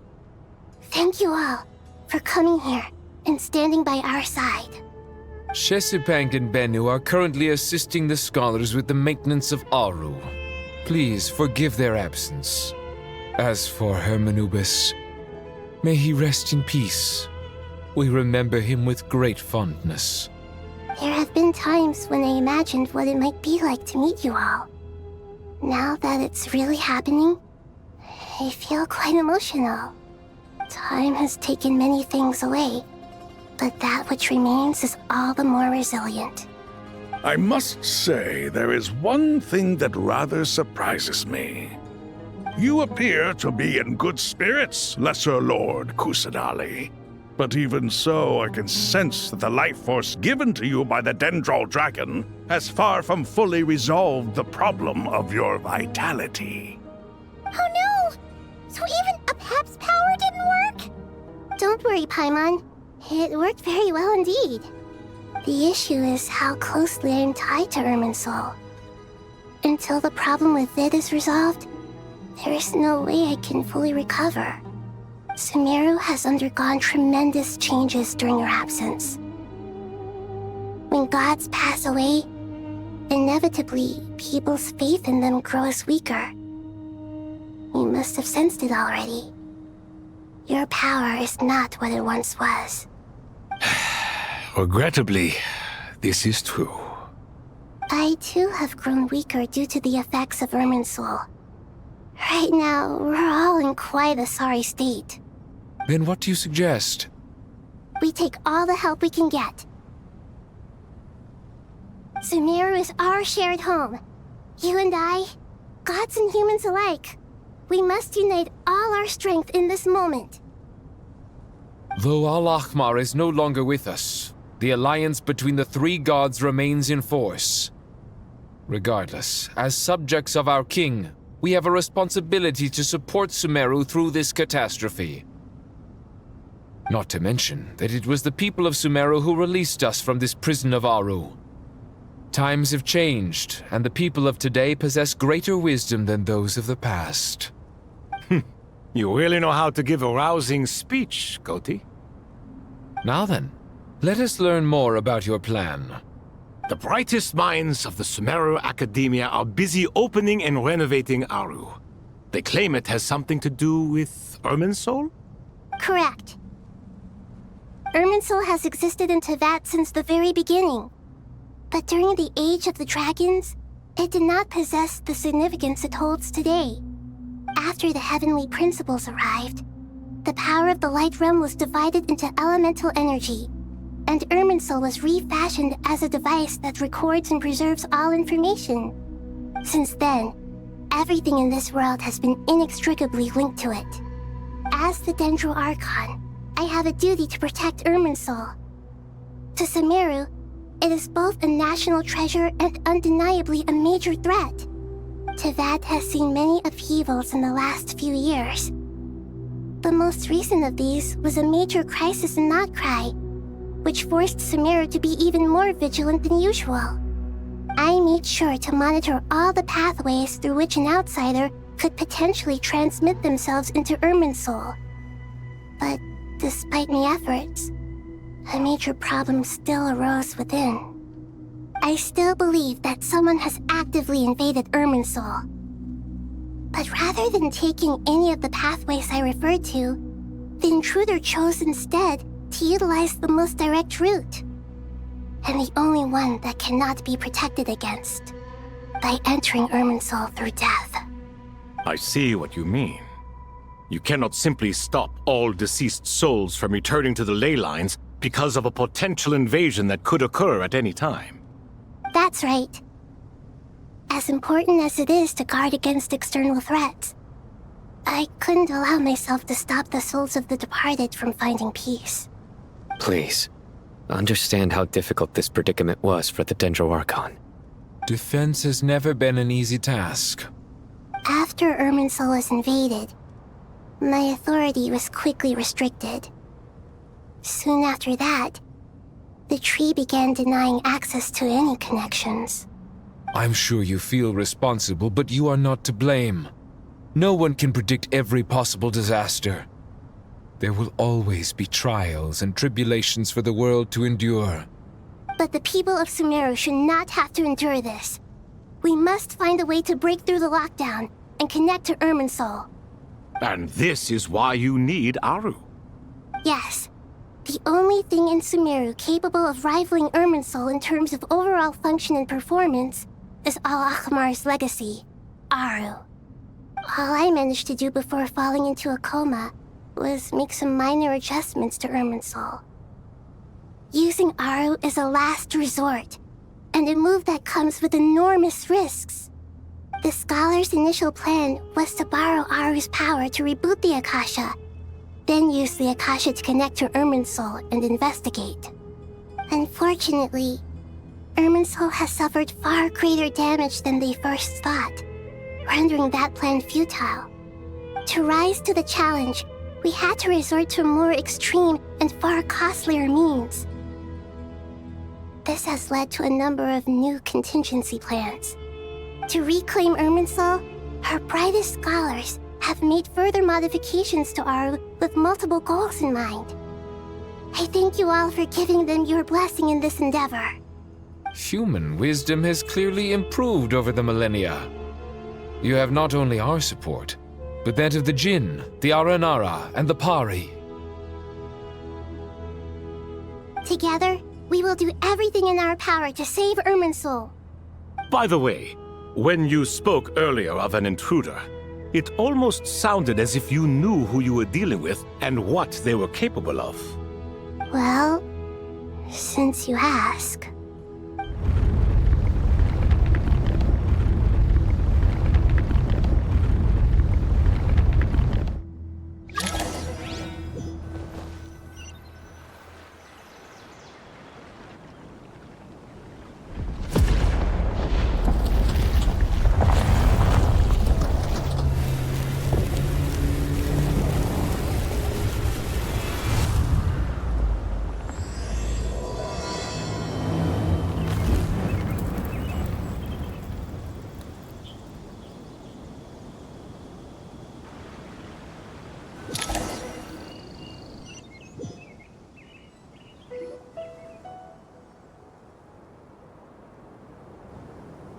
Master Tainari!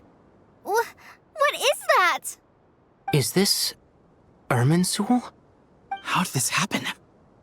What's going on inside? Luckily, we managed to evacuate everyone. What in the world was that? That was terrifying!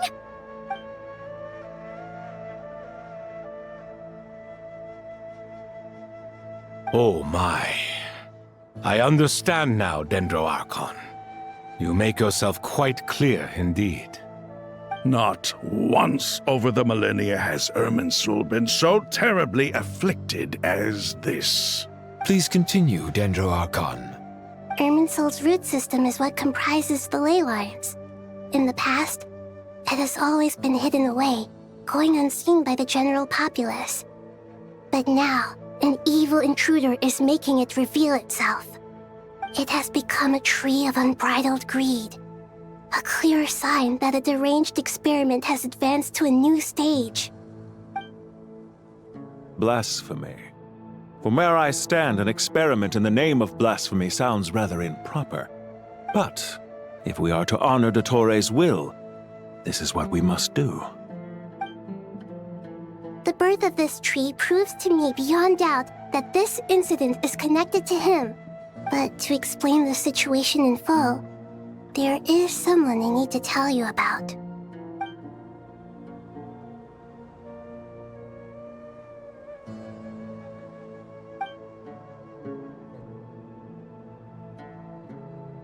Zandik. So it was him. I saw him in the desert once. A man of supreme arrogance. So this is where it has taken him. But didn't Dottori die and not cry? How is he still able to do all this? He must still have loyal followers amongst the Fatui. Even so, I'm still unclear as to how he has been able to wield such a profound influence over Irminsul. I can confirm that Fatui forces have arrived in Sumeru City. Furthermore, Irminsul seems to be undergoing some kind of mutation. Evil branches are beginning to grow. Things that do not belong to this world are slowly but surely materializing. Sorry, I couldn't think of any other word to describe it. They don't seem to be fully formed physical entities yet, after all, but they are gradually becoming real. A baleful tree climbing up into the heavens. Speaking of Dottore, I have some information on that front as well.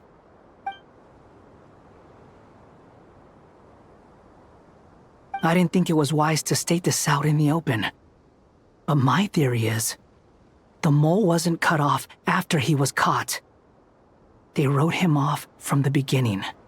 You mean, the Fatui never intended to follow through with him? Then why plant a mole at all? It's hardly a conventional strategy, and the rationale behind it is pretty twisted. But as it happens, I know someone who works exactly this way. And when it comes down to it, his goals are very simple. He just wants to confuse people, so they can't figure out what he's up to. He's been a collaborator of Dottore's from the outset. That fact alone confirms that Dottore is involved with this somehow.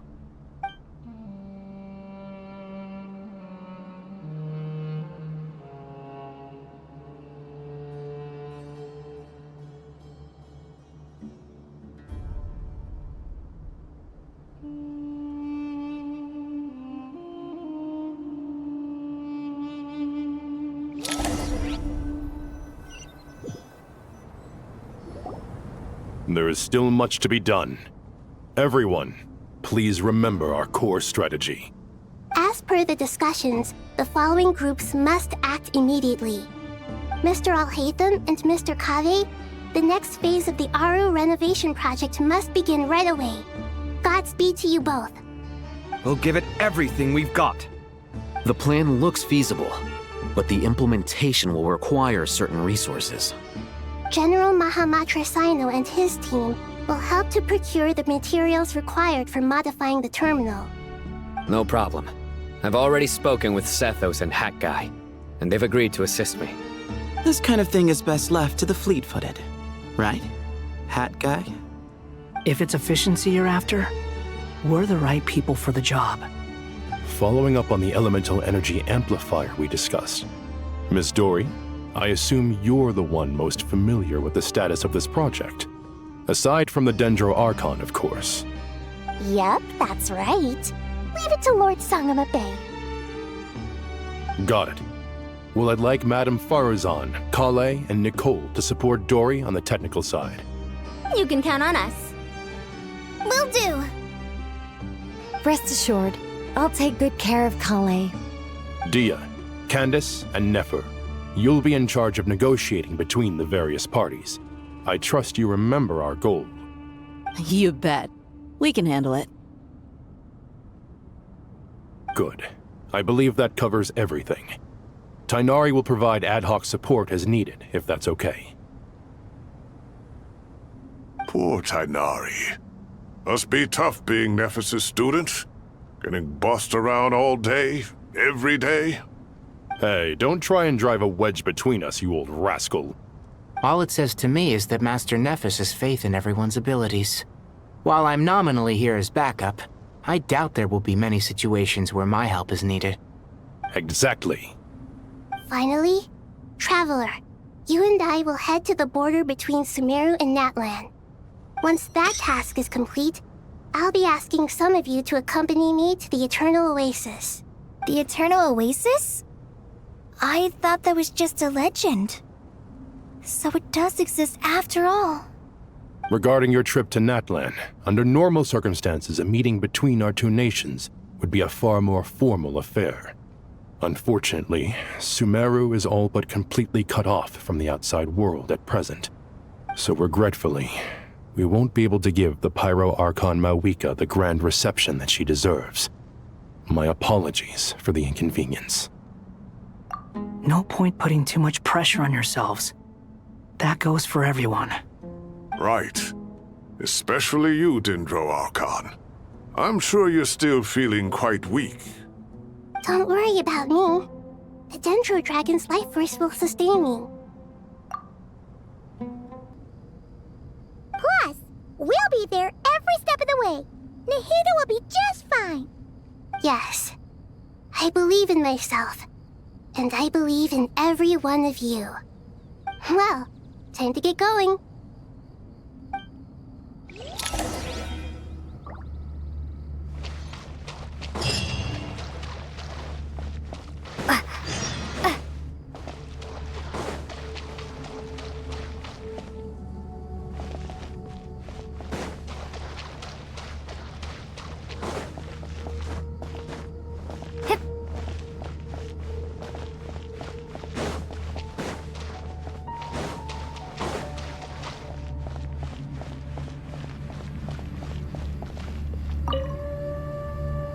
To what extent we can implement the final plan depends on how successfully the Akasha can be modified and configured. And to make sure the configuration works, Aru will also need some further optimization. Yeah, no surprises there. Once we roll this out, any Sumeru citizens who already have Akasha terminals can simply continue to use their existing devices. This still leaves us with a significant equipment shortage, though. Many groups of people were never issued Akasha terminals, including mercenaries, the desert folk, and many others. We'll need a supply of rare materials for the renovation of Aru and the production of new terminals. Right now, the best place to source these locally is from the primal constructs within King Deshret's mausoleum. Time is not on our side here. It's gonna be a race against the clock. The Aru merge and renovation project will have to be carried out by you two. Everything's riding on this, so failure is not an option. Best of luck to you both. As discussed, General Mahamatra Sino and Mr. Hat Guy will source the required materials. Mr. Sethos is quite familiar with the layout of King Deshret's mausoleum. With him accompanying them, things should go quite smoothly. I have every confidence. In the meantime, we may as well take a breather. Makes sense. There's not much we can do until the materials arrive. Get in formation and stay close. What is this, boot camp? Knock it off. It's just Sino being Sino. You know what he's like. Everyone clear on our mission objective. Look at the excess primal constructs, dismantle them, and extract the required materials. And King Deshret's 7 pillars agreed to this? If they're just sitting there doing nothing, we might as well put them to use. Thoth's words, not mine.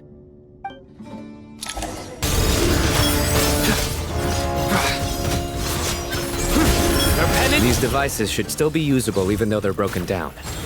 Let's take them back for the others to review.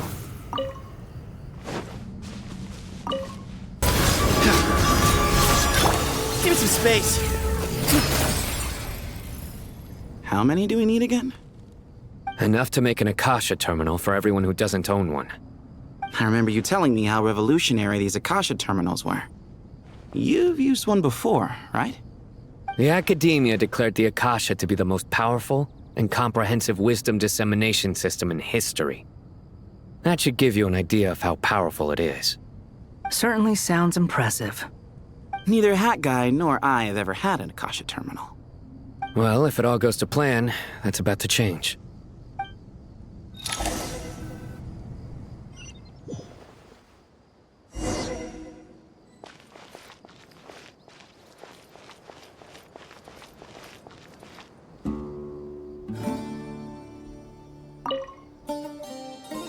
Oh, goody! Thank you so much for handling the delivery. What a long way it was.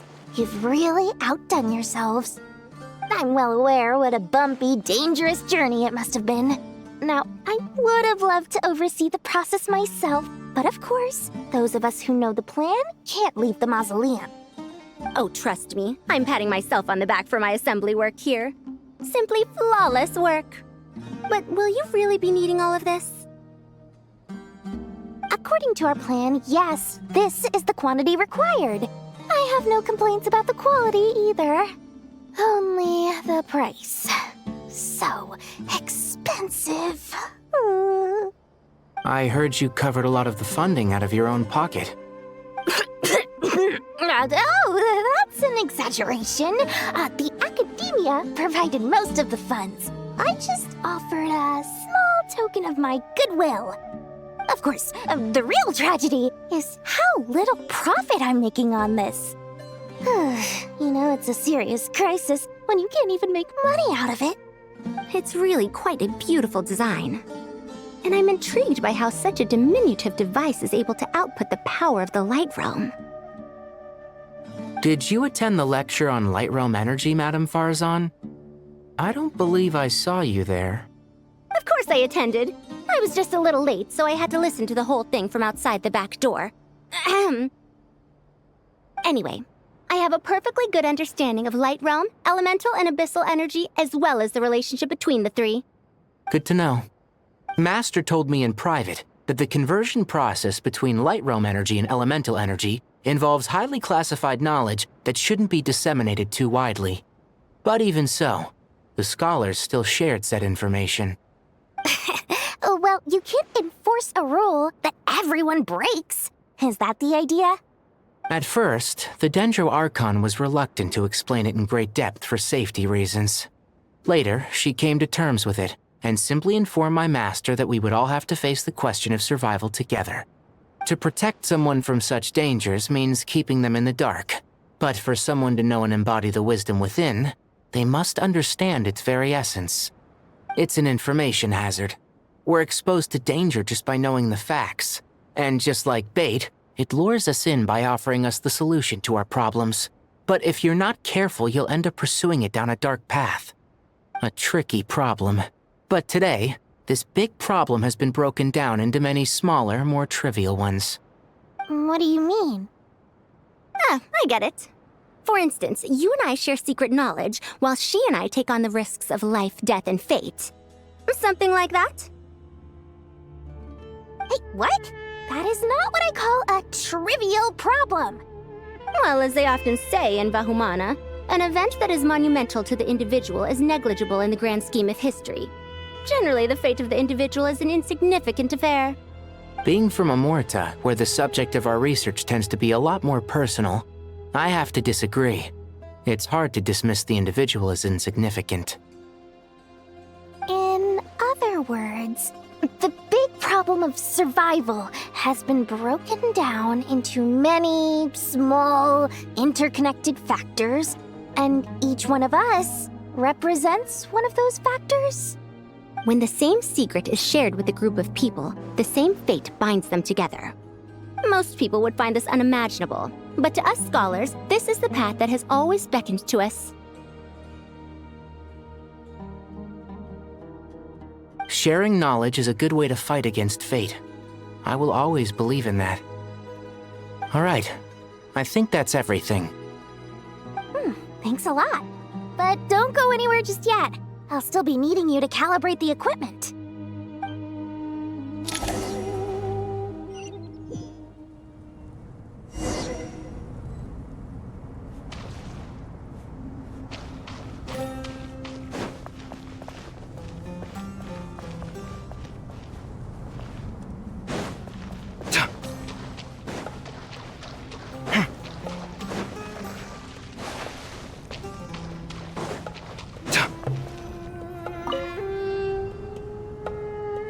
Okay, the materials are ready. We can proceed with the next phase. Alhaitham, how are you getting along? Most of the information in Aru is written in ancient desert scripts. Some of this is written in a tribal language, while other parts seem to be a variant of an Oasis script, based on the glyph forms. Oh. Not lost to history, I hope. Some are. All we can do is infer the meaning based on the rules of related languages. Although, this section actually fills in some of the missing historical record. I'm transcribing it so we can bring it back to the academia. After Aru started up, 2 more lines of text appeared here. Can you read them? Humans may not read what is written by the gods, except by not reading. Victory should not be easy to attain, for it symbolizes divine wisdom. Knowledge must not waver, for it has external borders. Is this a clue to solving a puzzle? Or is it being symbolic? You can't read it unless you don't read it. Victory is wisdom. Knowledge is confined by borders. Wait, I think I've got it. It's a metaphor, isn't it? It's talking about... a chessboard.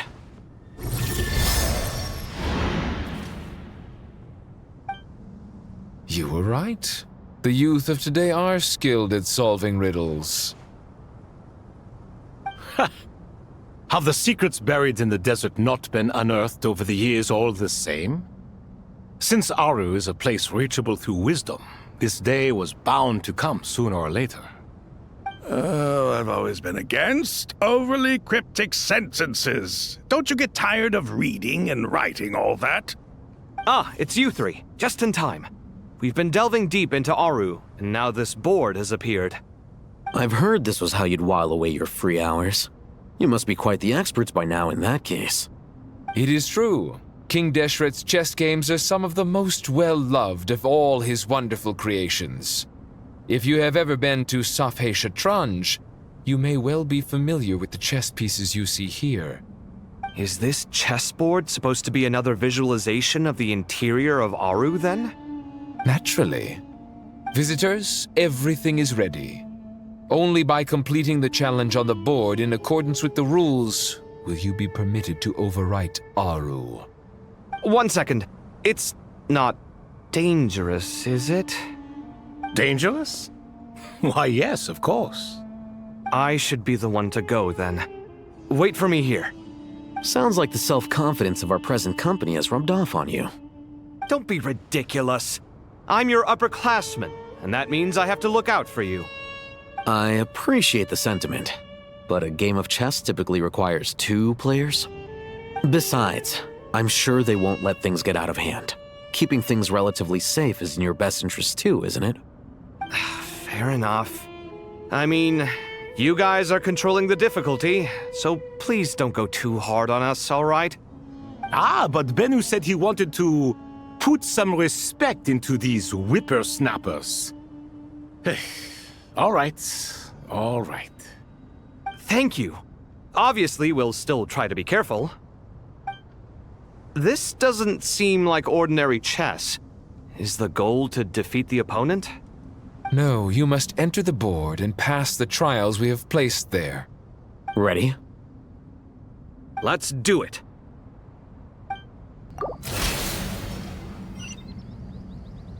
Ibis King, don't you think this all rather inappropriate? You may as well be handing them victory on a silver platter. Do not expect me to follow your lead. Ha! Suit yourself.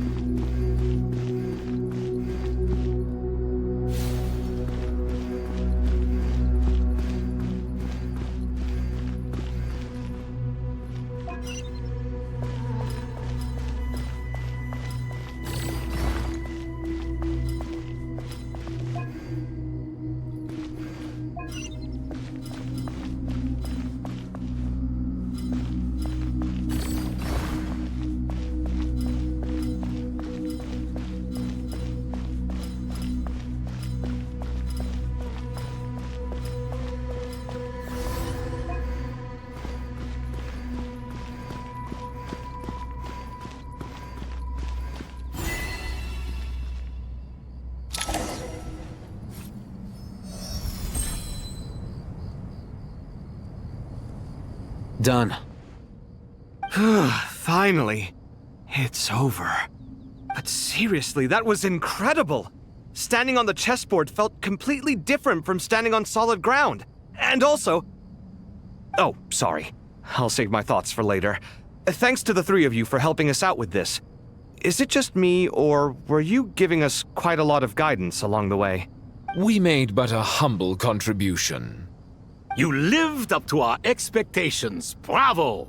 Our aid was not given for naught.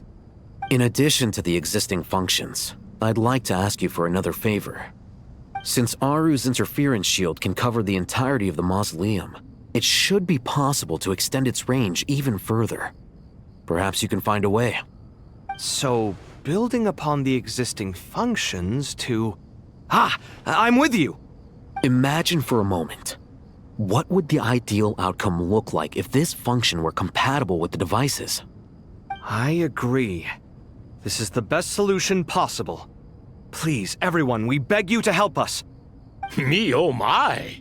Well, since you ask so very nicely, I suppose... Goti? Kroko? What do you say? Naturally.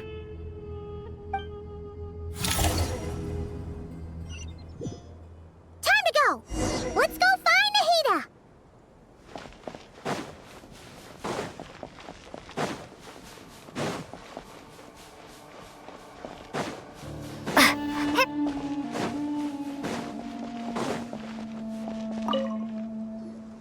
There you are. Miss Nicole truly is an angel. She shows great wisdom in guiding others, and she has already sent word to Natlan on our behalf. She said that while the other members of the Hexen Circle are busy with important work, she is quite free, and she is more than willing to accompany the people of Sumeru for the entire journey. Oh, there's Nicole, all right. Always super patient and loves to help everyone out. She's the best. She is. So kind and enthusiastic. Well, time for us to get going. Let's head out.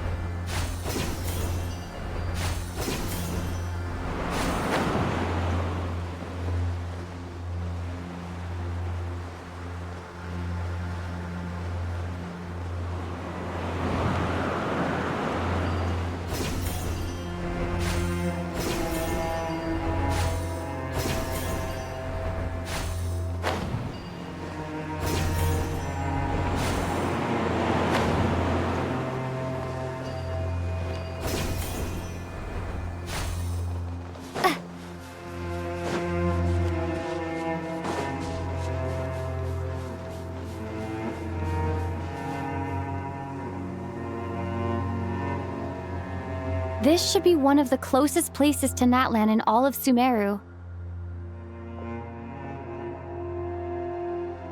There's the barrier Nicole and Nefer mentioned. It completely cuts this nation off from the others. But why? Why separate you from the rest of the world now, specifically? And if I'm not mistaken, Irminsul was polluted once before, wasn't it?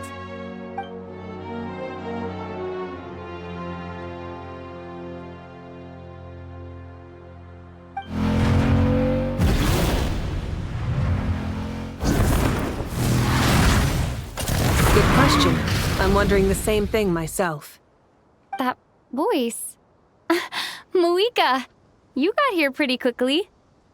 Hello, traveler. It's been a while. Hello there. Hello, Dendro Archon. Moika, I apologize for asking you to meet at the border on such short notice. I also apologize for not being able to greet you in person. The form in which you see me now is one carried by the Traveler. The real me is inside the mausoleum of King Deshret, and I am reaching out to you with my mind from here. Irminsul has been infiltrated by the Doctor. We must be on our guard, as he can spy on information in the world from within the tree.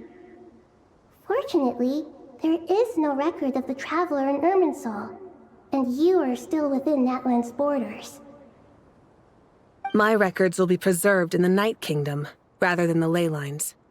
As long as the Night Kingdom remains disconnected from the ley line cycle, the Doctor has no way of knowing my movements. Exactly. So by meeting each other in this way, the meeting essentially never happened. No wonder Paimon didn't come. You were concerned that her activity would be recorded by Irminsul. The Natlanese have heard about the situation in Sumeru. With the borders sealed off, merchants have been forced to stop their shipments. It's pretty serious, and you're the ones bearing the brunt of it. I'd like to address the question you raised at the beginning. I can offer a brief explanation, although it will sound rather cruel. I don't might reach this conclusion gladly, but Irminsul predates the heavenly principles. It existed long ago, when the dragons of Natlan were at the height of their power. So even when the people of Sumeru became ill because of pollution, it was not a critical issue from the perspective of Irminsul itself. As long as it continues to function normally, the barrier will not be activated.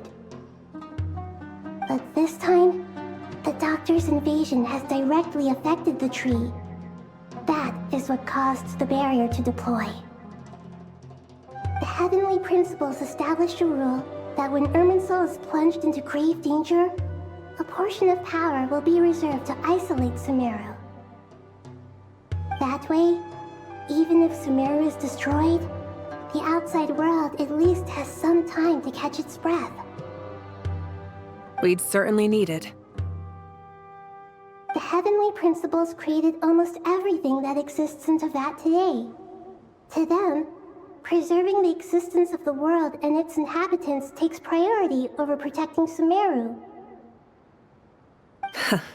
Meaning, protecting Sumeru now falls to you. Yes. My own power may be limited, especially compared to yours. But that doesn't mean that we're just gonna sit around and wait for the end. If necessary, I will utilize any and every means at my disposal. Nicole of the Hexen Circle didn't say exactly what this meeting was about. But after hearing everything you've said so far, I think I can guess where this is going. That's right. Nahida and I discussed it at length. We both know how presumptuous this is, but... You need the Pyronosis, don't you? Yes, you guessed correctly. Originally, I only intended to borrow it, but the situation is far graver than I foresaw. So instead, what I ask of you is to please give the Pyronosis to Sumeru. Why do you sound so nervous? There's no need to be shy. Surely a gnosis is pretty important to a god.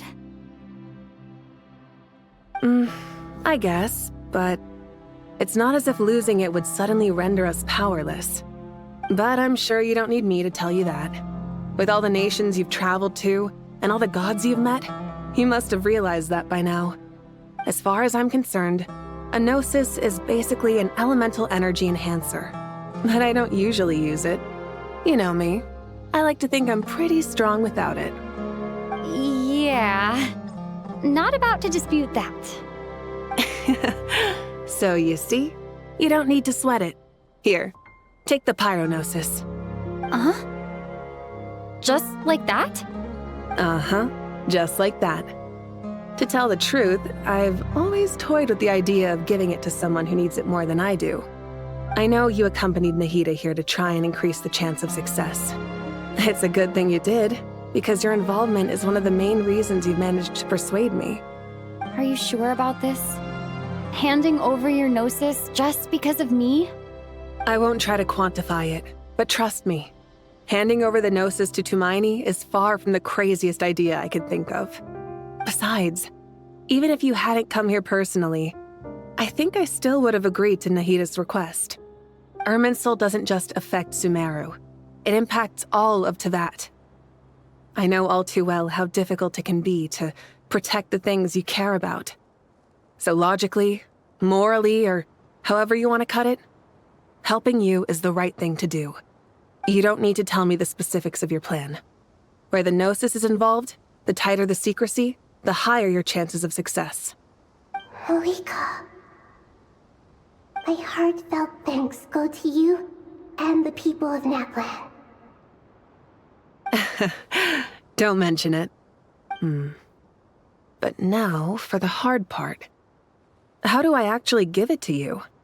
The Irminsul barrier is right in the way. I have an idea.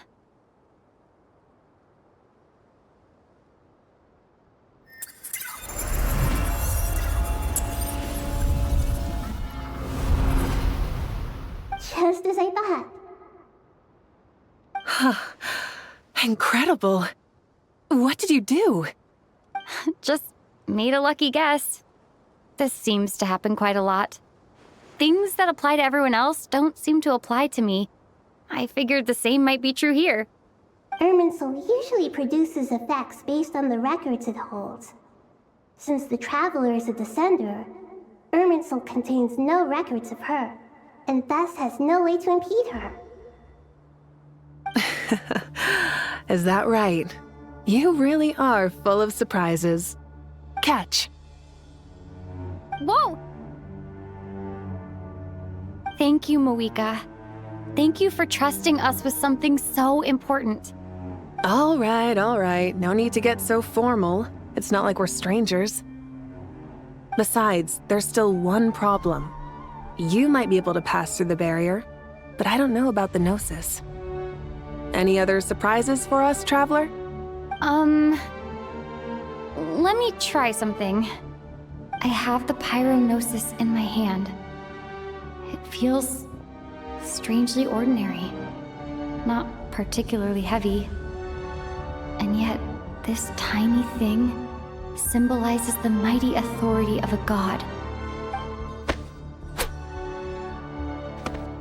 I need to think hard about my memories of Pyro. My memories of journeying through Natlan. All those important experiences I've had. The Gnosis disappeared. Traveler, are you alright? I'm fine. The Pyrognosis disappeared into my body, just like phlogiston. Maybe it resonates with you because you've mastered the power of phlogiston. You might not be recorded in the ley lines, but you're still our Tumaini. Whew.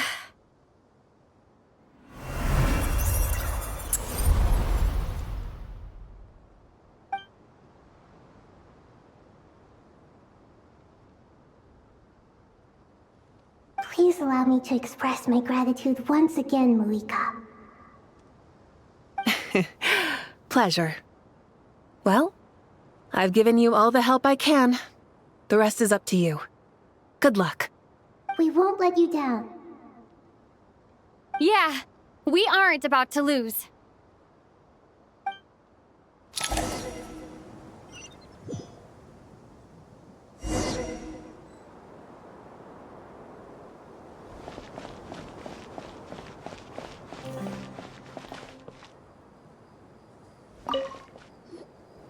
Traveler, Paimon, how are you feeling? Paimon's a teensy bit nervous, but only a teeny tiny bit. Seems like she's gotten way braver over the last few years, huh? Of course. After all the adventures you've had with the Traveler, I'm sure you've gained a lot of experience and grown as a person. I'm doing all right. What about you, Nahida? How are you holding up? With the negative effects of Irminsul, I am a bit like a piece of fruit that's been burrowed into by hungry insects and left to rot. I'd be lying if I said it was nothing. But please don't worry. We all know what we're getting into, and we've prepared as well as we can. I believe in everyone. I believe in you. And I believe in myself. Stoking the fire inside oneself is certainly one way to live, but knowing when to rely on one's companions is also a form of great wisdom. I've been quietly learning little things from everyone, like plucking tufts of fur from a sumpter beast. Me too.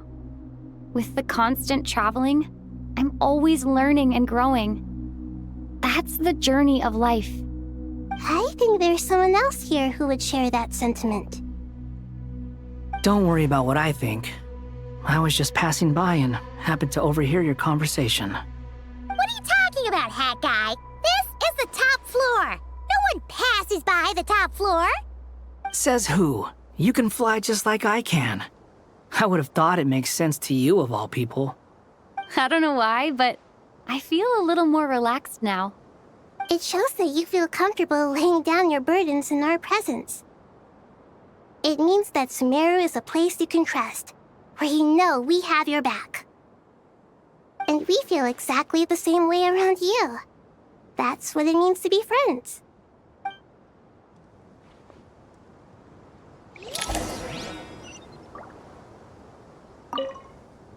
Feel free to mingle if you'd like some time to catch up with people.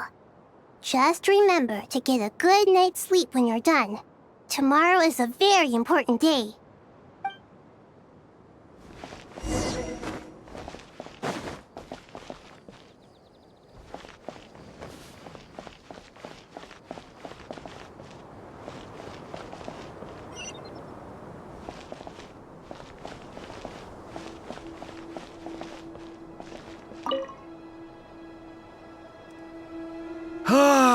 It's finally done. Ugh, but I have a nagging feeling that there's something I've forgotten. Oh, there you are. Everything wrapped up on your end?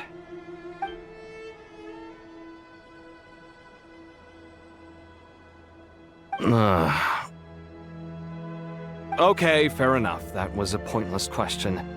We were working in tandem, after all. You must really be exhausted. Well, it's been a busy day for both of us. When work ends, you clock out. No looking back.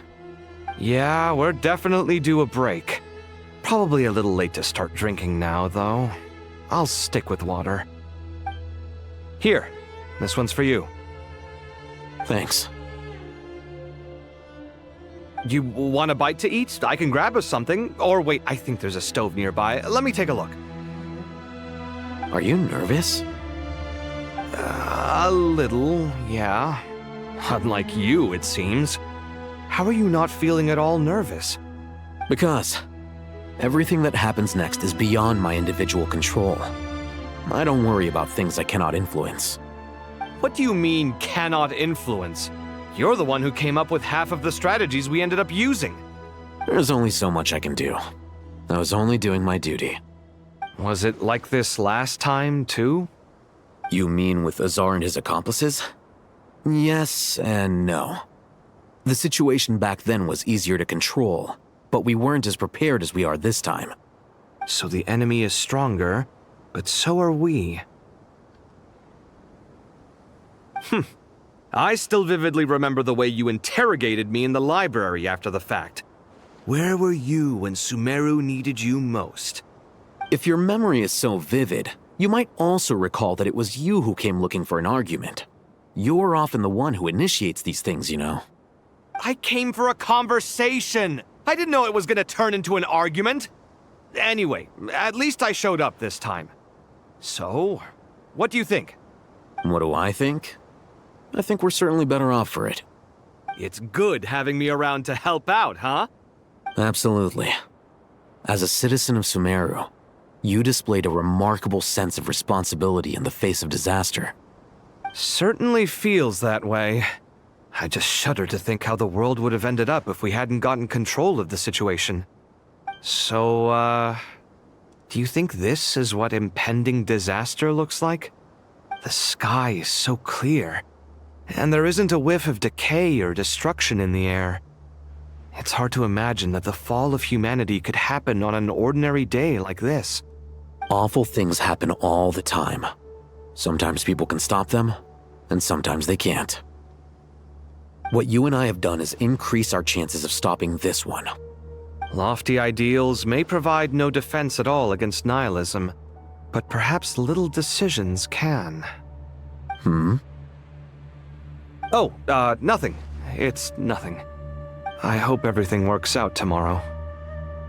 It will. As long as we stick to the plan, our chances of success are good. It's really strange. You're my junior, yet you always seem to act more like an upperclassman than I do. I think it's mostly a matter of temperament. Ugh. Walked right into that one, didn't I?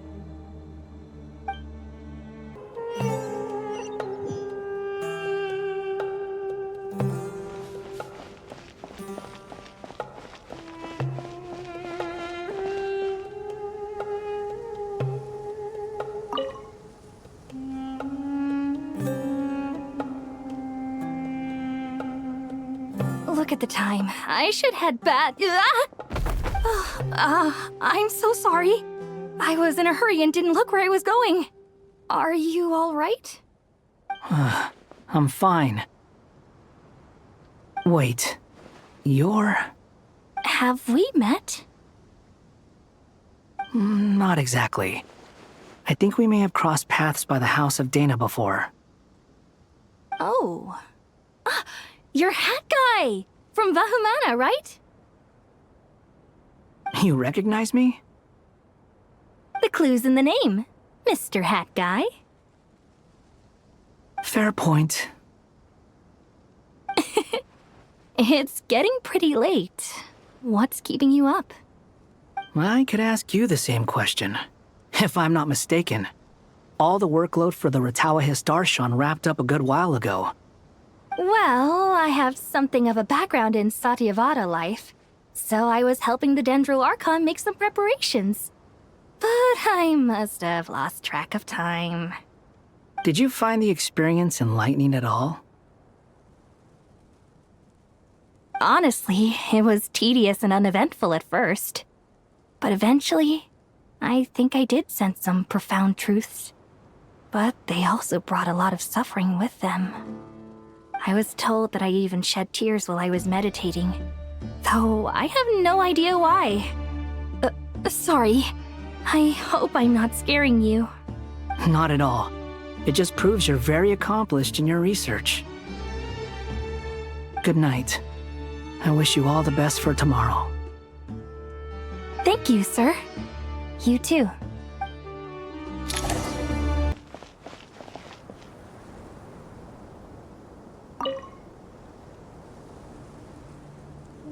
Too bad we've got a fight tomorrow. I could really do with a stiff drink. Let us pray instead. Prayer. How nostalgic. Lord Sangama Bay. Came to get some fresh air too, did ya? That's right. Actually, I was hoping I might run into you, Dia. I wanted to let you know that I've stocked up on that perfume you said you were so fond of. No, really? I'll take 2. Any chance of a friends and family discount?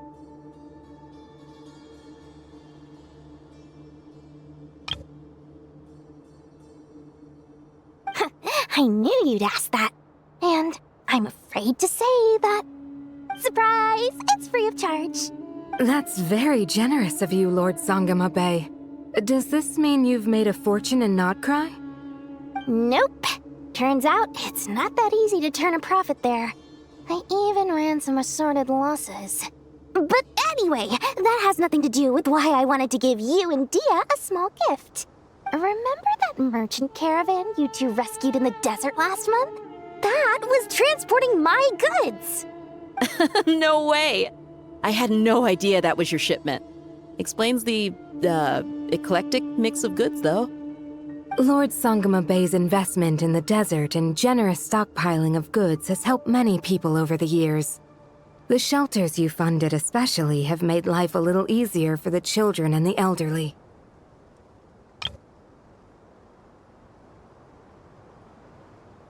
Wait, how did you know about that? Oh, I see. Nefer told you, didn't she? Ugh, that pesky lady. Aren't intel brokers at least supposed to charge for divulging people's secrets? She and Candace go way back. It's normal for close friends to share things you wouldn't tell to everyone else. Sure, but why did they have to be things about me? That's how Nefer shows that she cares. She wishes for all of us to know what a generous person you truly are.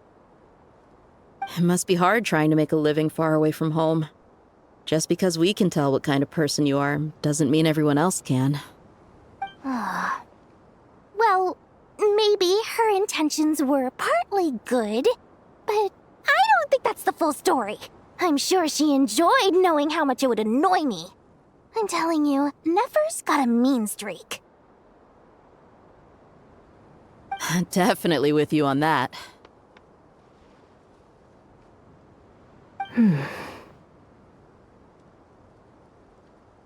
Does praying help you stay calm?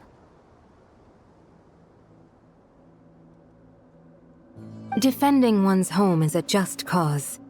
My heart is filled with a mix of anger and hope. Anger. You know, being able to get angry is a good thing. It shows that you're in touch with the real world, and that you have the passion to pursue something you believe in.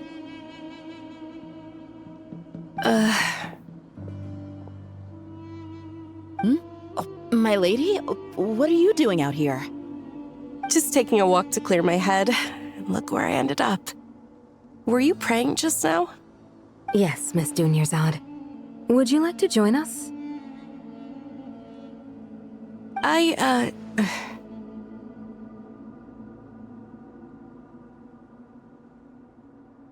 Come on, it's fine. She won't mind who you pray to. Oh, then sure. I remember you, Miss Dunyarzad. You visited my shop before. If I recall correctly, the god you worship is the Dendro Archon, correct? That's right. She is such a gentle and kind god. But to me, she is more than just a god I worship. I see her more as a friend. And so do many others. She's not some almighty god who reigns on high, but a genuine friend. Agreed. She's a wise teacher and a good friend. I spoke with several people during the evacuation. Everyone's aware that tomorrow's battle is one that ordinary people can join too. A battle to fight for our friends and our homeland.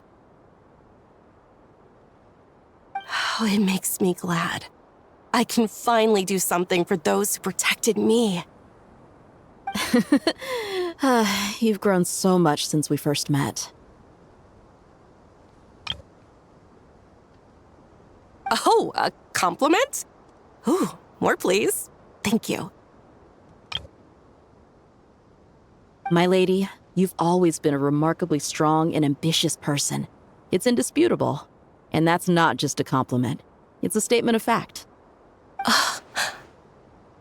What are you praying for? Our beliefs may not be entirely the same, but we both wish for the same thing. I pray that everyone will rise to the challenges ahead and return safe and sound. I pray for the safe return of all my companions.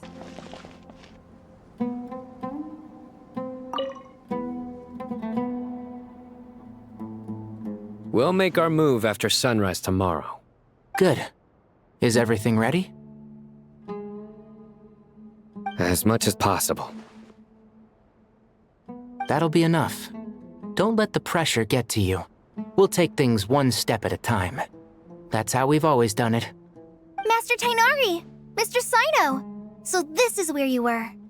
I brought some juice and some water. Would you like some? I know how easily you get dehydrated in the desert, so you should definitely have some water. In which case, I'll have the juice. I gotta ask, though. Who's on juice-making duty at a time like this? Madame Farazan said she was feeling a little nervous, so I told her about the automatic juicer my friend invented. She took it right off me and started making carton after carton of juice. A juicer? Did Sucrose send that to you? Yeah, I hadn't had the chance to try it out before this incident occurred, but I couldn't bear to leave it behind in Gandharvaville. The juice is very sweet. I think so too. Kale, how are you feeling?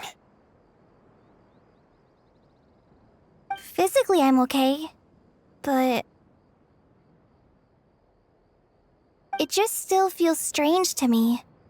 Why would a great power like this come to someone like me? I know the feeling well. That same question ran through my mind every day as a kid. At least now, you have someone who can relate to you. All the more reason that you should apply for Spontamod. Tainari fiercely opposes the idea, though. Those two things are completely unrelated. What are we all chatting about, Would anyone like any juice? Oh, you have some already. I had some earlier, ma'am. Maybe give the extra to someone else? Very well, very well. I shall be off then. There's this enormous power, and then there's little old you. You feel like there's no connection between the two. And that sense of dissonance is difficult to get used to. Yeah. But after all this time, I can't believe this stuff still gets to me sometimes. Makes me feel a little childish. Kale, just because we normally keep the conversation light doesn't mean we can't discuss deeper issues. I don't think it's childish at all. You were the victim of a terrible crime. It's normal to struggle with the fallout from it. You have absolutely nothing to be ashamed of. My professor once told me that no incident can be considered truly resolved until the victim says it's over. Your rage and your pain are completely justified. Thanks. Miss Nicole said that the same god remains which were once used to inflict so much pain upon me have now become a weapon with which I can protect everyone. It's like my own personal kind of evolution. Every innocent person who's been hurt needs time to realize that it wasn't their fault. I was the same. But it's all about to be over. Tomorrow, it ends for good. I don't know if you've noticed, but you rarely stumble over your words anymore, and your outlook has become much more positive. It's a big change from how you used to be. And since this isn't over, you can settle the matter on your own terms. It's time you seized back control. I believe in you. Yeah. Sumeru is my home. And it's so important to me. I have to protect it. No. I will protect it. And once you're done, how about you come back and apply for Spontamod? Stop it with the sales pitch, would you? Hey, excuse me. There are still 3 unclaimed cups of juice here. Why don't you take one each? Ugh, my arms are getting sore from carrying them around everywhere. Madame Farazan, why are you... Here, let me take them off your hands. Thank you, Madame Farazan. Drink up and enjoy my handiwork. I think I'm going to make something else now instead. Please, try to relax, Madame Farazan. Your nerves are starting to get the better of you. I know.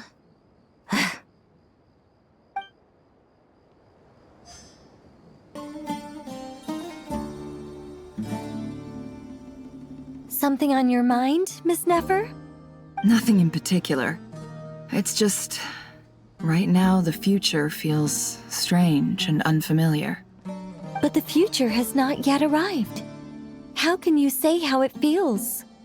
Some people know that there's an impending disaster. Others remain blissfully unaware. Each group is imagining an entirely different future while walking towards the same one.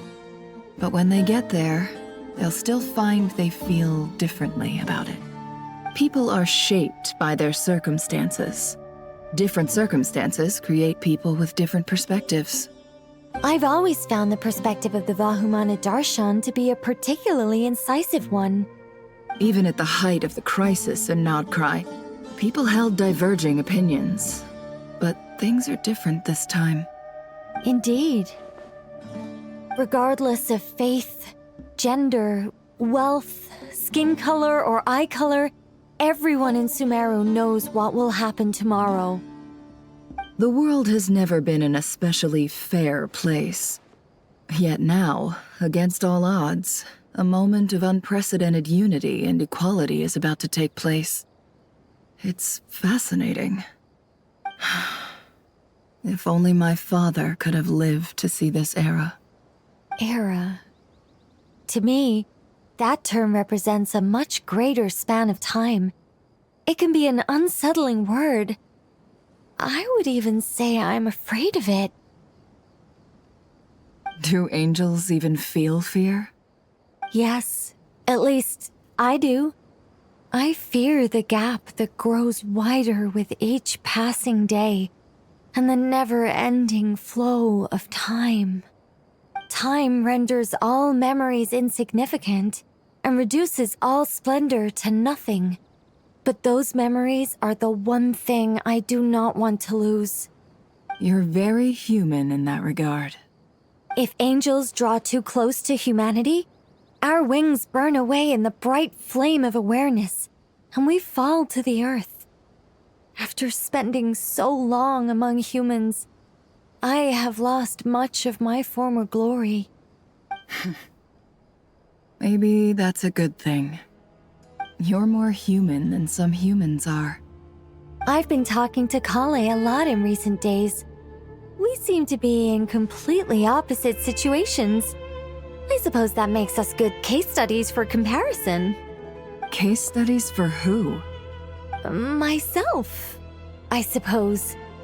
After comparing the two of us, I suddenly discovered that I desired more than before. It was a gentle, pleasant sensation. Just as most people pursue glory and miracles, I too am pursuing miracles of my own. Guiding humans to make the miracles in their hearts a reality. That is my miracle. It doesn't sound so bad, does it?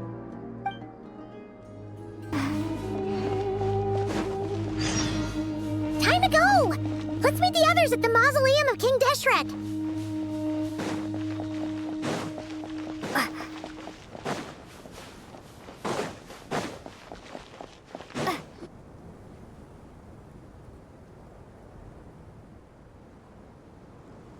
I have not felt this way in a long time.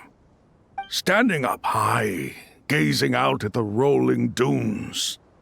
One cannot know what freedom truly means without first losing it. The golden slumber truly lives up to its name as a dreamland. Though desert sands exist there too, no mirage, no matter how glorious, can compare to true beauty. Dendro Archon, what is on your mind? I was wondering whose counsel I should seek on the questions in my heart. What kind of questions? So many. More than can be put into words. As I once said to a friend, we look, we see, and we comprehend. But the question still troubles us. What are the many disasters that this world faces, but the sum of all irresolvable questions? The biggest question you should be asking is how to seize victory. Yes. Although, I would express it differently. I must not fail. And so the question I am most curious about now is whether the path to victory will be an arduous one. What we declare to be a young sapling, we may, in fact, find to be a towering tree, if we would only cast aside our ignorance and look beyond the veil of time to see her true form. Nahida! We're here! Just in time. My preparations are almost complete. Ready when you are. We're here too. Miss Nicole! Miss Nicole! You run so fast! I thought I'd get a lot of exercise as a forest ranger, but I can barely keep up with you. Sorry, I got a little carried away. Lesser Lord Kusanali, the equipment is ready, and the modifications to Aru are all complete. As discussed during our meeting, Accessing Irminsul via the Akasha is no longer feasible at this stage. There are other options, it's just... they're a little more extreme, and more technologically demanding to implement. Maybe you should take it from here. The architecture and functionality of the Akasha terminals overlap considerably with Aru. There is reasonable evidence to suggest that one was developed based on the other, or that they both utilize technology of the same origin. As long as the transplant and merge operation succeeds, Aru should theoretically work on a scale greater than the Akasha and approximately equal to Irminsul. It will become the largest active computing device in all of Teyvat. A system this powerful is capable of a lot of different things. In the past, the Akasha was primarily used for one-way information transmission, but I suspect it could also serve as a central bridging hub. In the pursuit of greater knowledge, some scholars have attempted to connect their consciousness to Irminsul through the use of terminals, incense, and meditation. Correct. In academic language, scholars who reach that stage are said to have entered Satyavada life. Hypatia has performed this practice many times in the past, and she was once under my care for a period of time. Right. And this at least proves that there is a zone within Irminsul that can be connected to. That's right. Providing wisdom to the people is one of the very reasons for Irminsul's existence. I think I understand where you're going. Please, continue. In that case, I'll skip to the conclusion then. We need to further modify Aru, merge it with the Akasha, manufacture terminals, and distribute them to every single person we can reach. Every person? Even the desert folk? Yes, everyone. I've already calculated the amount of raw materials we need. So you mean we're going to get new Akasha terminals? Yes, but this time the people of Sumeru won't be using them to acquire knowledge, just to connect to Irminsul. That's the key. When we evacuated the city, we brought all the important assets from the House of Dana, in case we ended up needing them. Fortunately, this included the Akasha system's main terminal. We've checked all the relevant records, and one thing is certain. Nothing like this has ever been done on this scale before, so... Everyone in Sumeru is part of the plan. Whoever controls the people controls the situation. Since this function of Irminsul was introduced, it has only ever been made available to scholars, who don't constitute a particularly large group of people. But by expanding the scale to include all the people of Sumeru, all the individual connections will stack up to create a significant load on the system. Under normal circumstances, Irminsul would be able to cope with the additional load. But with it already being under strain from other activities, its remaining capacity is limited.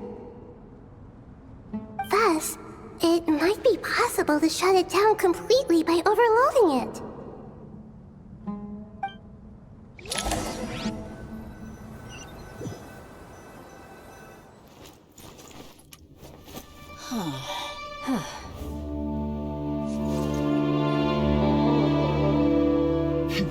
Counting down. 3, 2, 1. Are you ready? Ready!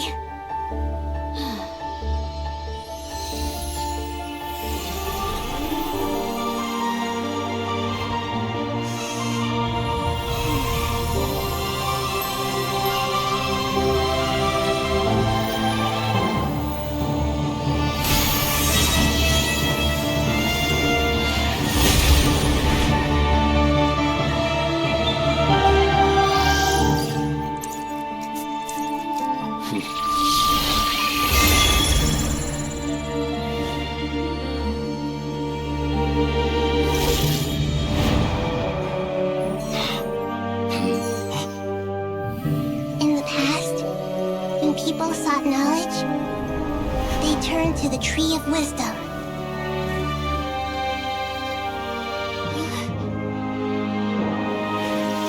Today, we use it to save Sumeru and the whole world.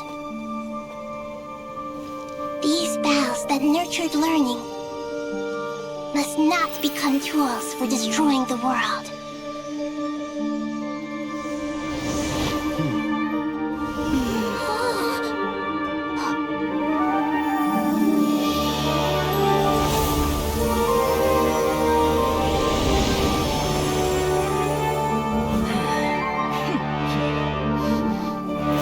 Stop. Please stop. End this transformation.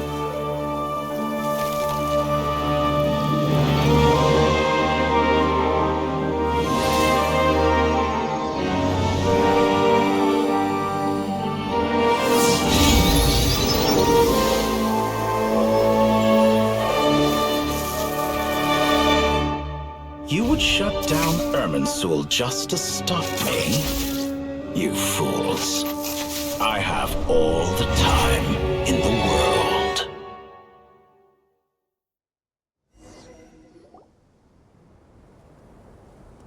Success! The evil Irminsul tree has stopped growing! Great!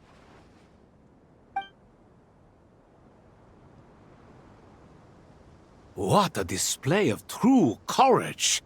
The courage to think and the courage to act! I never thought I would witness the shutdown of Irminsul with my own eyes. Perhaps this is human wisdom in action? Indeed, only humans could do such a thing. Gods are few and far between. What was once created for spreading knowledge is now used for another purpose. A rather ingenious plan. I am grateful to you three for your help. Only thanks to you were we able to extend Aru's interference capabilities to cover all terminals. Now, nobody who wears a terminal will have their activity accurately tracked by Irminsul. No matter how many eyes Dottore possesses, he will not be able to see us clearly. Now for the next step. I will need the help of your supreme powers once again. How might we be of service, Lord of Dendro? I need to reach the Eternal Oasis immediately. Right now? In that case, Ibis King, would you agree that this is a fine opportunity to dust off our old tricks? Never. I assume you have that chess set with you? You mean the one you gave to me as a gift? Asking for it back, are you? How could I? You misjudge me. I just wanted to show you another way you can use it. Connect to Safei Shatranj.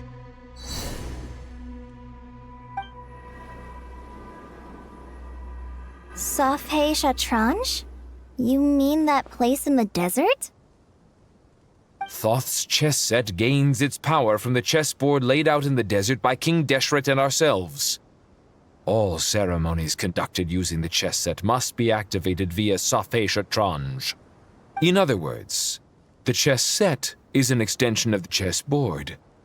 In the past, moving a chess piece was a sacred and momentous act. Transfer initiated. Entering live combat mode.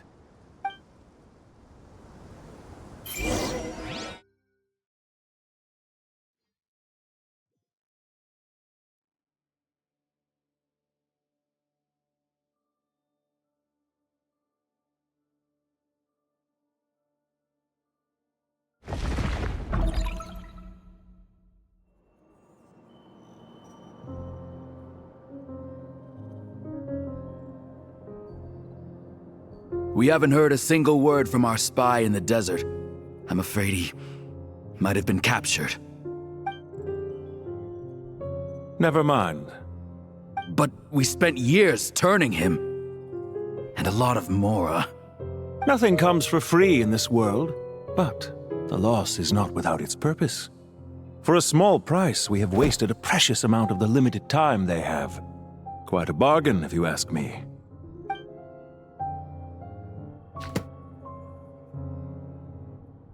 Understood. Weighing profit against loss is a necessary part of life. But to tell the truth, I have been operating at a loss since this all began. Since many centuries ago, in fact. For instance, why would a banker act as the executor of a will? If you hadn't deposited your personal belongings at Northland Bank, I would have no reason to be here right now.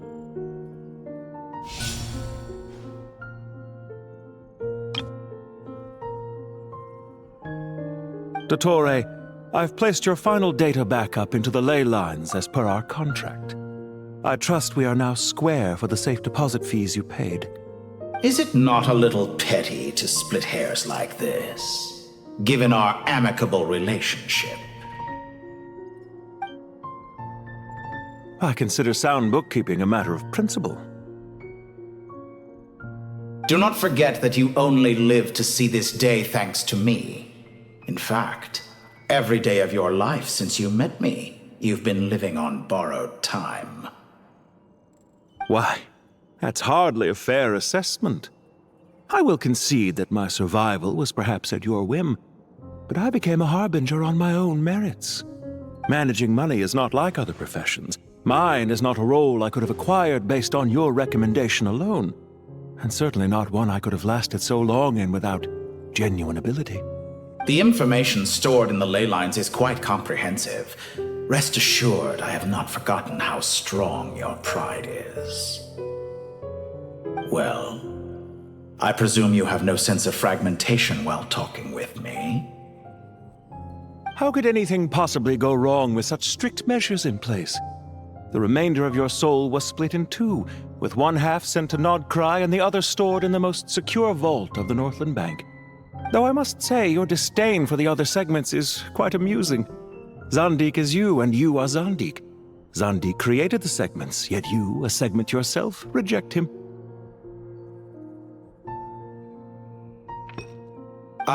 That is, Zandik, created segments of various ages in his later years. To achieve this, he had to freeze time and part with a portion of his soul. But as constructive as it sounds, it erases my uniqueness. If each segment is equally me, then by the same token, none of them are truly me. A soul living forever in the past inevitably holds different views than he did in his later years. The same thing that completes me also restricts me. You too might ask yourself which stage of your life you want to be preserved at. The day your business failed? Or the day you were framed by a gang and sold off to a medical lab as a test subject? We needn't dredge up the past. This undesirable plan was eventually scrapped. Lesser Lord Kusanali was quite right. I needed an opportunity to eliminate myself. And after that, I concluded that there was no more effective plan than directly splitting the soul. Once the soul is transferred out, you will find that creating a physical body is far simpler than creating a puppet.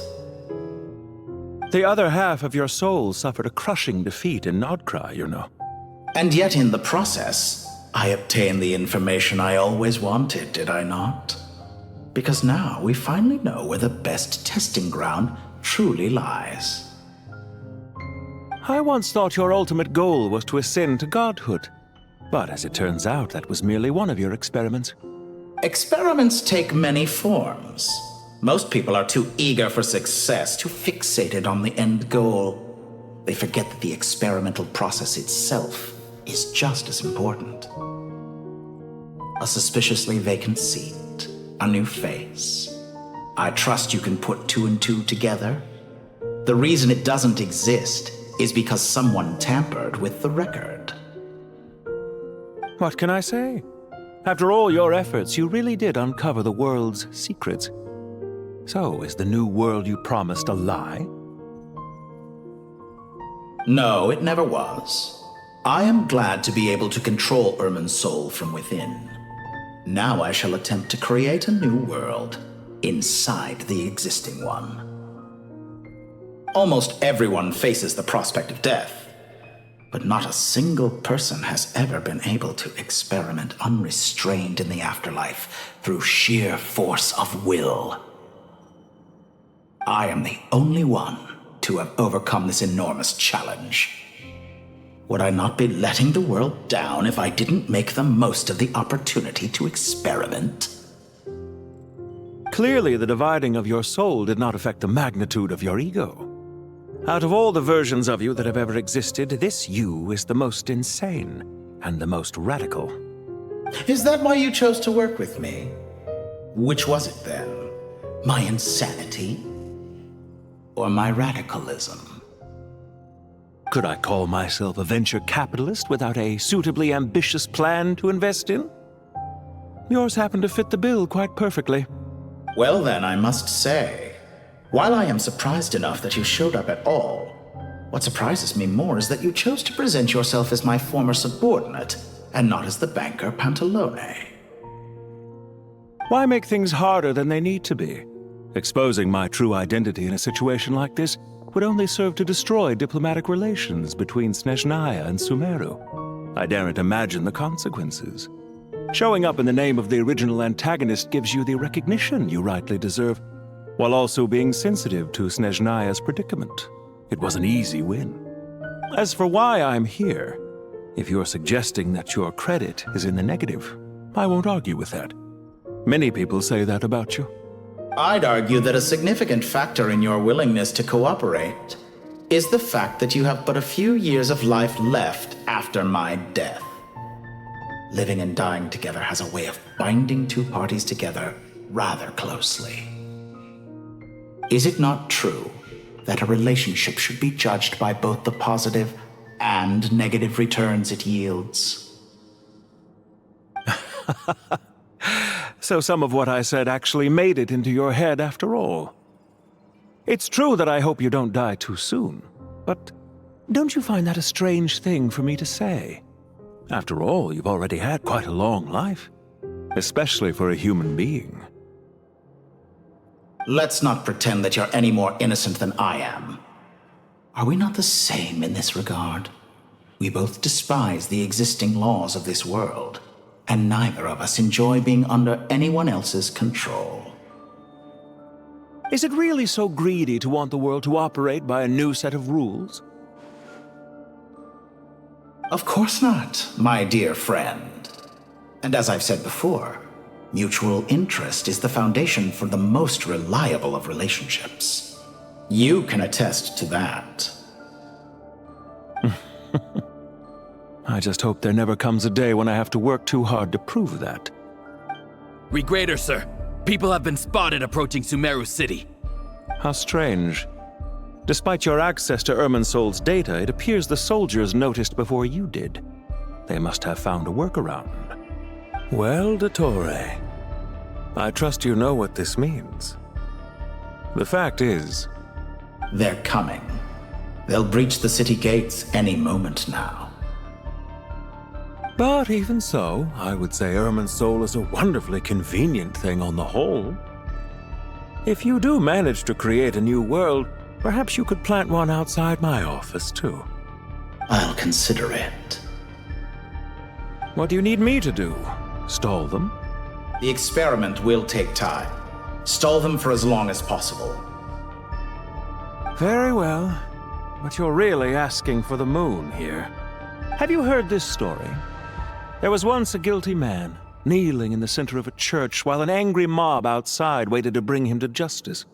He pleaded with the gods, begging them to grant him one final request, the chance to finish confessing his sins before he was sentenced. Many suns and moons passed, seasons changed, and still his confession continued, as if he intended to speak until the end of time. Are you suggesting I worship you as a god? Or were you hoping that I might confess my sins to you? Certainly not the latter. That would make my life miserable indeed. For someone who despises them so, you never seem to have any objections to me creating or becoming one. At first, I thought you'd be furious. Concerned I would terminate our partnership, were you? Not at all. You had reasons why our partnership must continue. Don't you find people's attitudes toward gods amusing?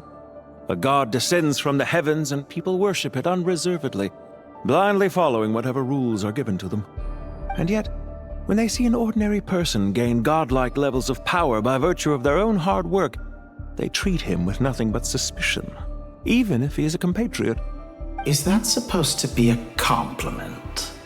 No, I was just thinking. I pity the man who would call you a compatriot. There's no need to be so self-critical.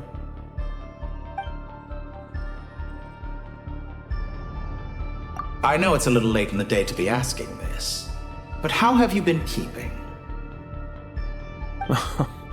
I'm flattered that you would take the time out of your busy schedule to consider my well-being, Doctor. The part of your soul that went to Nodcry caused quite a stir, sending our organization back to the drawing board on numerous fronts. It was quite a headache for everyone involved. Dear me. I must have caused you no end of trouble. You certainly did.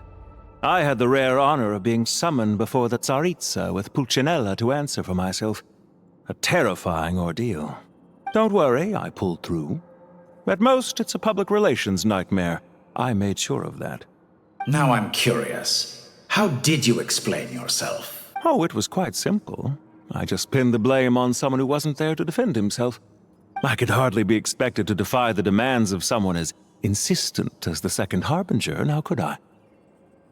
How you slander me. You know full well that I am perfectly amenable to reason. There's no question that you are partly to blame for the ruin of my reputation over the years.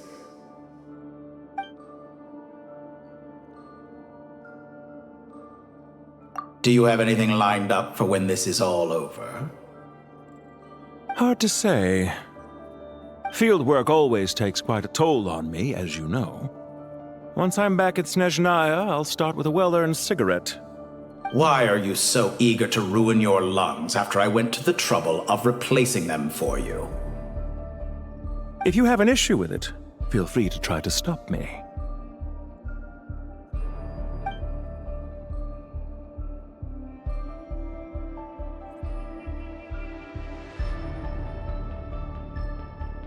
Do you have anything lined up for when this is all over? Hard to say. Fieldwork always takes quite a toll on me, as you know. Once I'm back at Snezhnaya, I'll start with a well-earned cigarette. Why are you so eager to ruin your lungs after I went to the trouble of replacing them for you? If you have an issue with it, feel free to try to stop me. What's on your mind? The limits of humanity. It's a pity. Despite running countless calculations, I find there is simply no way to reduce any further the amount of one's soul required to sustain an individual. It's rare to hear you admit to being unable to achieve something. I beg to differ. For instance, as I've told you before, the original me was prone to motion sickness and couldn't make long train rides. Ah, yes, of course. One of the reasons you often sent yourself out on errands. What are you thinking about now? A new experiment.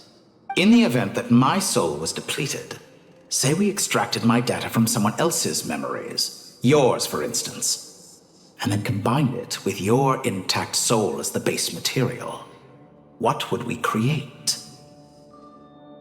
Such a scenario would be impossible. Oh?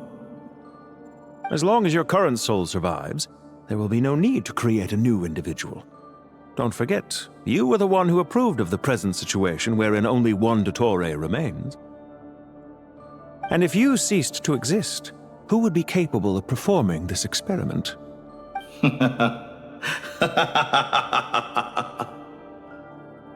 Since the day I met you, you've always excelled at talking your way out of a quandary. Isn't it a little too early to be saying goodbye? Not that I wish to keep you from your business, of course. Very well. Let's leave the conversation there for now.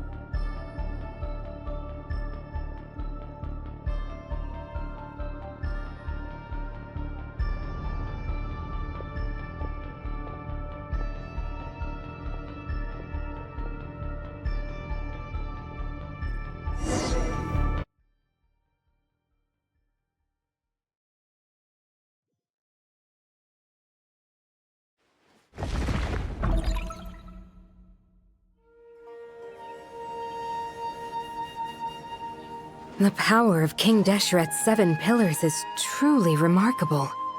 With just a chessboard, you can move an entire unit across the material plane. Yeah, sets us up for a much easier fight. Really makes my day.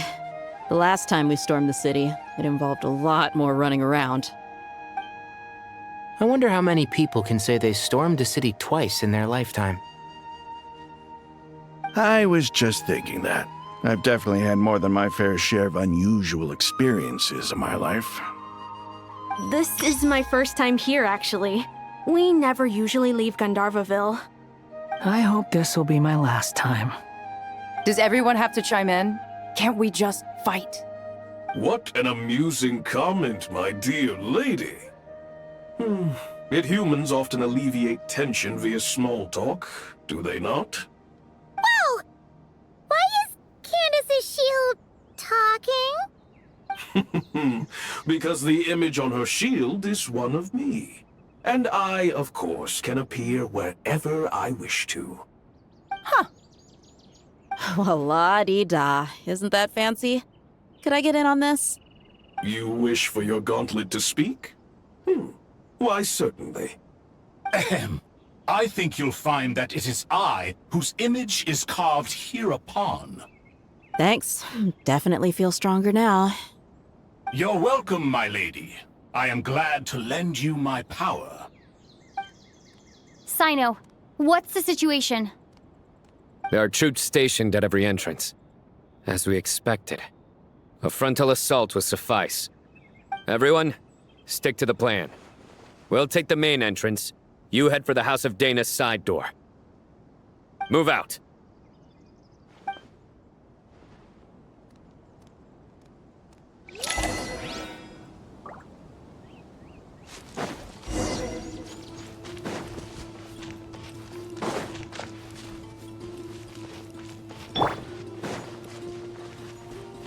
Out of my way! Take this! Watch out! Get lost! Whew. Thank you, Jet. You gotta be more careful. If you're not ready to put your life on the line, you can't be certain of defeating your opponent. She's right. Keep your wits about you, Rana.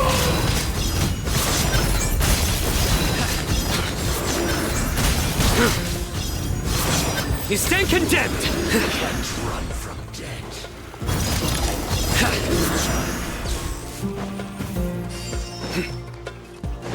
Take them out and secure the harbor.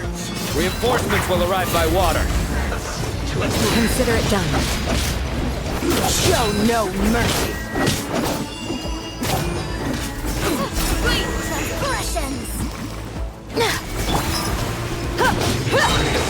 You asked for it.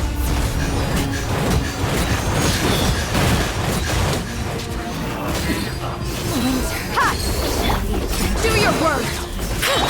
Surrender!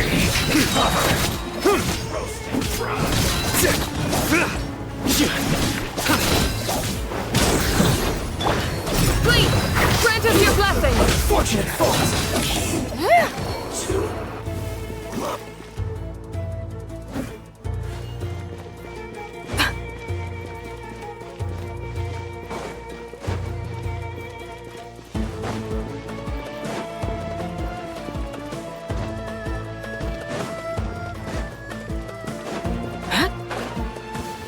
Looks like we're in a tough fight. Futile! Your sins weigh upon your soul! Your penance is due! You stand condemned!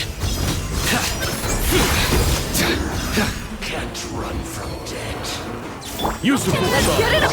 We shall prevail.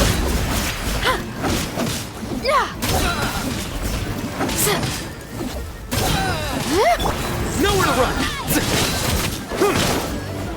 Gloves off.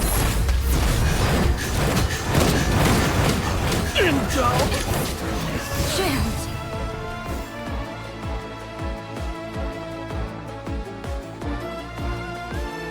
Waterway secured. Brothers! Sisters! Perfect. Just in time. Welcome. Once we've linked up, we'll continue the advance. The team has arrived at the north entrance, as planned. Good. Press on.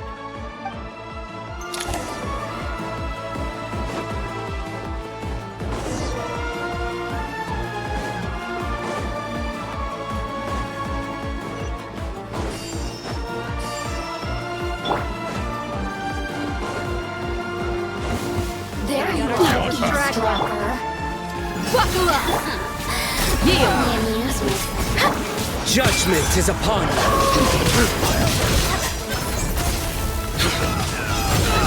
Your penance is due! Grant us your blessing! Do your work! Look alive! Waste of time! Please! Hear my prayer! Your sins weigh upon your soul! You stay condemned! Did it take too long? Your penance is due! You stand condemned!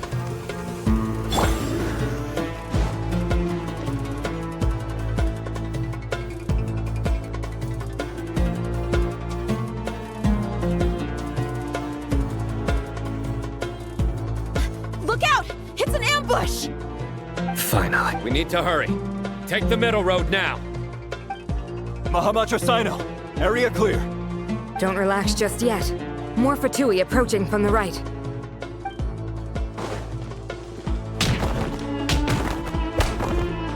Irminsul cannot track our movements. If necessary, we can split up. Don't worry. We'll wipe them all out. As you can see, our people came raring to go. Good, good.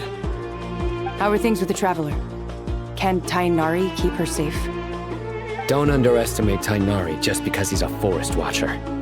He can handle it. All right. You know that's not what I meant.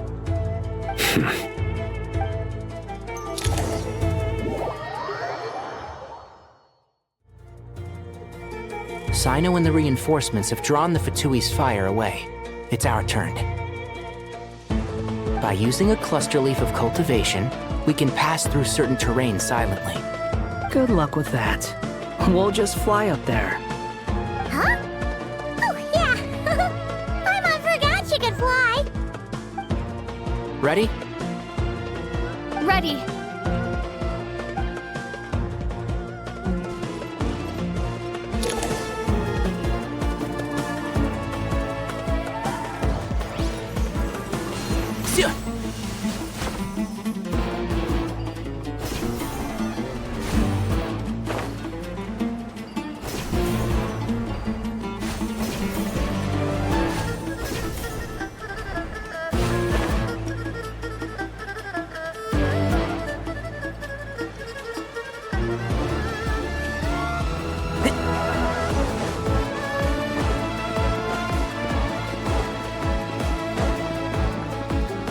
Keep up.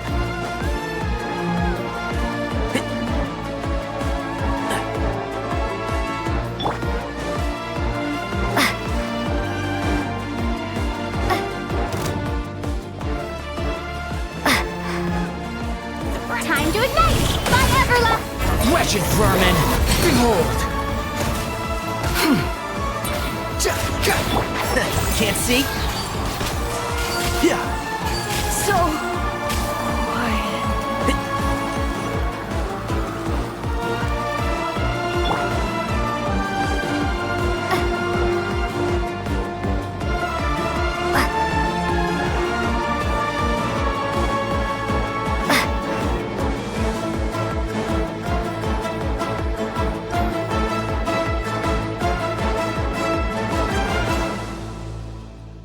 Fatui soldiers up ahead.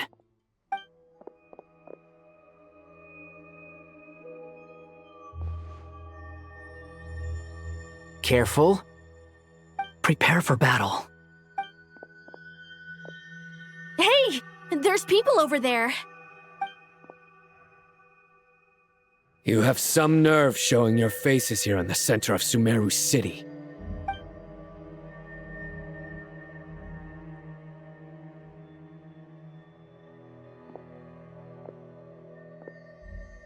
You're right on schedule.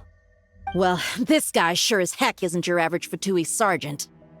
They've stationed quite a few people nearby. It definitely looks like they were waiting for us. But something feels off.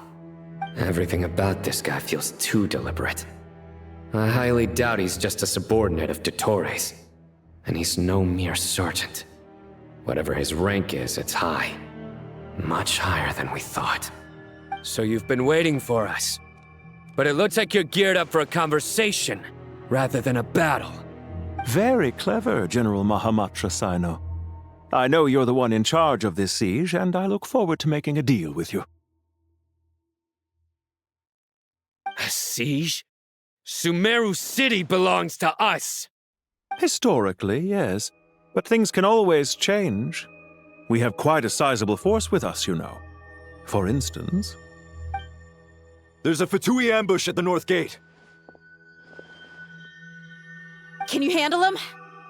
We can for now. Yes, I'm quite sure both sides can hold their ground for the time being. The battle has not yet reached its climax. But what happens next? Do you enjoy watching bloodshed? Surely some of those here are people you count as friends. Once a war begins, some people must die. I doubt you wish that fate upon anyone you know. Wait a second. It's a trick. He's not even there. Silence!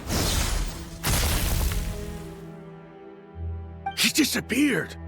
What was that? A ghost? Curses! He was never there to begin with. That was just a shadow projected there to lure us in. Enough talk! Attack! I apologize for being unable to accompany you at this crucial moment, but I am compelled to leave for reasons beyond my control. Please excuse me.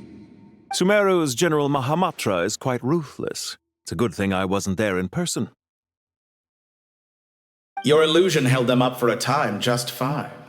But now that they have seen through it, they will realize you were just a decoy.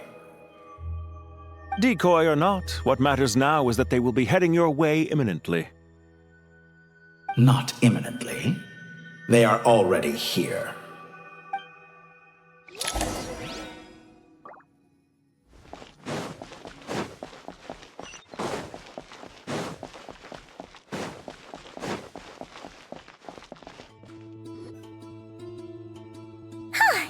We made it!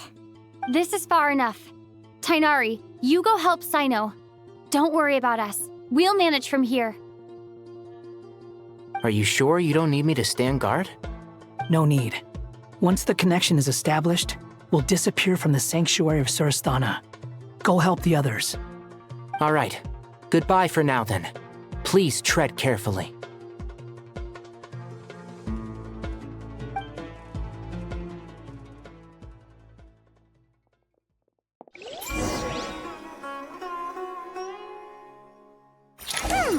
Now where's the interface Nahida mentioned? Come on, where's it hiding? Found it. It's over here.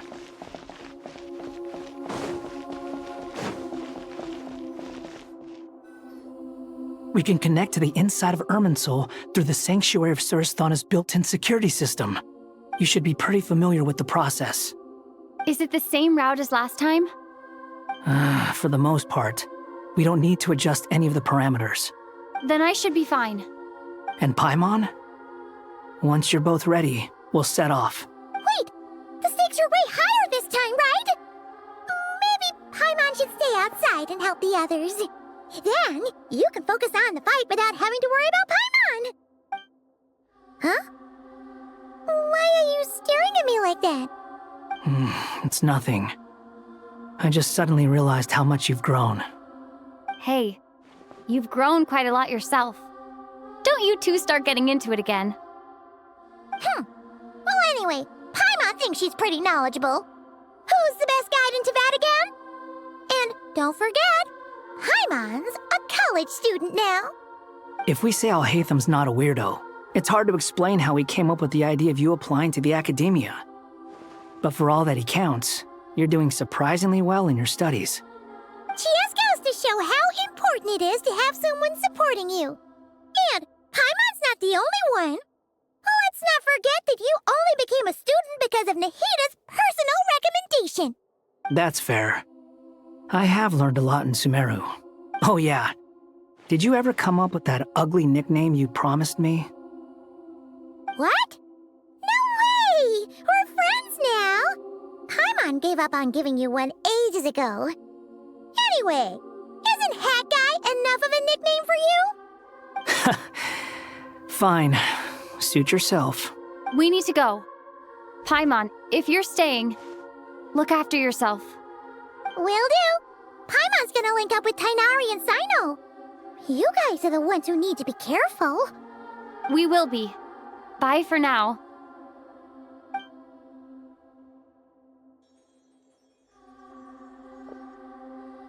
Initiating connection.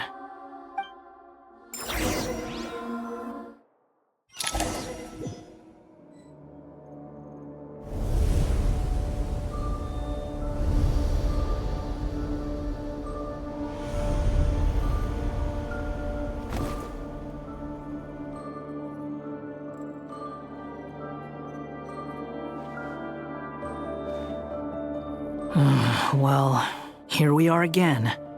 Come to think of it, I still don't even know where we're going. Thanks to our terminals, it should be impossible for Irminsul to read.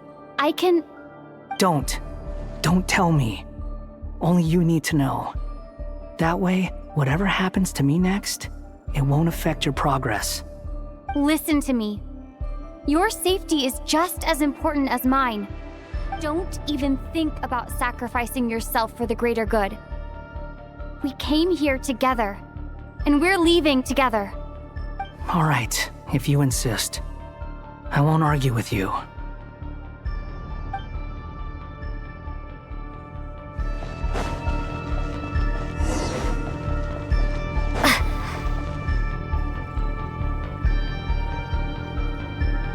This place looks so different from how I remember. It's unrecognizable. It's a complete mess. Like someone's turned the place upside down. Must be Dottoro's doing. Either he's searching for some information he needs, or... It's still changing. He has to know we've entered Irminsul. But luckily for us, he can't pinpoint our location. Be on your guard. Don't let him find us. The red parts have probably been corrupted by Dottoro's power. Don't touch them, or you might alert him.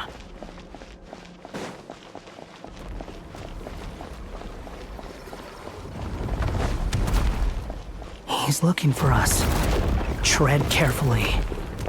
That wall could be a problem. Fortunately, it looks breakable. Give it a shot.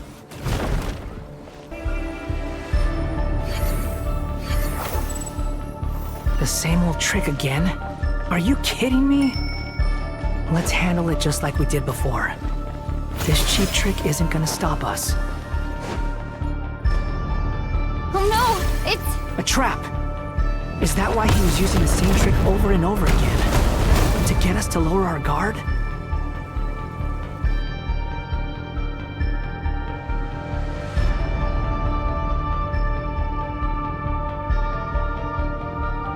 I'm trapped!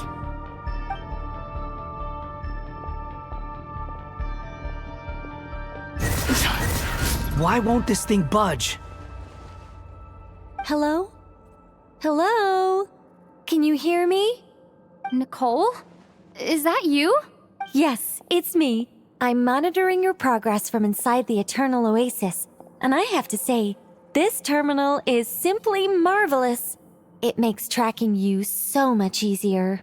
I couldn't see anything at first, but now that you two are inside, I can use your location with support from the terminals to get a partial view of the situation inside Irminsul. It's not the clearest image, but it's better than not being able to help at all. So, here I am. I can't intervene directly, but I can help to guide you out of the jam you're currently in.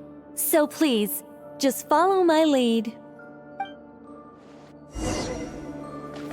Dottore in his current form is a blight upon both Irminsul and the ley lines.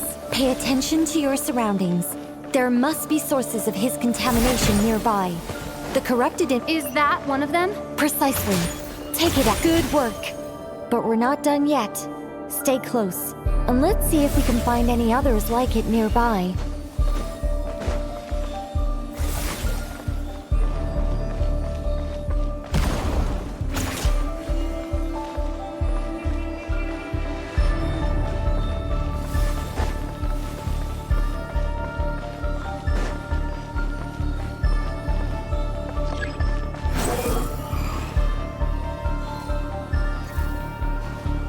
This must be another one. Agreed. Now... Wait!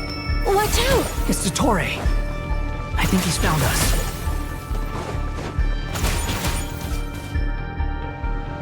The seal is broken.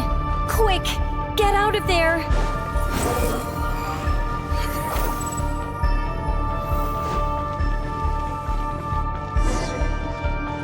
And where exactly do you think you can run to?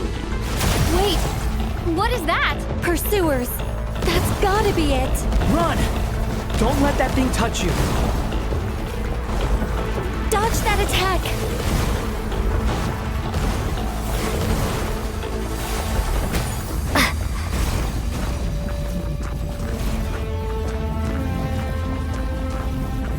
There's more than one path. Which way do we go? To the left. Trust me.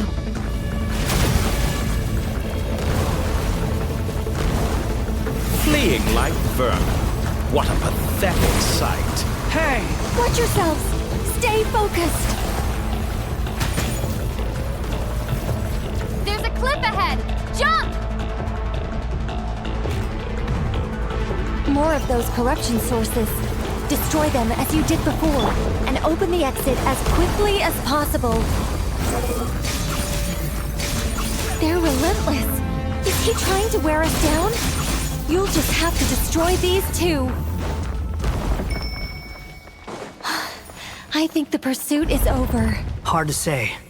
Stay alert.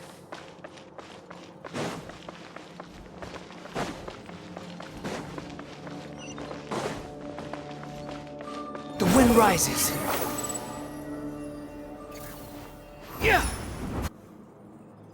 Whew. I think we've made it to relative safety. Phew, goodness.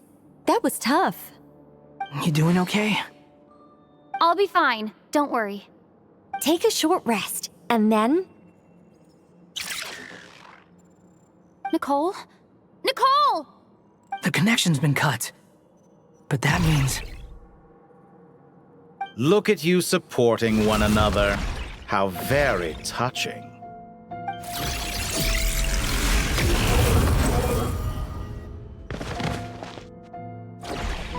Dottore! Took you long enough to find us. You're more useless than I thought. Oh, really? I think I deserve a little more credit for my methods than that.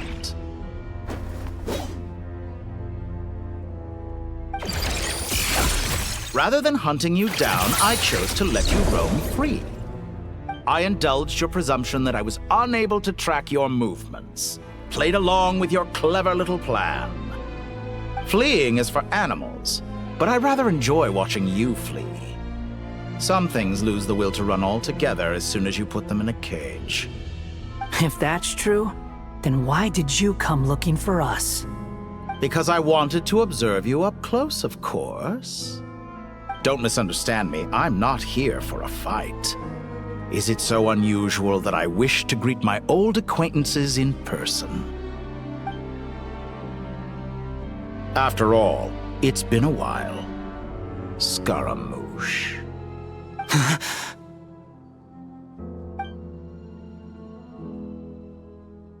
Why are you so afraid? I have done nothing unprecedented in discovering the truth. Nor did I go to any great lengths to uncover your story. You made a bold series of moves in deciding to erase yourself. And with the power of this great chronicling device called Irmin's Soul, you were able to achieve something quite remarkable. Once most people form an opinion about someone, it tends to imprison their mind. Yet you managed to erase every trace of your existence. A novel take on death indeed. However, this meant that you stood out to me all the more when I saw you in Nodcry. I didn't even have to go looking for you. Just the sight of you was enough for me to intuit the truth. For someone in my position, connecting the dots was a trivial affair. It would have been more surprising if I hadn't managed to piece it together.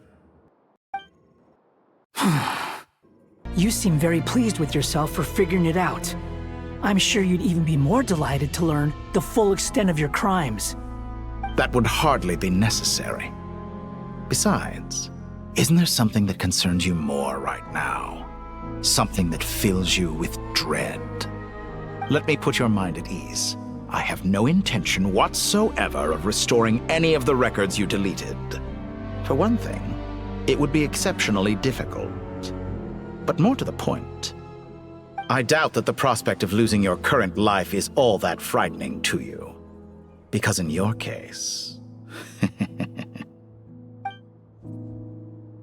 the cruelest twist of fate is that you'll never again have the chance to make up for any of your mistakes. Isn't it? Dottore?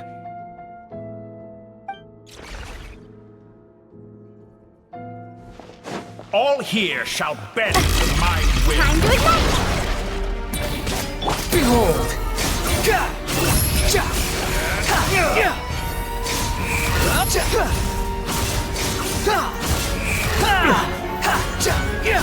I'm afraid you'll need to do better than that to take me down. I expected you to have grown stronger. Ah, how foolish of me.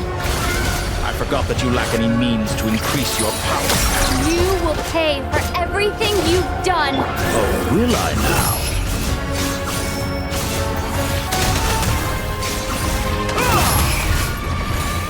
That's far.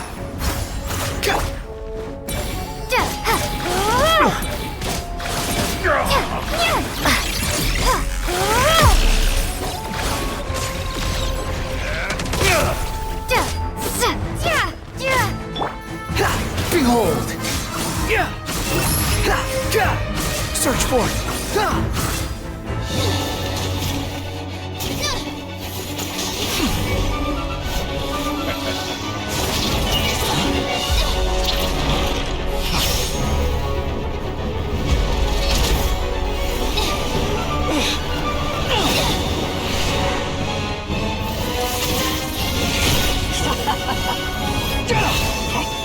Does the prospect of death amuse you? I can ask you the same question! I'll distract Dottore. You focus on the mission. Got it.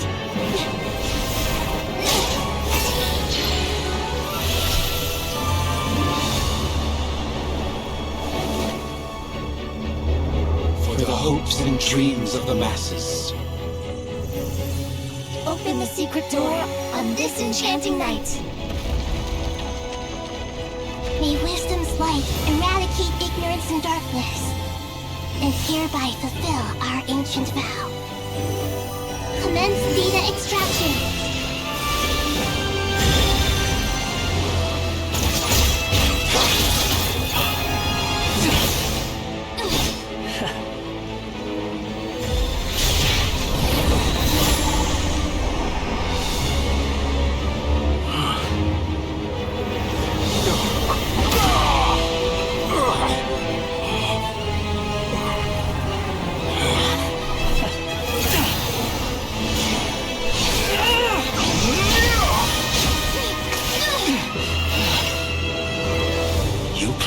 Outdated ideals and stand in the way of progress. You will pay for interfering with the grandest experiment of all time.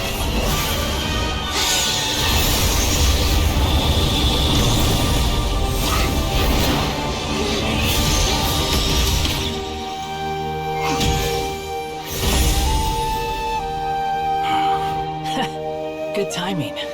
Dottore, as clever as you are, you fail to understand wisdom. Wisdom takes many forms, but the path you have chosen eschews them all.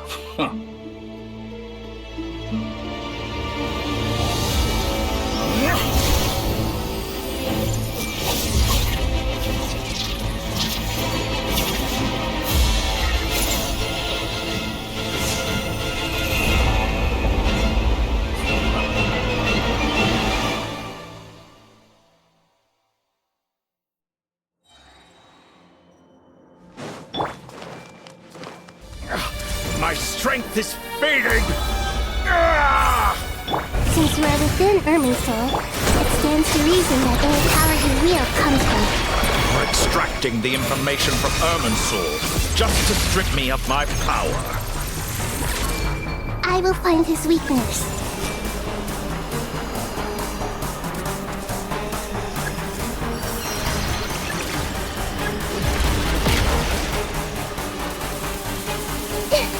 I see everything!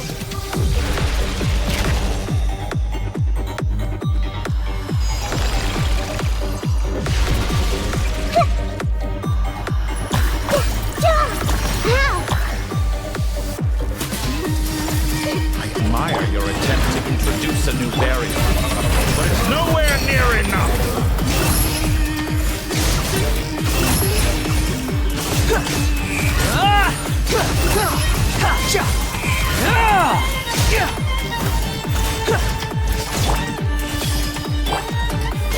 Time to ignite! Squall and Fury!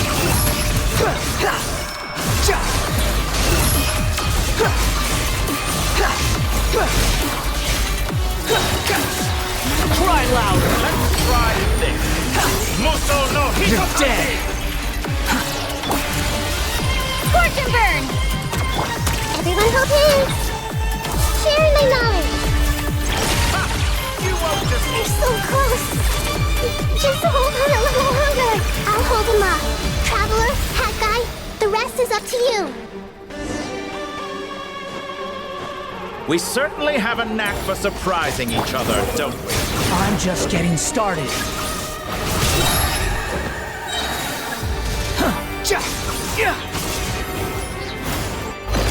It's time!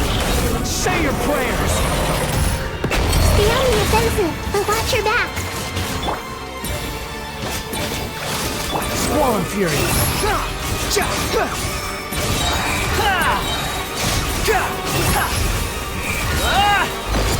It's time! Say your prayers!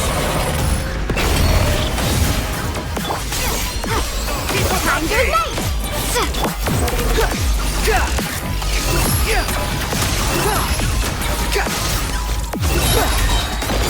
It's time! Say your prayers! Finally, time for you to die. Excited? Time for me to die! If death were something I feared. The last gasp struggle of a dying man is a pretty pathetic sight. And I know it. It's time! Say your prayers! The wind rises. Let's try this! Muso no Hitotaki!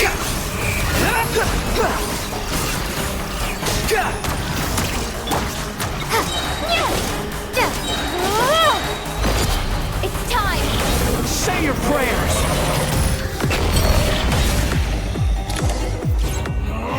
That's enough!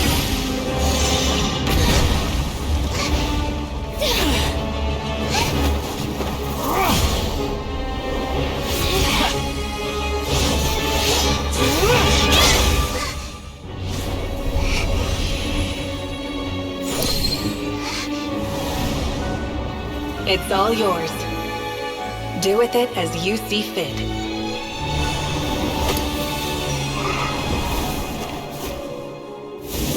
Just as you say, this world is home to some archaic things.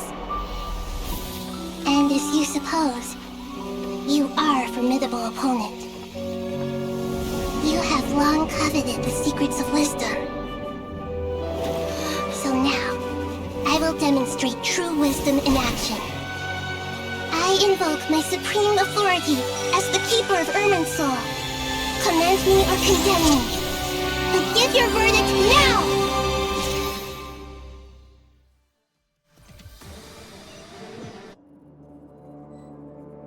Blessed One of Wisdom, Mahakusaladhama, are you certain that you wish to exercise your authority to destroy Irminsul? It represents both your roots and your finest accomplishments. You truly intend to abandon the very thing you have always fought for? This is my decision. Irminsul has been corrupted beyond redemption. Irminsul is the original tree of Tevat. It is the means by which the heavenly principles maintains fate itself. The 7 Archons should honor and revere it, for their authority was bestowed upon them by the heavenly principles. It is precisely because I honor and revere it that I fight for the humanity it exists to protect. Wisdom is knowing how to weigh the options and make the right decision. If you truly care about the fortunes of this world, then it is me you should seek to preserve.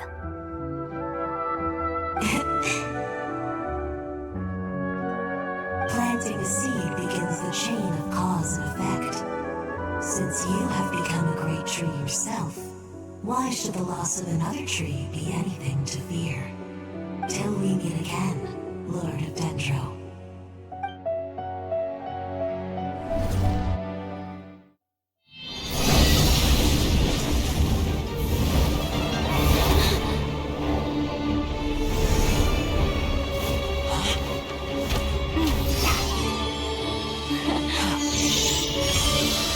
The first flame. The pure, cleansing fire.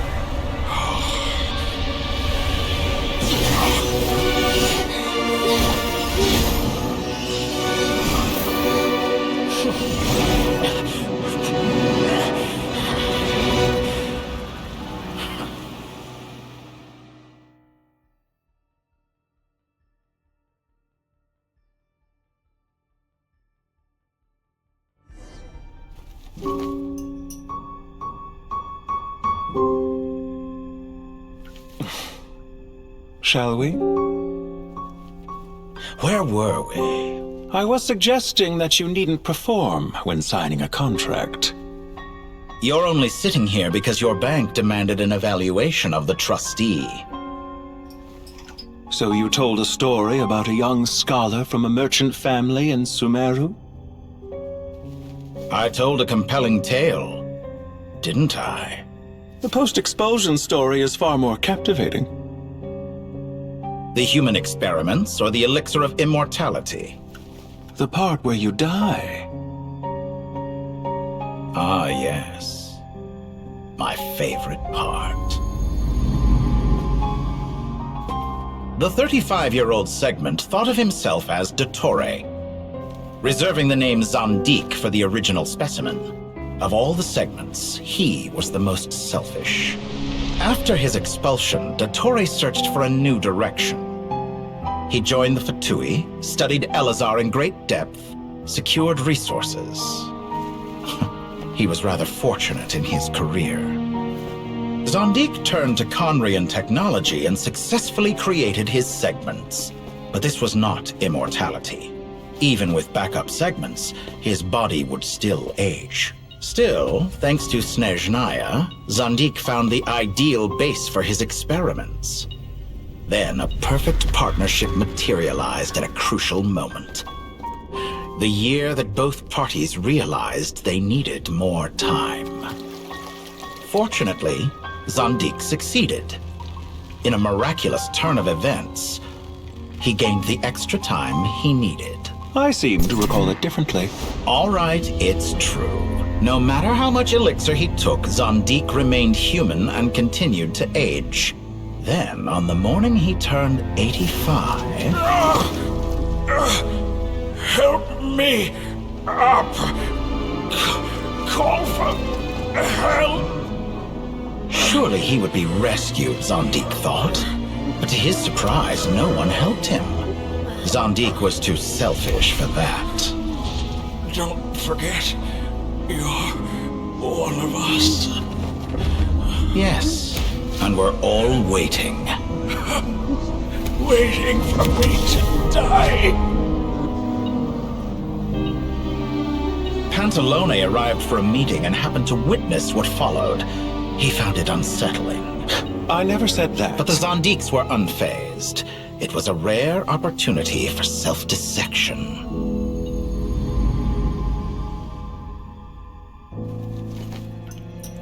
What does all that have to do with you depositing your data at Northland Bank? It has made me cherish my time in this world all the more. Fair enough. So you do have a sense of self-preservation.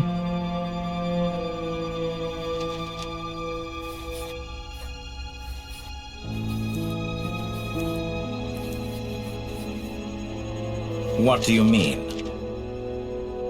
You're hardly normal, and you don't cherish life. You just don't want to admit defeat in the limited time you have. Even so, don't I deserve an interesting ending? I'm counting on it.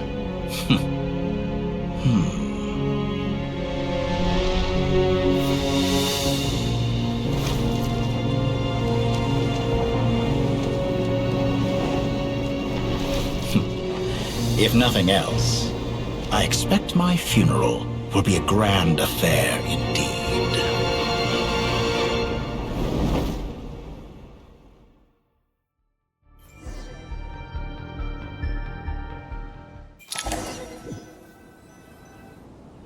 What a magnificent fire.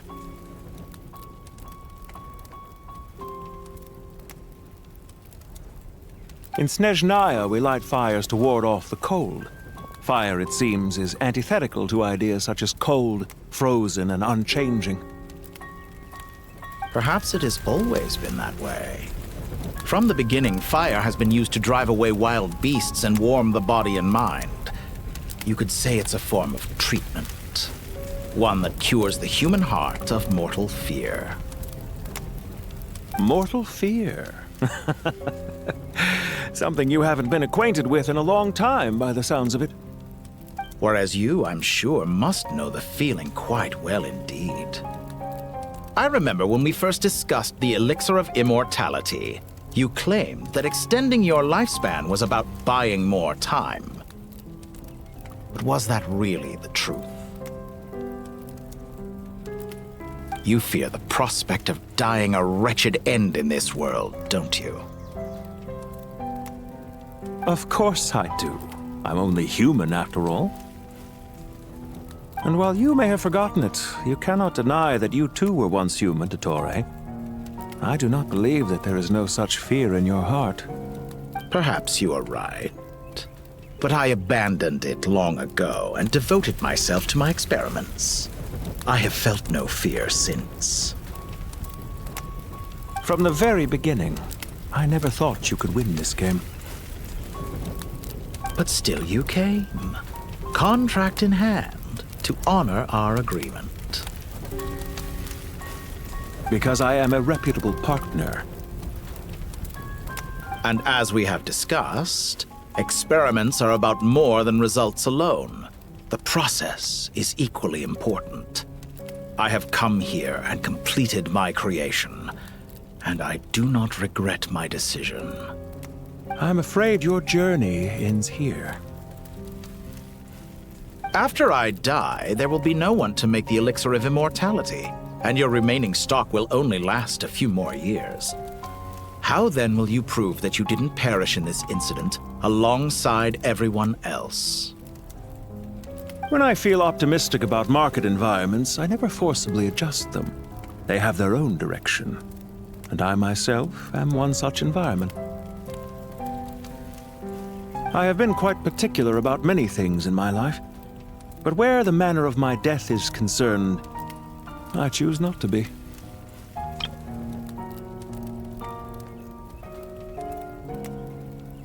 You make yourself sound so magnanimous. Oh, but I am. And I hope you will be too. It may have been a long time since anyone told you this, Dottore, but I recognize that you are a truly rare talent. Ha! I can see it. The experiment in blasphemy that I've been performing all this time. It has been a long process, and I do not care about the results as much as people might imagine. If the very goal of your experiment was to explore infinite possibilities, then there was never any reason for it to end. Indeed. Yet now, the experiment has officially drawn to a close. What should I call you? Zandik? Or do you prefer Dottore? Suit yourself. Goodbye, Feofan. This time, that's what it truly is. And don't I know it? Goodbye, Zandik.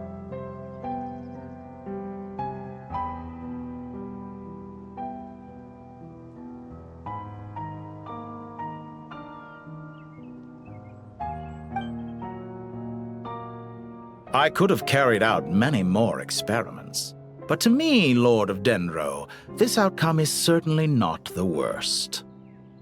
I believe you. But unfortunately, this is where it all ends for you. This experiment does not belong to you, nor do any of the results. Experiment. It sounds like you're trying to outdo me in my own field. Wisdom is conveying information in terms that people can clearly understand.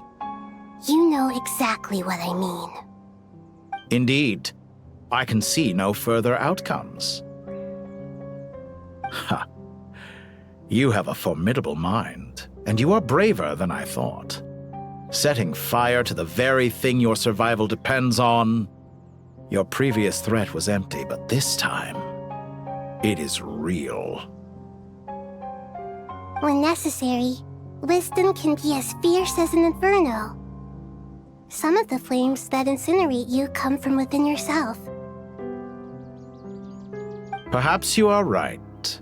You see what lies at the bottom of the human heart, and that is your wisdom. Here is where your journey comes to an end. All that is yet unknown belongs to those of us who will carry on living. It seems I have unwittingly been your arch-enemy all along. But now, it's all over. I do not deny your intelligence. But what you refer to as experiments, I would never describe in those terms. They are events that take place in the real world, and they are so much more than mere data. Goodbye. We will never meet again.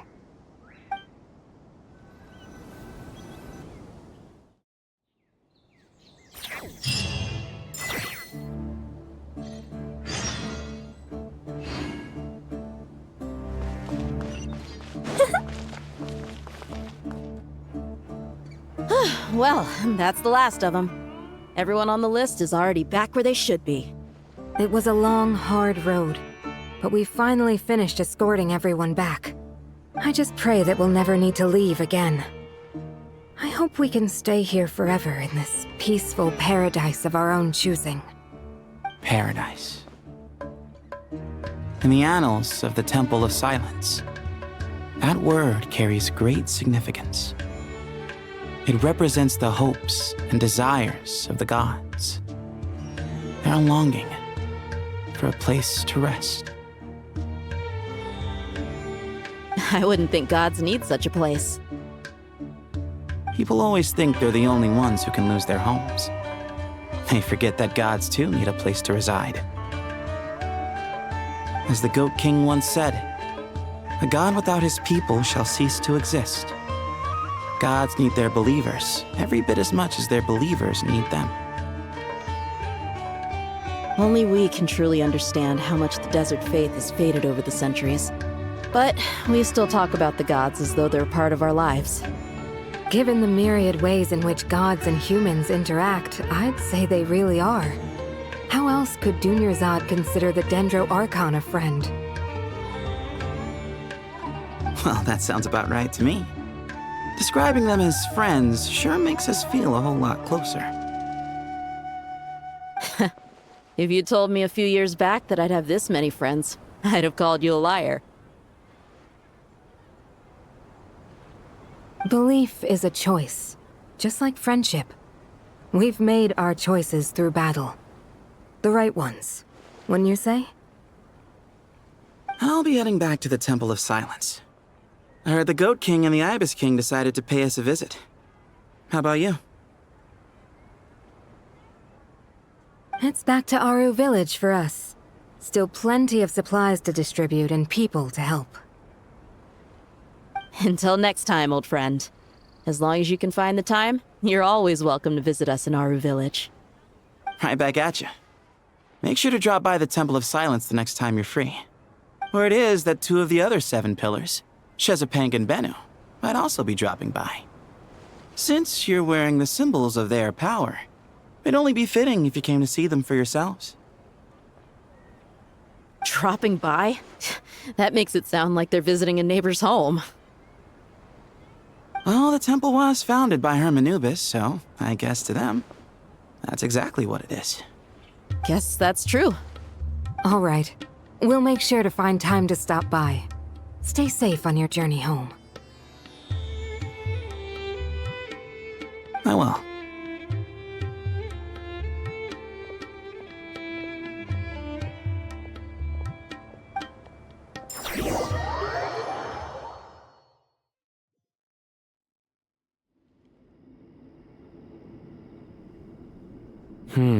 You do have a point. See?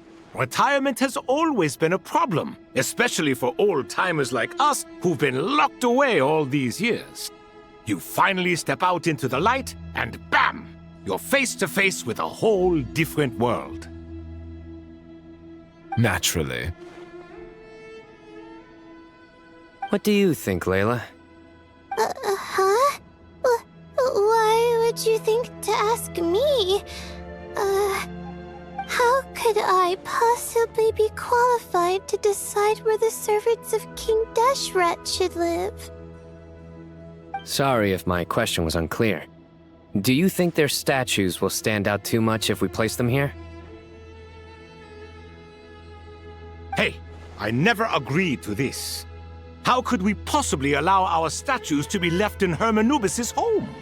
That would be like breaking into someone's house, then pretending it belonged to you in the first place. Different beliefs can coexist. We still need to respect one another. By which you mean, you two plan to stay at the Temple of Silence, for a while at least, but you have no intention of relocating your statues here. So, you see this as sort of a family visit? Is that correct? Family. You could say that. In a sense, Hermanubis would view this as his home. Just look at this place.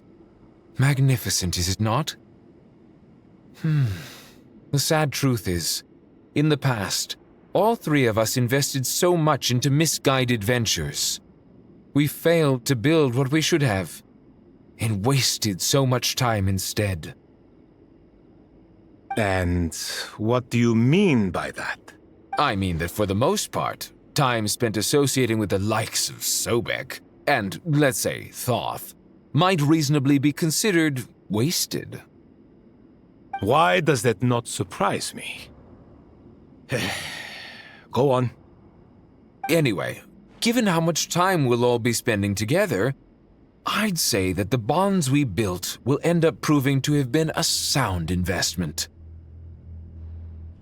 Once Sethos, the current leader of the Temple of Silence, returns, you can discuss the matter of staying here with him. But judging by the expressions of everyone here, I imagine you'll receive a very warm welcome. This sacred ground houses untold knowledge, after all. What better place for the servants of King Deshret to appear in the mortal world? How about we share a meal together first? I imagine it's been many years since you last tasted fresh food. Oh, that sounds wonderful! After so many hundreds of years, I can only surmise that desert cuisine has become a lot more varied. Are we having a get-together? If you'd like, I can help prepare some food. After all, Lord Thoth, you helped me so much in the desert, and I still haven't properly thanked you. Oh, my, that would be wonderful. I'm touched that you still remember. How the times have changed. To the people of today, it seems the Ibis King has become a kind and passionate god. And you, Mr. Herreshoff? What kind of god do you wish to be? To be honest, I haven't given it much thought. How about you, Dendro Archon? Do you have any hopes for your future? Me? I'm very happy with my current life. Forgive my bluntness, but you do not seem to derive your authority from majesty and might, like Lord Al-Ahmar. Clearly your approach has its advantages, but also its dangers, don't you think? I do, but projecting a majestic front doesn't really suit me. Besides, my relationship with others isn't simply one of a god and her people. Not putting on airs might earn you more adoration. Exactly. Besides, I really like parties where everyone brings their own food, and we all come together to share. You should join us. I'm sure you'll find it fun. Last time when we got together for a picnic near the Avidia Forest, it was quite the occasion. Seeing as you're already here, how about we hold the next one in the desert? Can we do that? Wouldn't Tainari have to transport a ton of drinking water? Don't worry, I can help out. Layla, would you like to join us next time? Me? Sure. The more the merrier. That way we... Don't take this the wrong way. I just think you should know. When it comes to passing the time, chess is more our thing.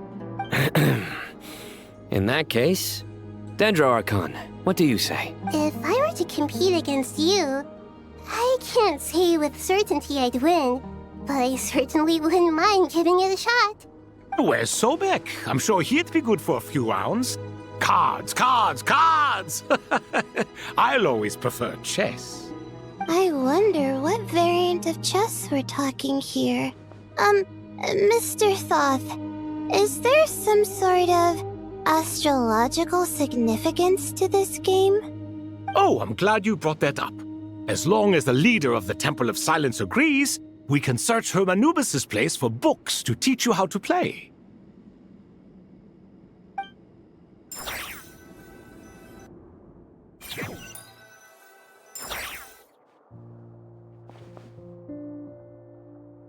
Such devastation visited on Sumeru City. So many houses destroyed or damaged in the fighting. Who could have foreseen this? Look at all of this. It's going to take me forever to tidy up. I suppose living below the academia doesn't always work out to your advantage. I would have thought a little appreciation of my sincerity and effort in helping to clean up this mess might be in order. Helping? Effort? This is your house! Of course you should be putting in the effort!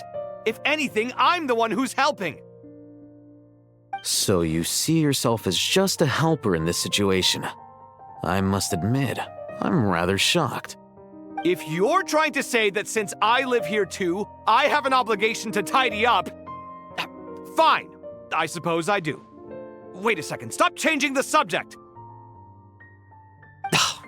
Nevertheless... In the wake of a great storm, a missing roof is a predictable inconvenience. Can you stop making it seem like I care more about this house than you do? Doesn't it upset you at all to see your home in this state? I won't pretend it's ideal, but that's no reason to be upset. This is the roof over your head, your shelter from the cold. The furniture is scattered, the paintings have fallen off the walls, the windows are shattered. Don't you feel even a little disheartened? The way I see it, these problems are easily solved. Ugh, this is precisely why I hate talking to you about sentimental things. It's like banging my head against a wall. You simply don't understand just how much work goes into making a proper home. It sounds like this is causing you a lot of anguish. You mean the house or the paintings? I mean your sentimentality. Oh, well, yes.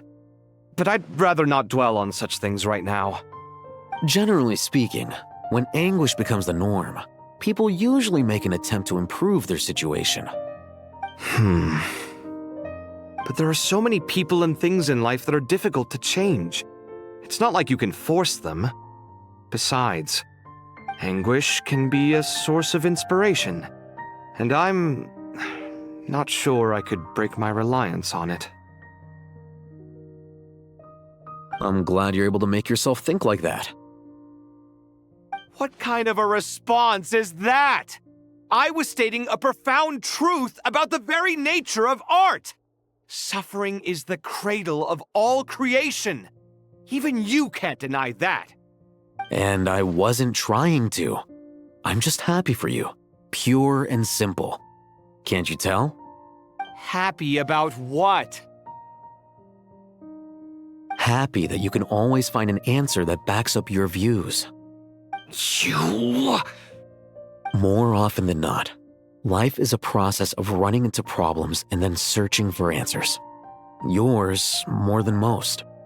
Not everyone's so good at justifying things to themselves. It's something that you've been steadily mastering.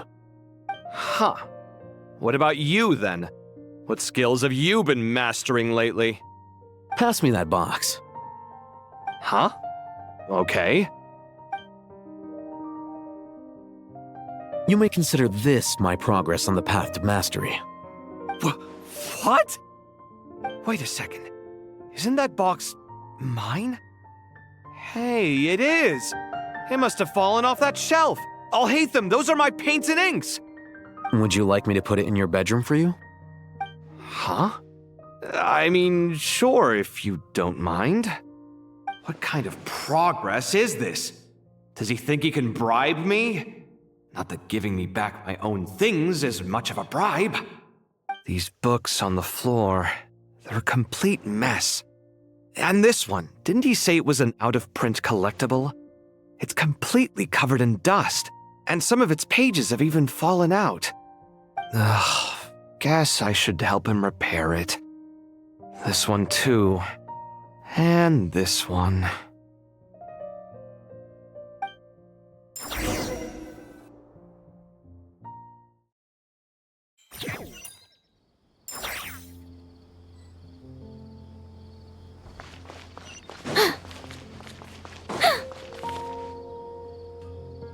Local sumter beasts, imported goods, such a bright future ahead.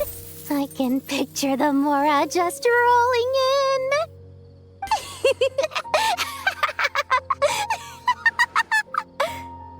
You do realize you sound like a choking cow? It's called being imposing. Can't you feel it? Are you not intimidated? Oh, I'm positively shaking in my sandals. What commands do you have for me, oh mighty Lord Sangama Bay? You've got a lot of nerve, Nefer. You went and told Candace and the others everything, didn't you? Seriously, do you have any idea how differently they see me now? Surely that's a good thing. I presume they're more disposed to actually like you now, maybe even view you as a friend. You traded my secret for sympathy! Thanks to you, I've lost every last shred of my mercantile majesty.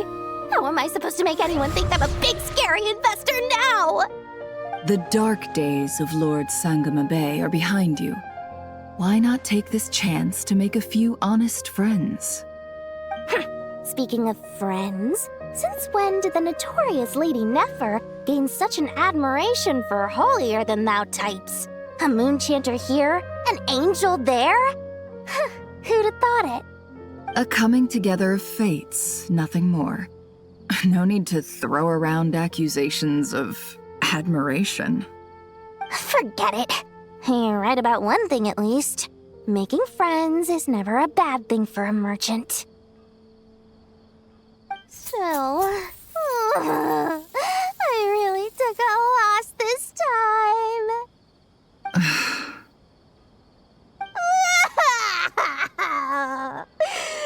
What are you looking at? I'm trying to see if you're really crying or if those are just crocodile tears.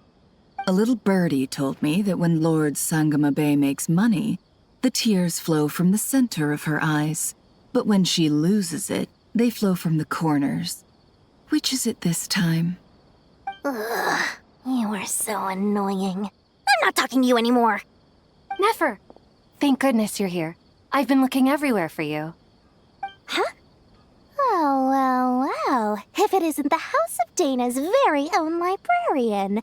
What can I offer you today, Miss Katayun? Oh, no, I'm not here to buy.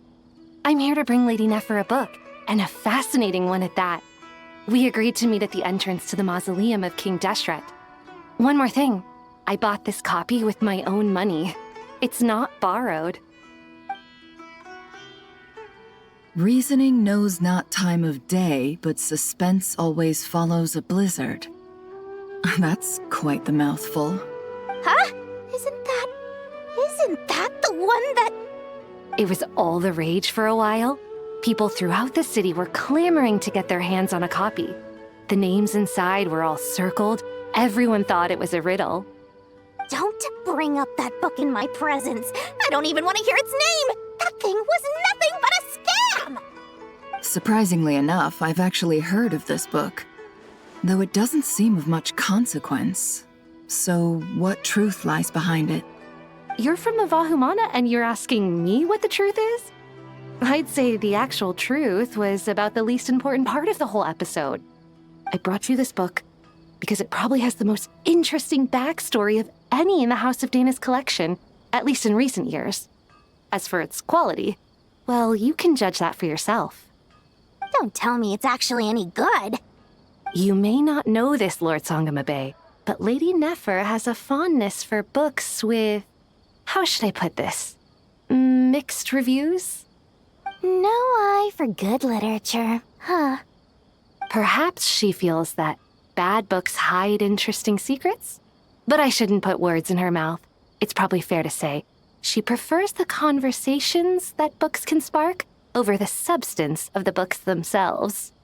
Suits my style as an intel broker, wouldn't you say? Very interesting, thank you. I'll return it to you once I'm done reading. And as it happens, I have something for you, too. Incense? I imagine you've already used up the incense I gave you last time. Here's some more. This batch is from Nodcry, so the scent won't be quite the same. Well, actually, I've been saving the incense you gave me. I couldn't bring myself to waste it without a special occasion. But I'll gladly accept this, too. And I promise I'll use it this time. Katayun, you haven't changed a bit.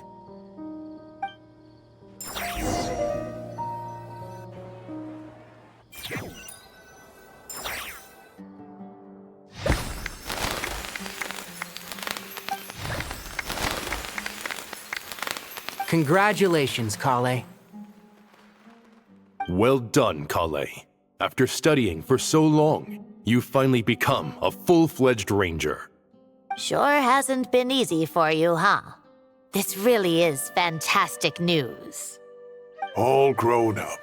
No longer a trainee, but an official forest ranger. Oh, the next step is to secure tenure in the academia. Thanks, everyone. It's true. I'm an official forest ranger now. Master Tainari, thank you for your guidance and support. I wish Mr. Sino were here so I could thank him too. Sino had a matter to attend to at the Temple of Silence. I don't imagine he'll be back for some time. But don't worry, we can celebrate together once he's finished. I'm afraid the party will have to wait. Kale still has some matters to attend to first. Kale? Is everything all right? No, it's not what you think. There's nothing wrong with my health. I just have a few things I need to deal with. I've made plans with the Traveler and Paimon to visit Mondstadt. Master Tainari and Mr. Sino will be accompanying us too. Well, that's a relief. Let's get together when everyone's back. I'm sure you'll be doing even better by then. Of course. I have a feeling you're right.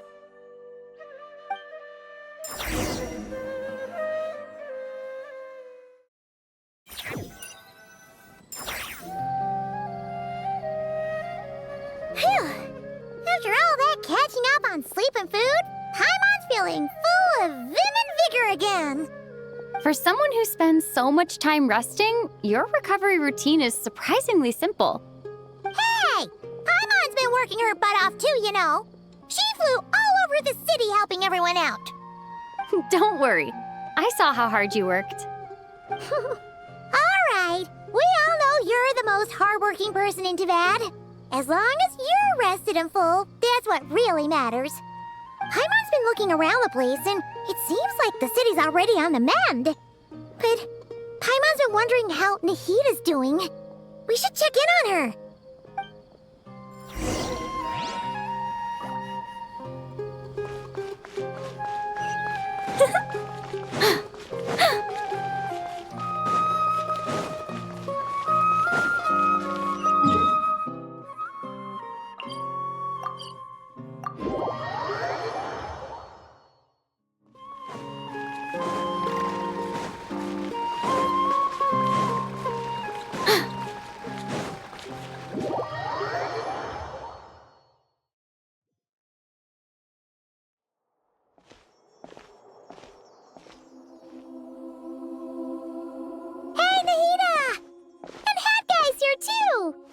Traveler, Paimon! What's going on here?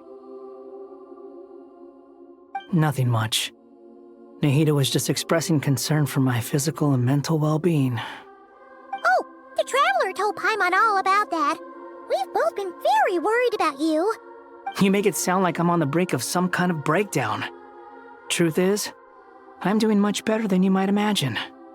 If we can just get to the bottom of Dottoro's intentions, we can minimize his negative influence. That's the sort of thing I excel at. Just listen to that newfound optimism. It seems like having you enroll in the Bahumana was a truly inspired move. I can really see the positive influence. Observe, a classic Sumeru specialty.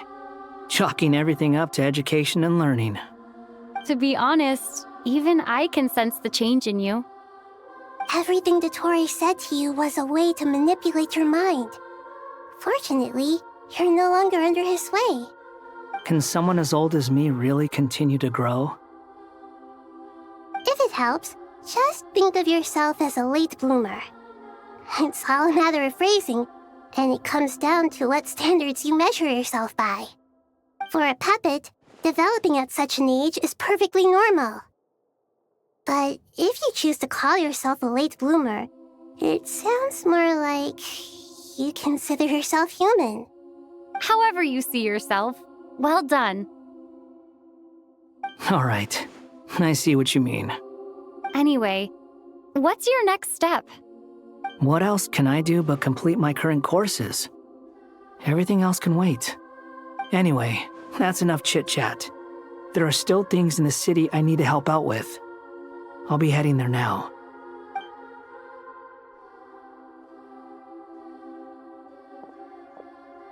Paimon's so happy that Hat Guy is doing better than we thought. But what about you, Nahida? How are you holding up?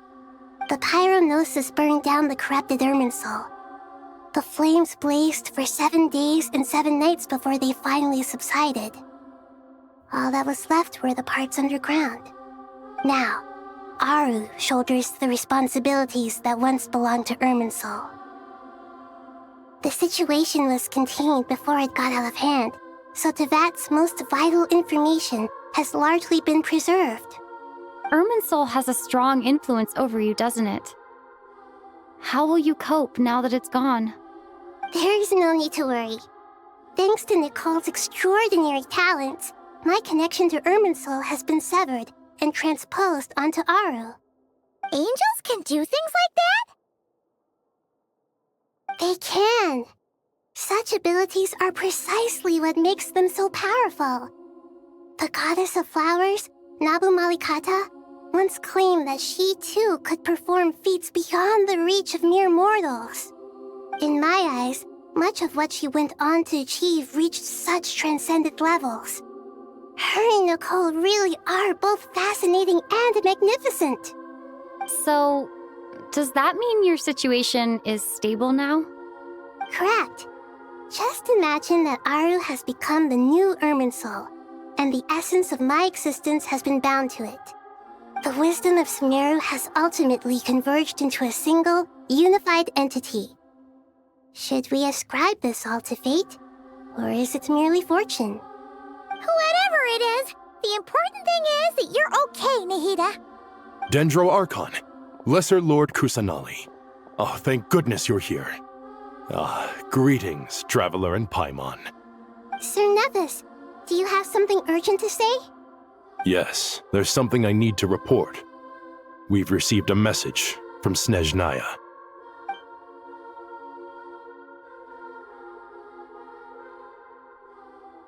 The Fatui Harbinger, the rooster, sends us his sympathies, along with all the usual pleasantries. His stance is that, following the unrest and Nod cry, Dottore was subjected to internal censure. This madness was the act of a rogue element, one who cannot be seen to represent the Zapoliarni Palace. No less than can be expected. Snezhnaya paid a heavy price working to stop him. They even lost one of their own harbingers. The letter goes on to say that even so, Snezhnaya cannot claim to be blameless. Apparently, they will deal with Dottore's subordinates in accordance with Snezhnayan law, holding all those involved in his crimes accountable. Additionally, they are supplying relief funds and supplies, which are already en route. They hope this will aid in Sumeru's reconstruction. Sounds like he's got an answer for everything. True, but as diplomatic rhetoric goes, it's highly effective. Completely watertight, both in logic and sentiment. This disaster has had a profound impact on Sumeru. There is much that I will keep in my heart. The matter of Dottore can be seen as settled for now. We are sure to cross paths again in the future, and in that light, Snezhnaya would do well to uphold their responsibilities and keep a tight rein over their actions. With Irminsul burned, the flow of fate now carries many more possibilities. I will be watching carefully.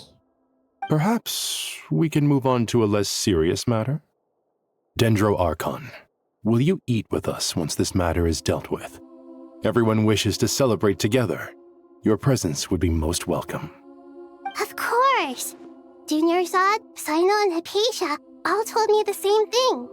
If there isn't enough room for everyone, we can arrange back-to-back feasts. What a wonderful idea. That just leaves the question of what we should eat. Not more tomatoes, surely. More? Dendro Archon, what do you mean by more tomatoes? Those good friends of yours are always talking about tomatoes. Sometimes when I'm walking through the city, I can even hear them arguing in the fields. Since you see them so often, you must hear about tomatoes even more than I do. Tomatoes. Tomatoes. The word has a certain magic to it. Like the autumn fur of a sumpter beast swirling in the wind, sometimes flying up my nose. Tomatoes. What can we make with tomatoes? Wait, why tomatoes? Take your time, there's no need to rush. The Traveler, Paimon, and I still have somewhere we need to visit. You'll have plenty of time to think it over before I return.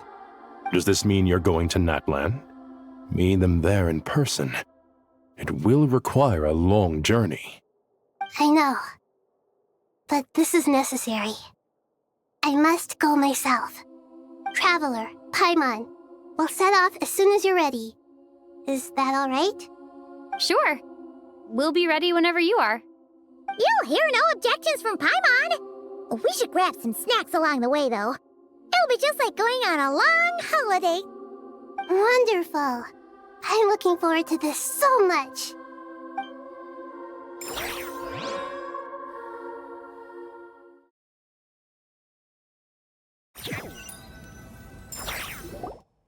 Natlan is such a lively place.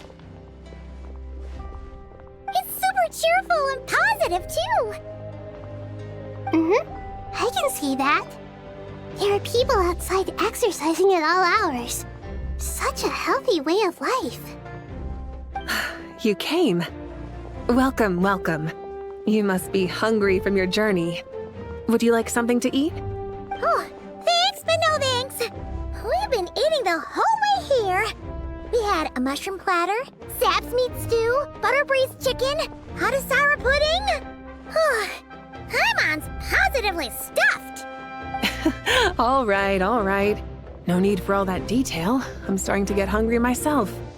Maybe later then. We can wait till everyone's got an appetite. Then I'll head out for a meal together. Sounds like a plan. Let's find somewhere to sit down.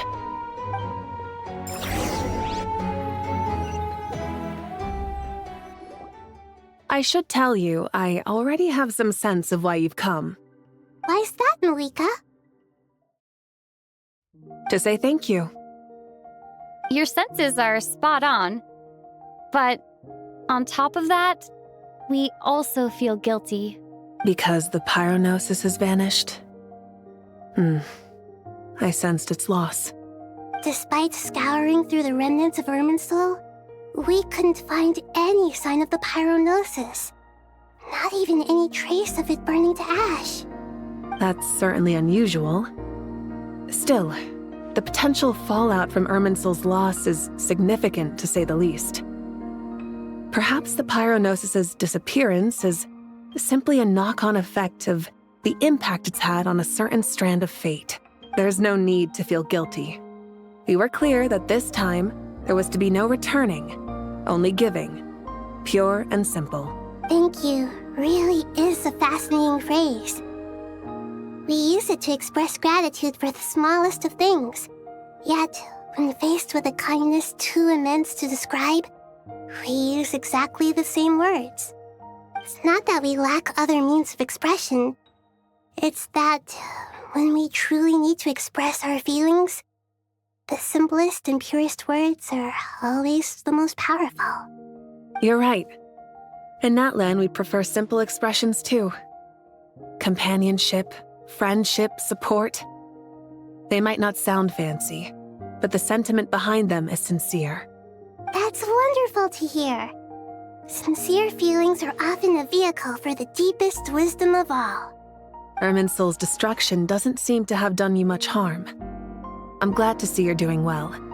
There's still a lot of work to do, but before we begin, we felt it was important to come here and speak with you. Partly to express our gratitude, but also because we felt that seeing you, in a sense, is like basking in warm sunlight. That's a nice way of putting it. I like that. To tell you the truth, though, I'm not a fan of somber meetings. So, since there's nothing more to say, why don't we go bask in some actual sunlight? The weather's beautiful today. What a great idea! Paimon's gonna lie back and soak up some rays.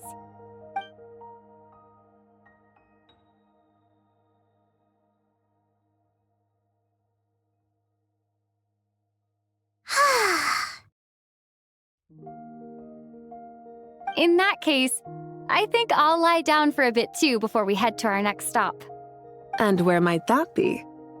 Mondstadt. Paimon and I are gonna head back there with Kale and the gang. Long ago, I sensed that the god remains inside Kale had come from the goddess of flowers, but I kept it a secret.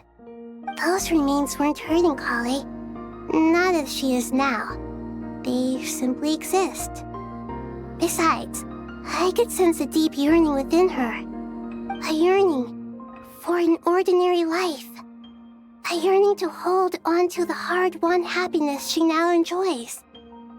With someone like her, I have a responsibility to keep her secret.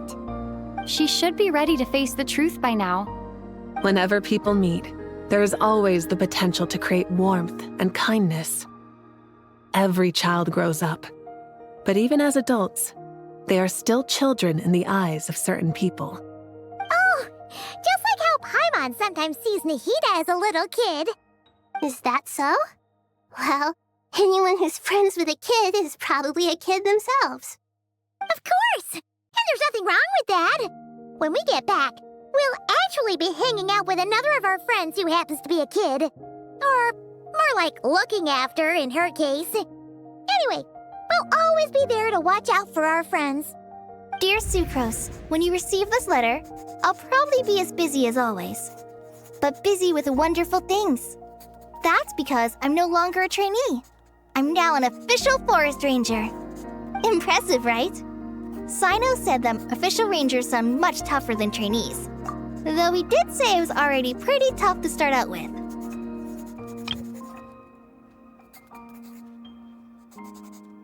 You probably heard that something big happened in Sumeru recently.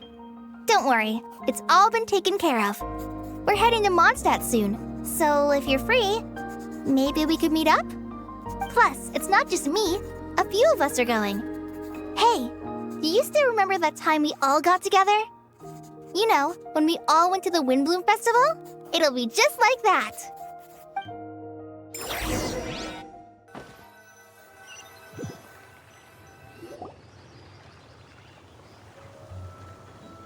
Tainari, is that... Don't you say it! Is that the great Vayu-Vyastra? Behold, the great Vayu-Vyastra, General Mahamatra. How times have changed. I wasn't expecting you to beat me to the punchline. You've changed. You've really upped the aggression in your battle against Sino's jokes. Kale, how did you know what I was going to say? For the love of... Hey! Traveler! Paimon! You're right on time! I hope we haven't kept you waiting. Kalei! Sucrose! It's been so long! How have you been? I've been well. Everything's going great. What about you? Are you still busy? Not at the moment. Oh, right! That juicer you gave us works amazing! Farzan loves it! Seriously? That's wonderful. I don't suppose you drew up a detailed test report. Oh, what fruits did you use? How's the texture of the final product? Sucrose, you might want to try asking your questions one at a time. Albedo! Paimon didn't see you there! It's been a while since all of us were together like this. How about we follow the same plan as last time? Good idea, my friend. You never disappoint. So, what are your identities this time? Don't remind him. First things first. Allow me to introduce our very own official Forest Ranger Kale. The rest of us are simply her humble travel companions. This sounds like one of those mushy stories that gets people hooked on some corny, heartwarming premise. Oh, is our story not heartwarming? If I recall correctly, there was even a scene like this in King of Invocations. Besides being heartwarming, our story's also about tough, impressive-sounding job titles. At least that's what I think.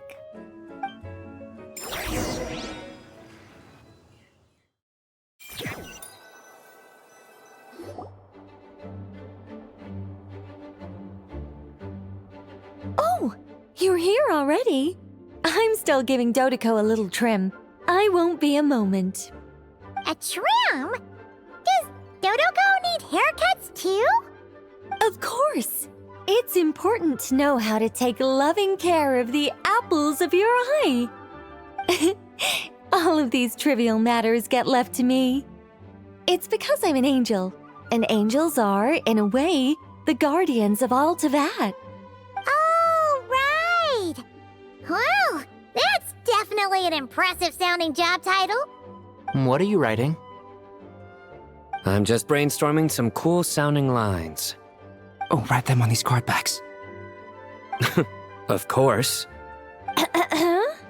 Clearly, my lines are pretty amazing, wouldn't you say? Miss Nicole. Kale? You seem a little nervous. I was just wondering, who was the person you mentioned who needed their wish fulfilled? Wish? What do you mean? Miss Nicole asked if we could meet up in Mondstadt once everything was over. She said a friend of hers had a wish that needed my help to come true. Well, you never mentioned that before. All we knew was that you'd arranged to meet in Mondstadt. But we thought it had something to do with the god remains. To be fair, everything I told you was true. Anyway, my friend is waiting. Come on, let's pay her a visit.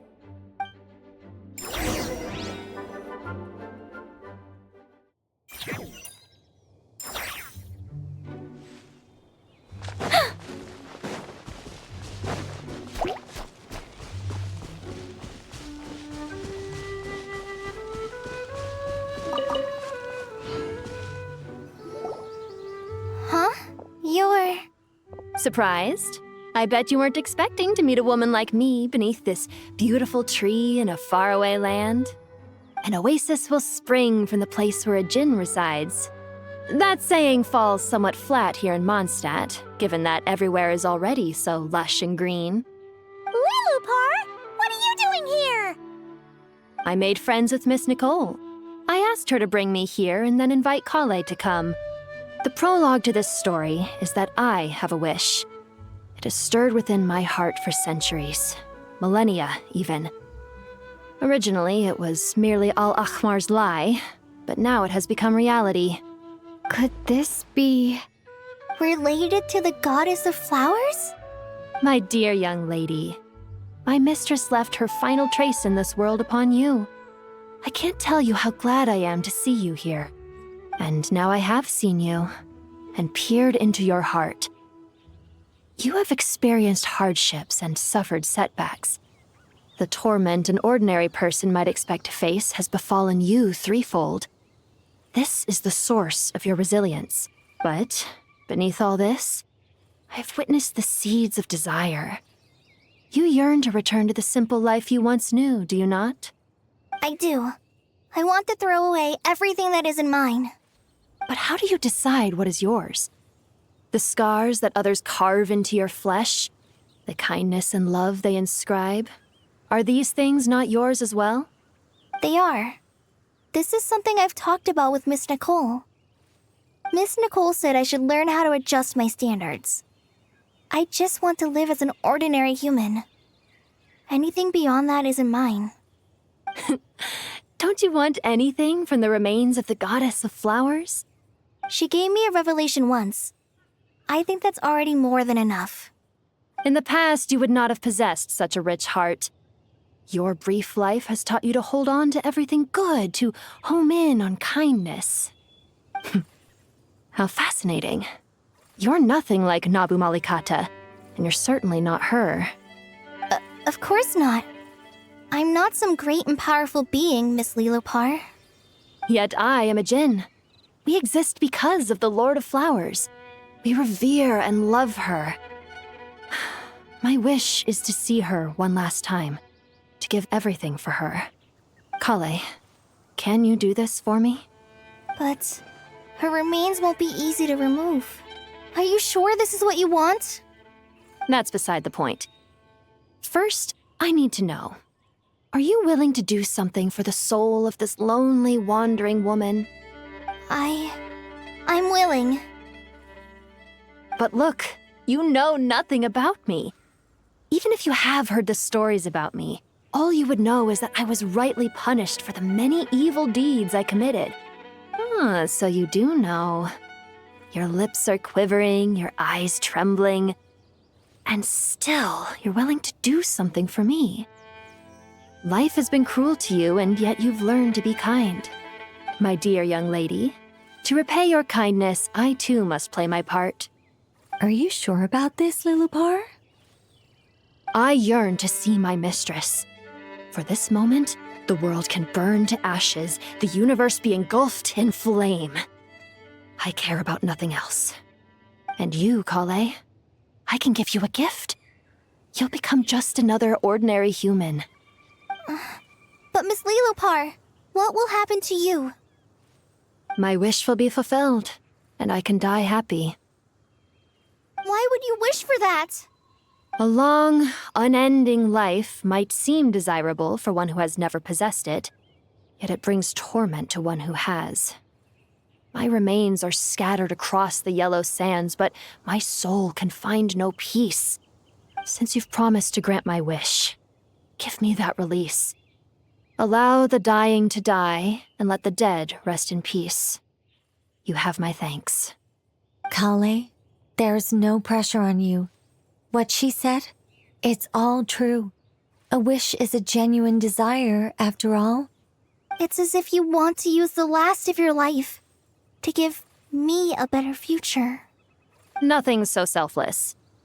We'll be using our futures to fulfill each other's wishes. This is a noble act, a beautiful and secret transaction between two women. I understand. Miss Lilopar, I'm ready. Close your eyes, Kale. Then open your soul. From there, I will embrace my mistress. The downpour of flowers is your touch. Like returning to the very beginning. Like surrendering to your grace, my mistress. People say that devotion is beautiful, yet filled with pain. How foolish of them. For me, devotion is beautiful, pure and painless. Devotion is my love. Thank you.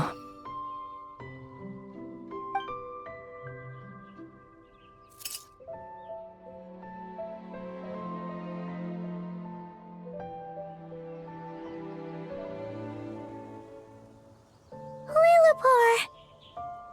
She disappeared? She left, carrying the blessing of flowers. Kale, are you alright? I'm fine.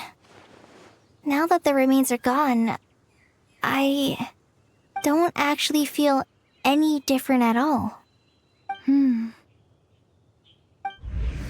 Those remains weren't hurting Kale. Not as she is now. They simply exist. Besides, I could sense a deep yearning within her. Kale must have already received what she was yearning for. I'm doing fine. I feel relaxed. There's really no need to worry. Then my wish has come true, too. To become ordinary? That's just one of my wishes. Actually, I have a few more. For instance, I want to protect the people I meet and help them find happiness. That sort of thing. So between Miss Lilopar and me, you fulfilled 2 wishes already, and protected 2 people. Wonderful, isn't it? I feel so fantastically happy. I guess that settles things here. So what's next? What do you want to do when we get back to town? Clay, look who I've brought to see you.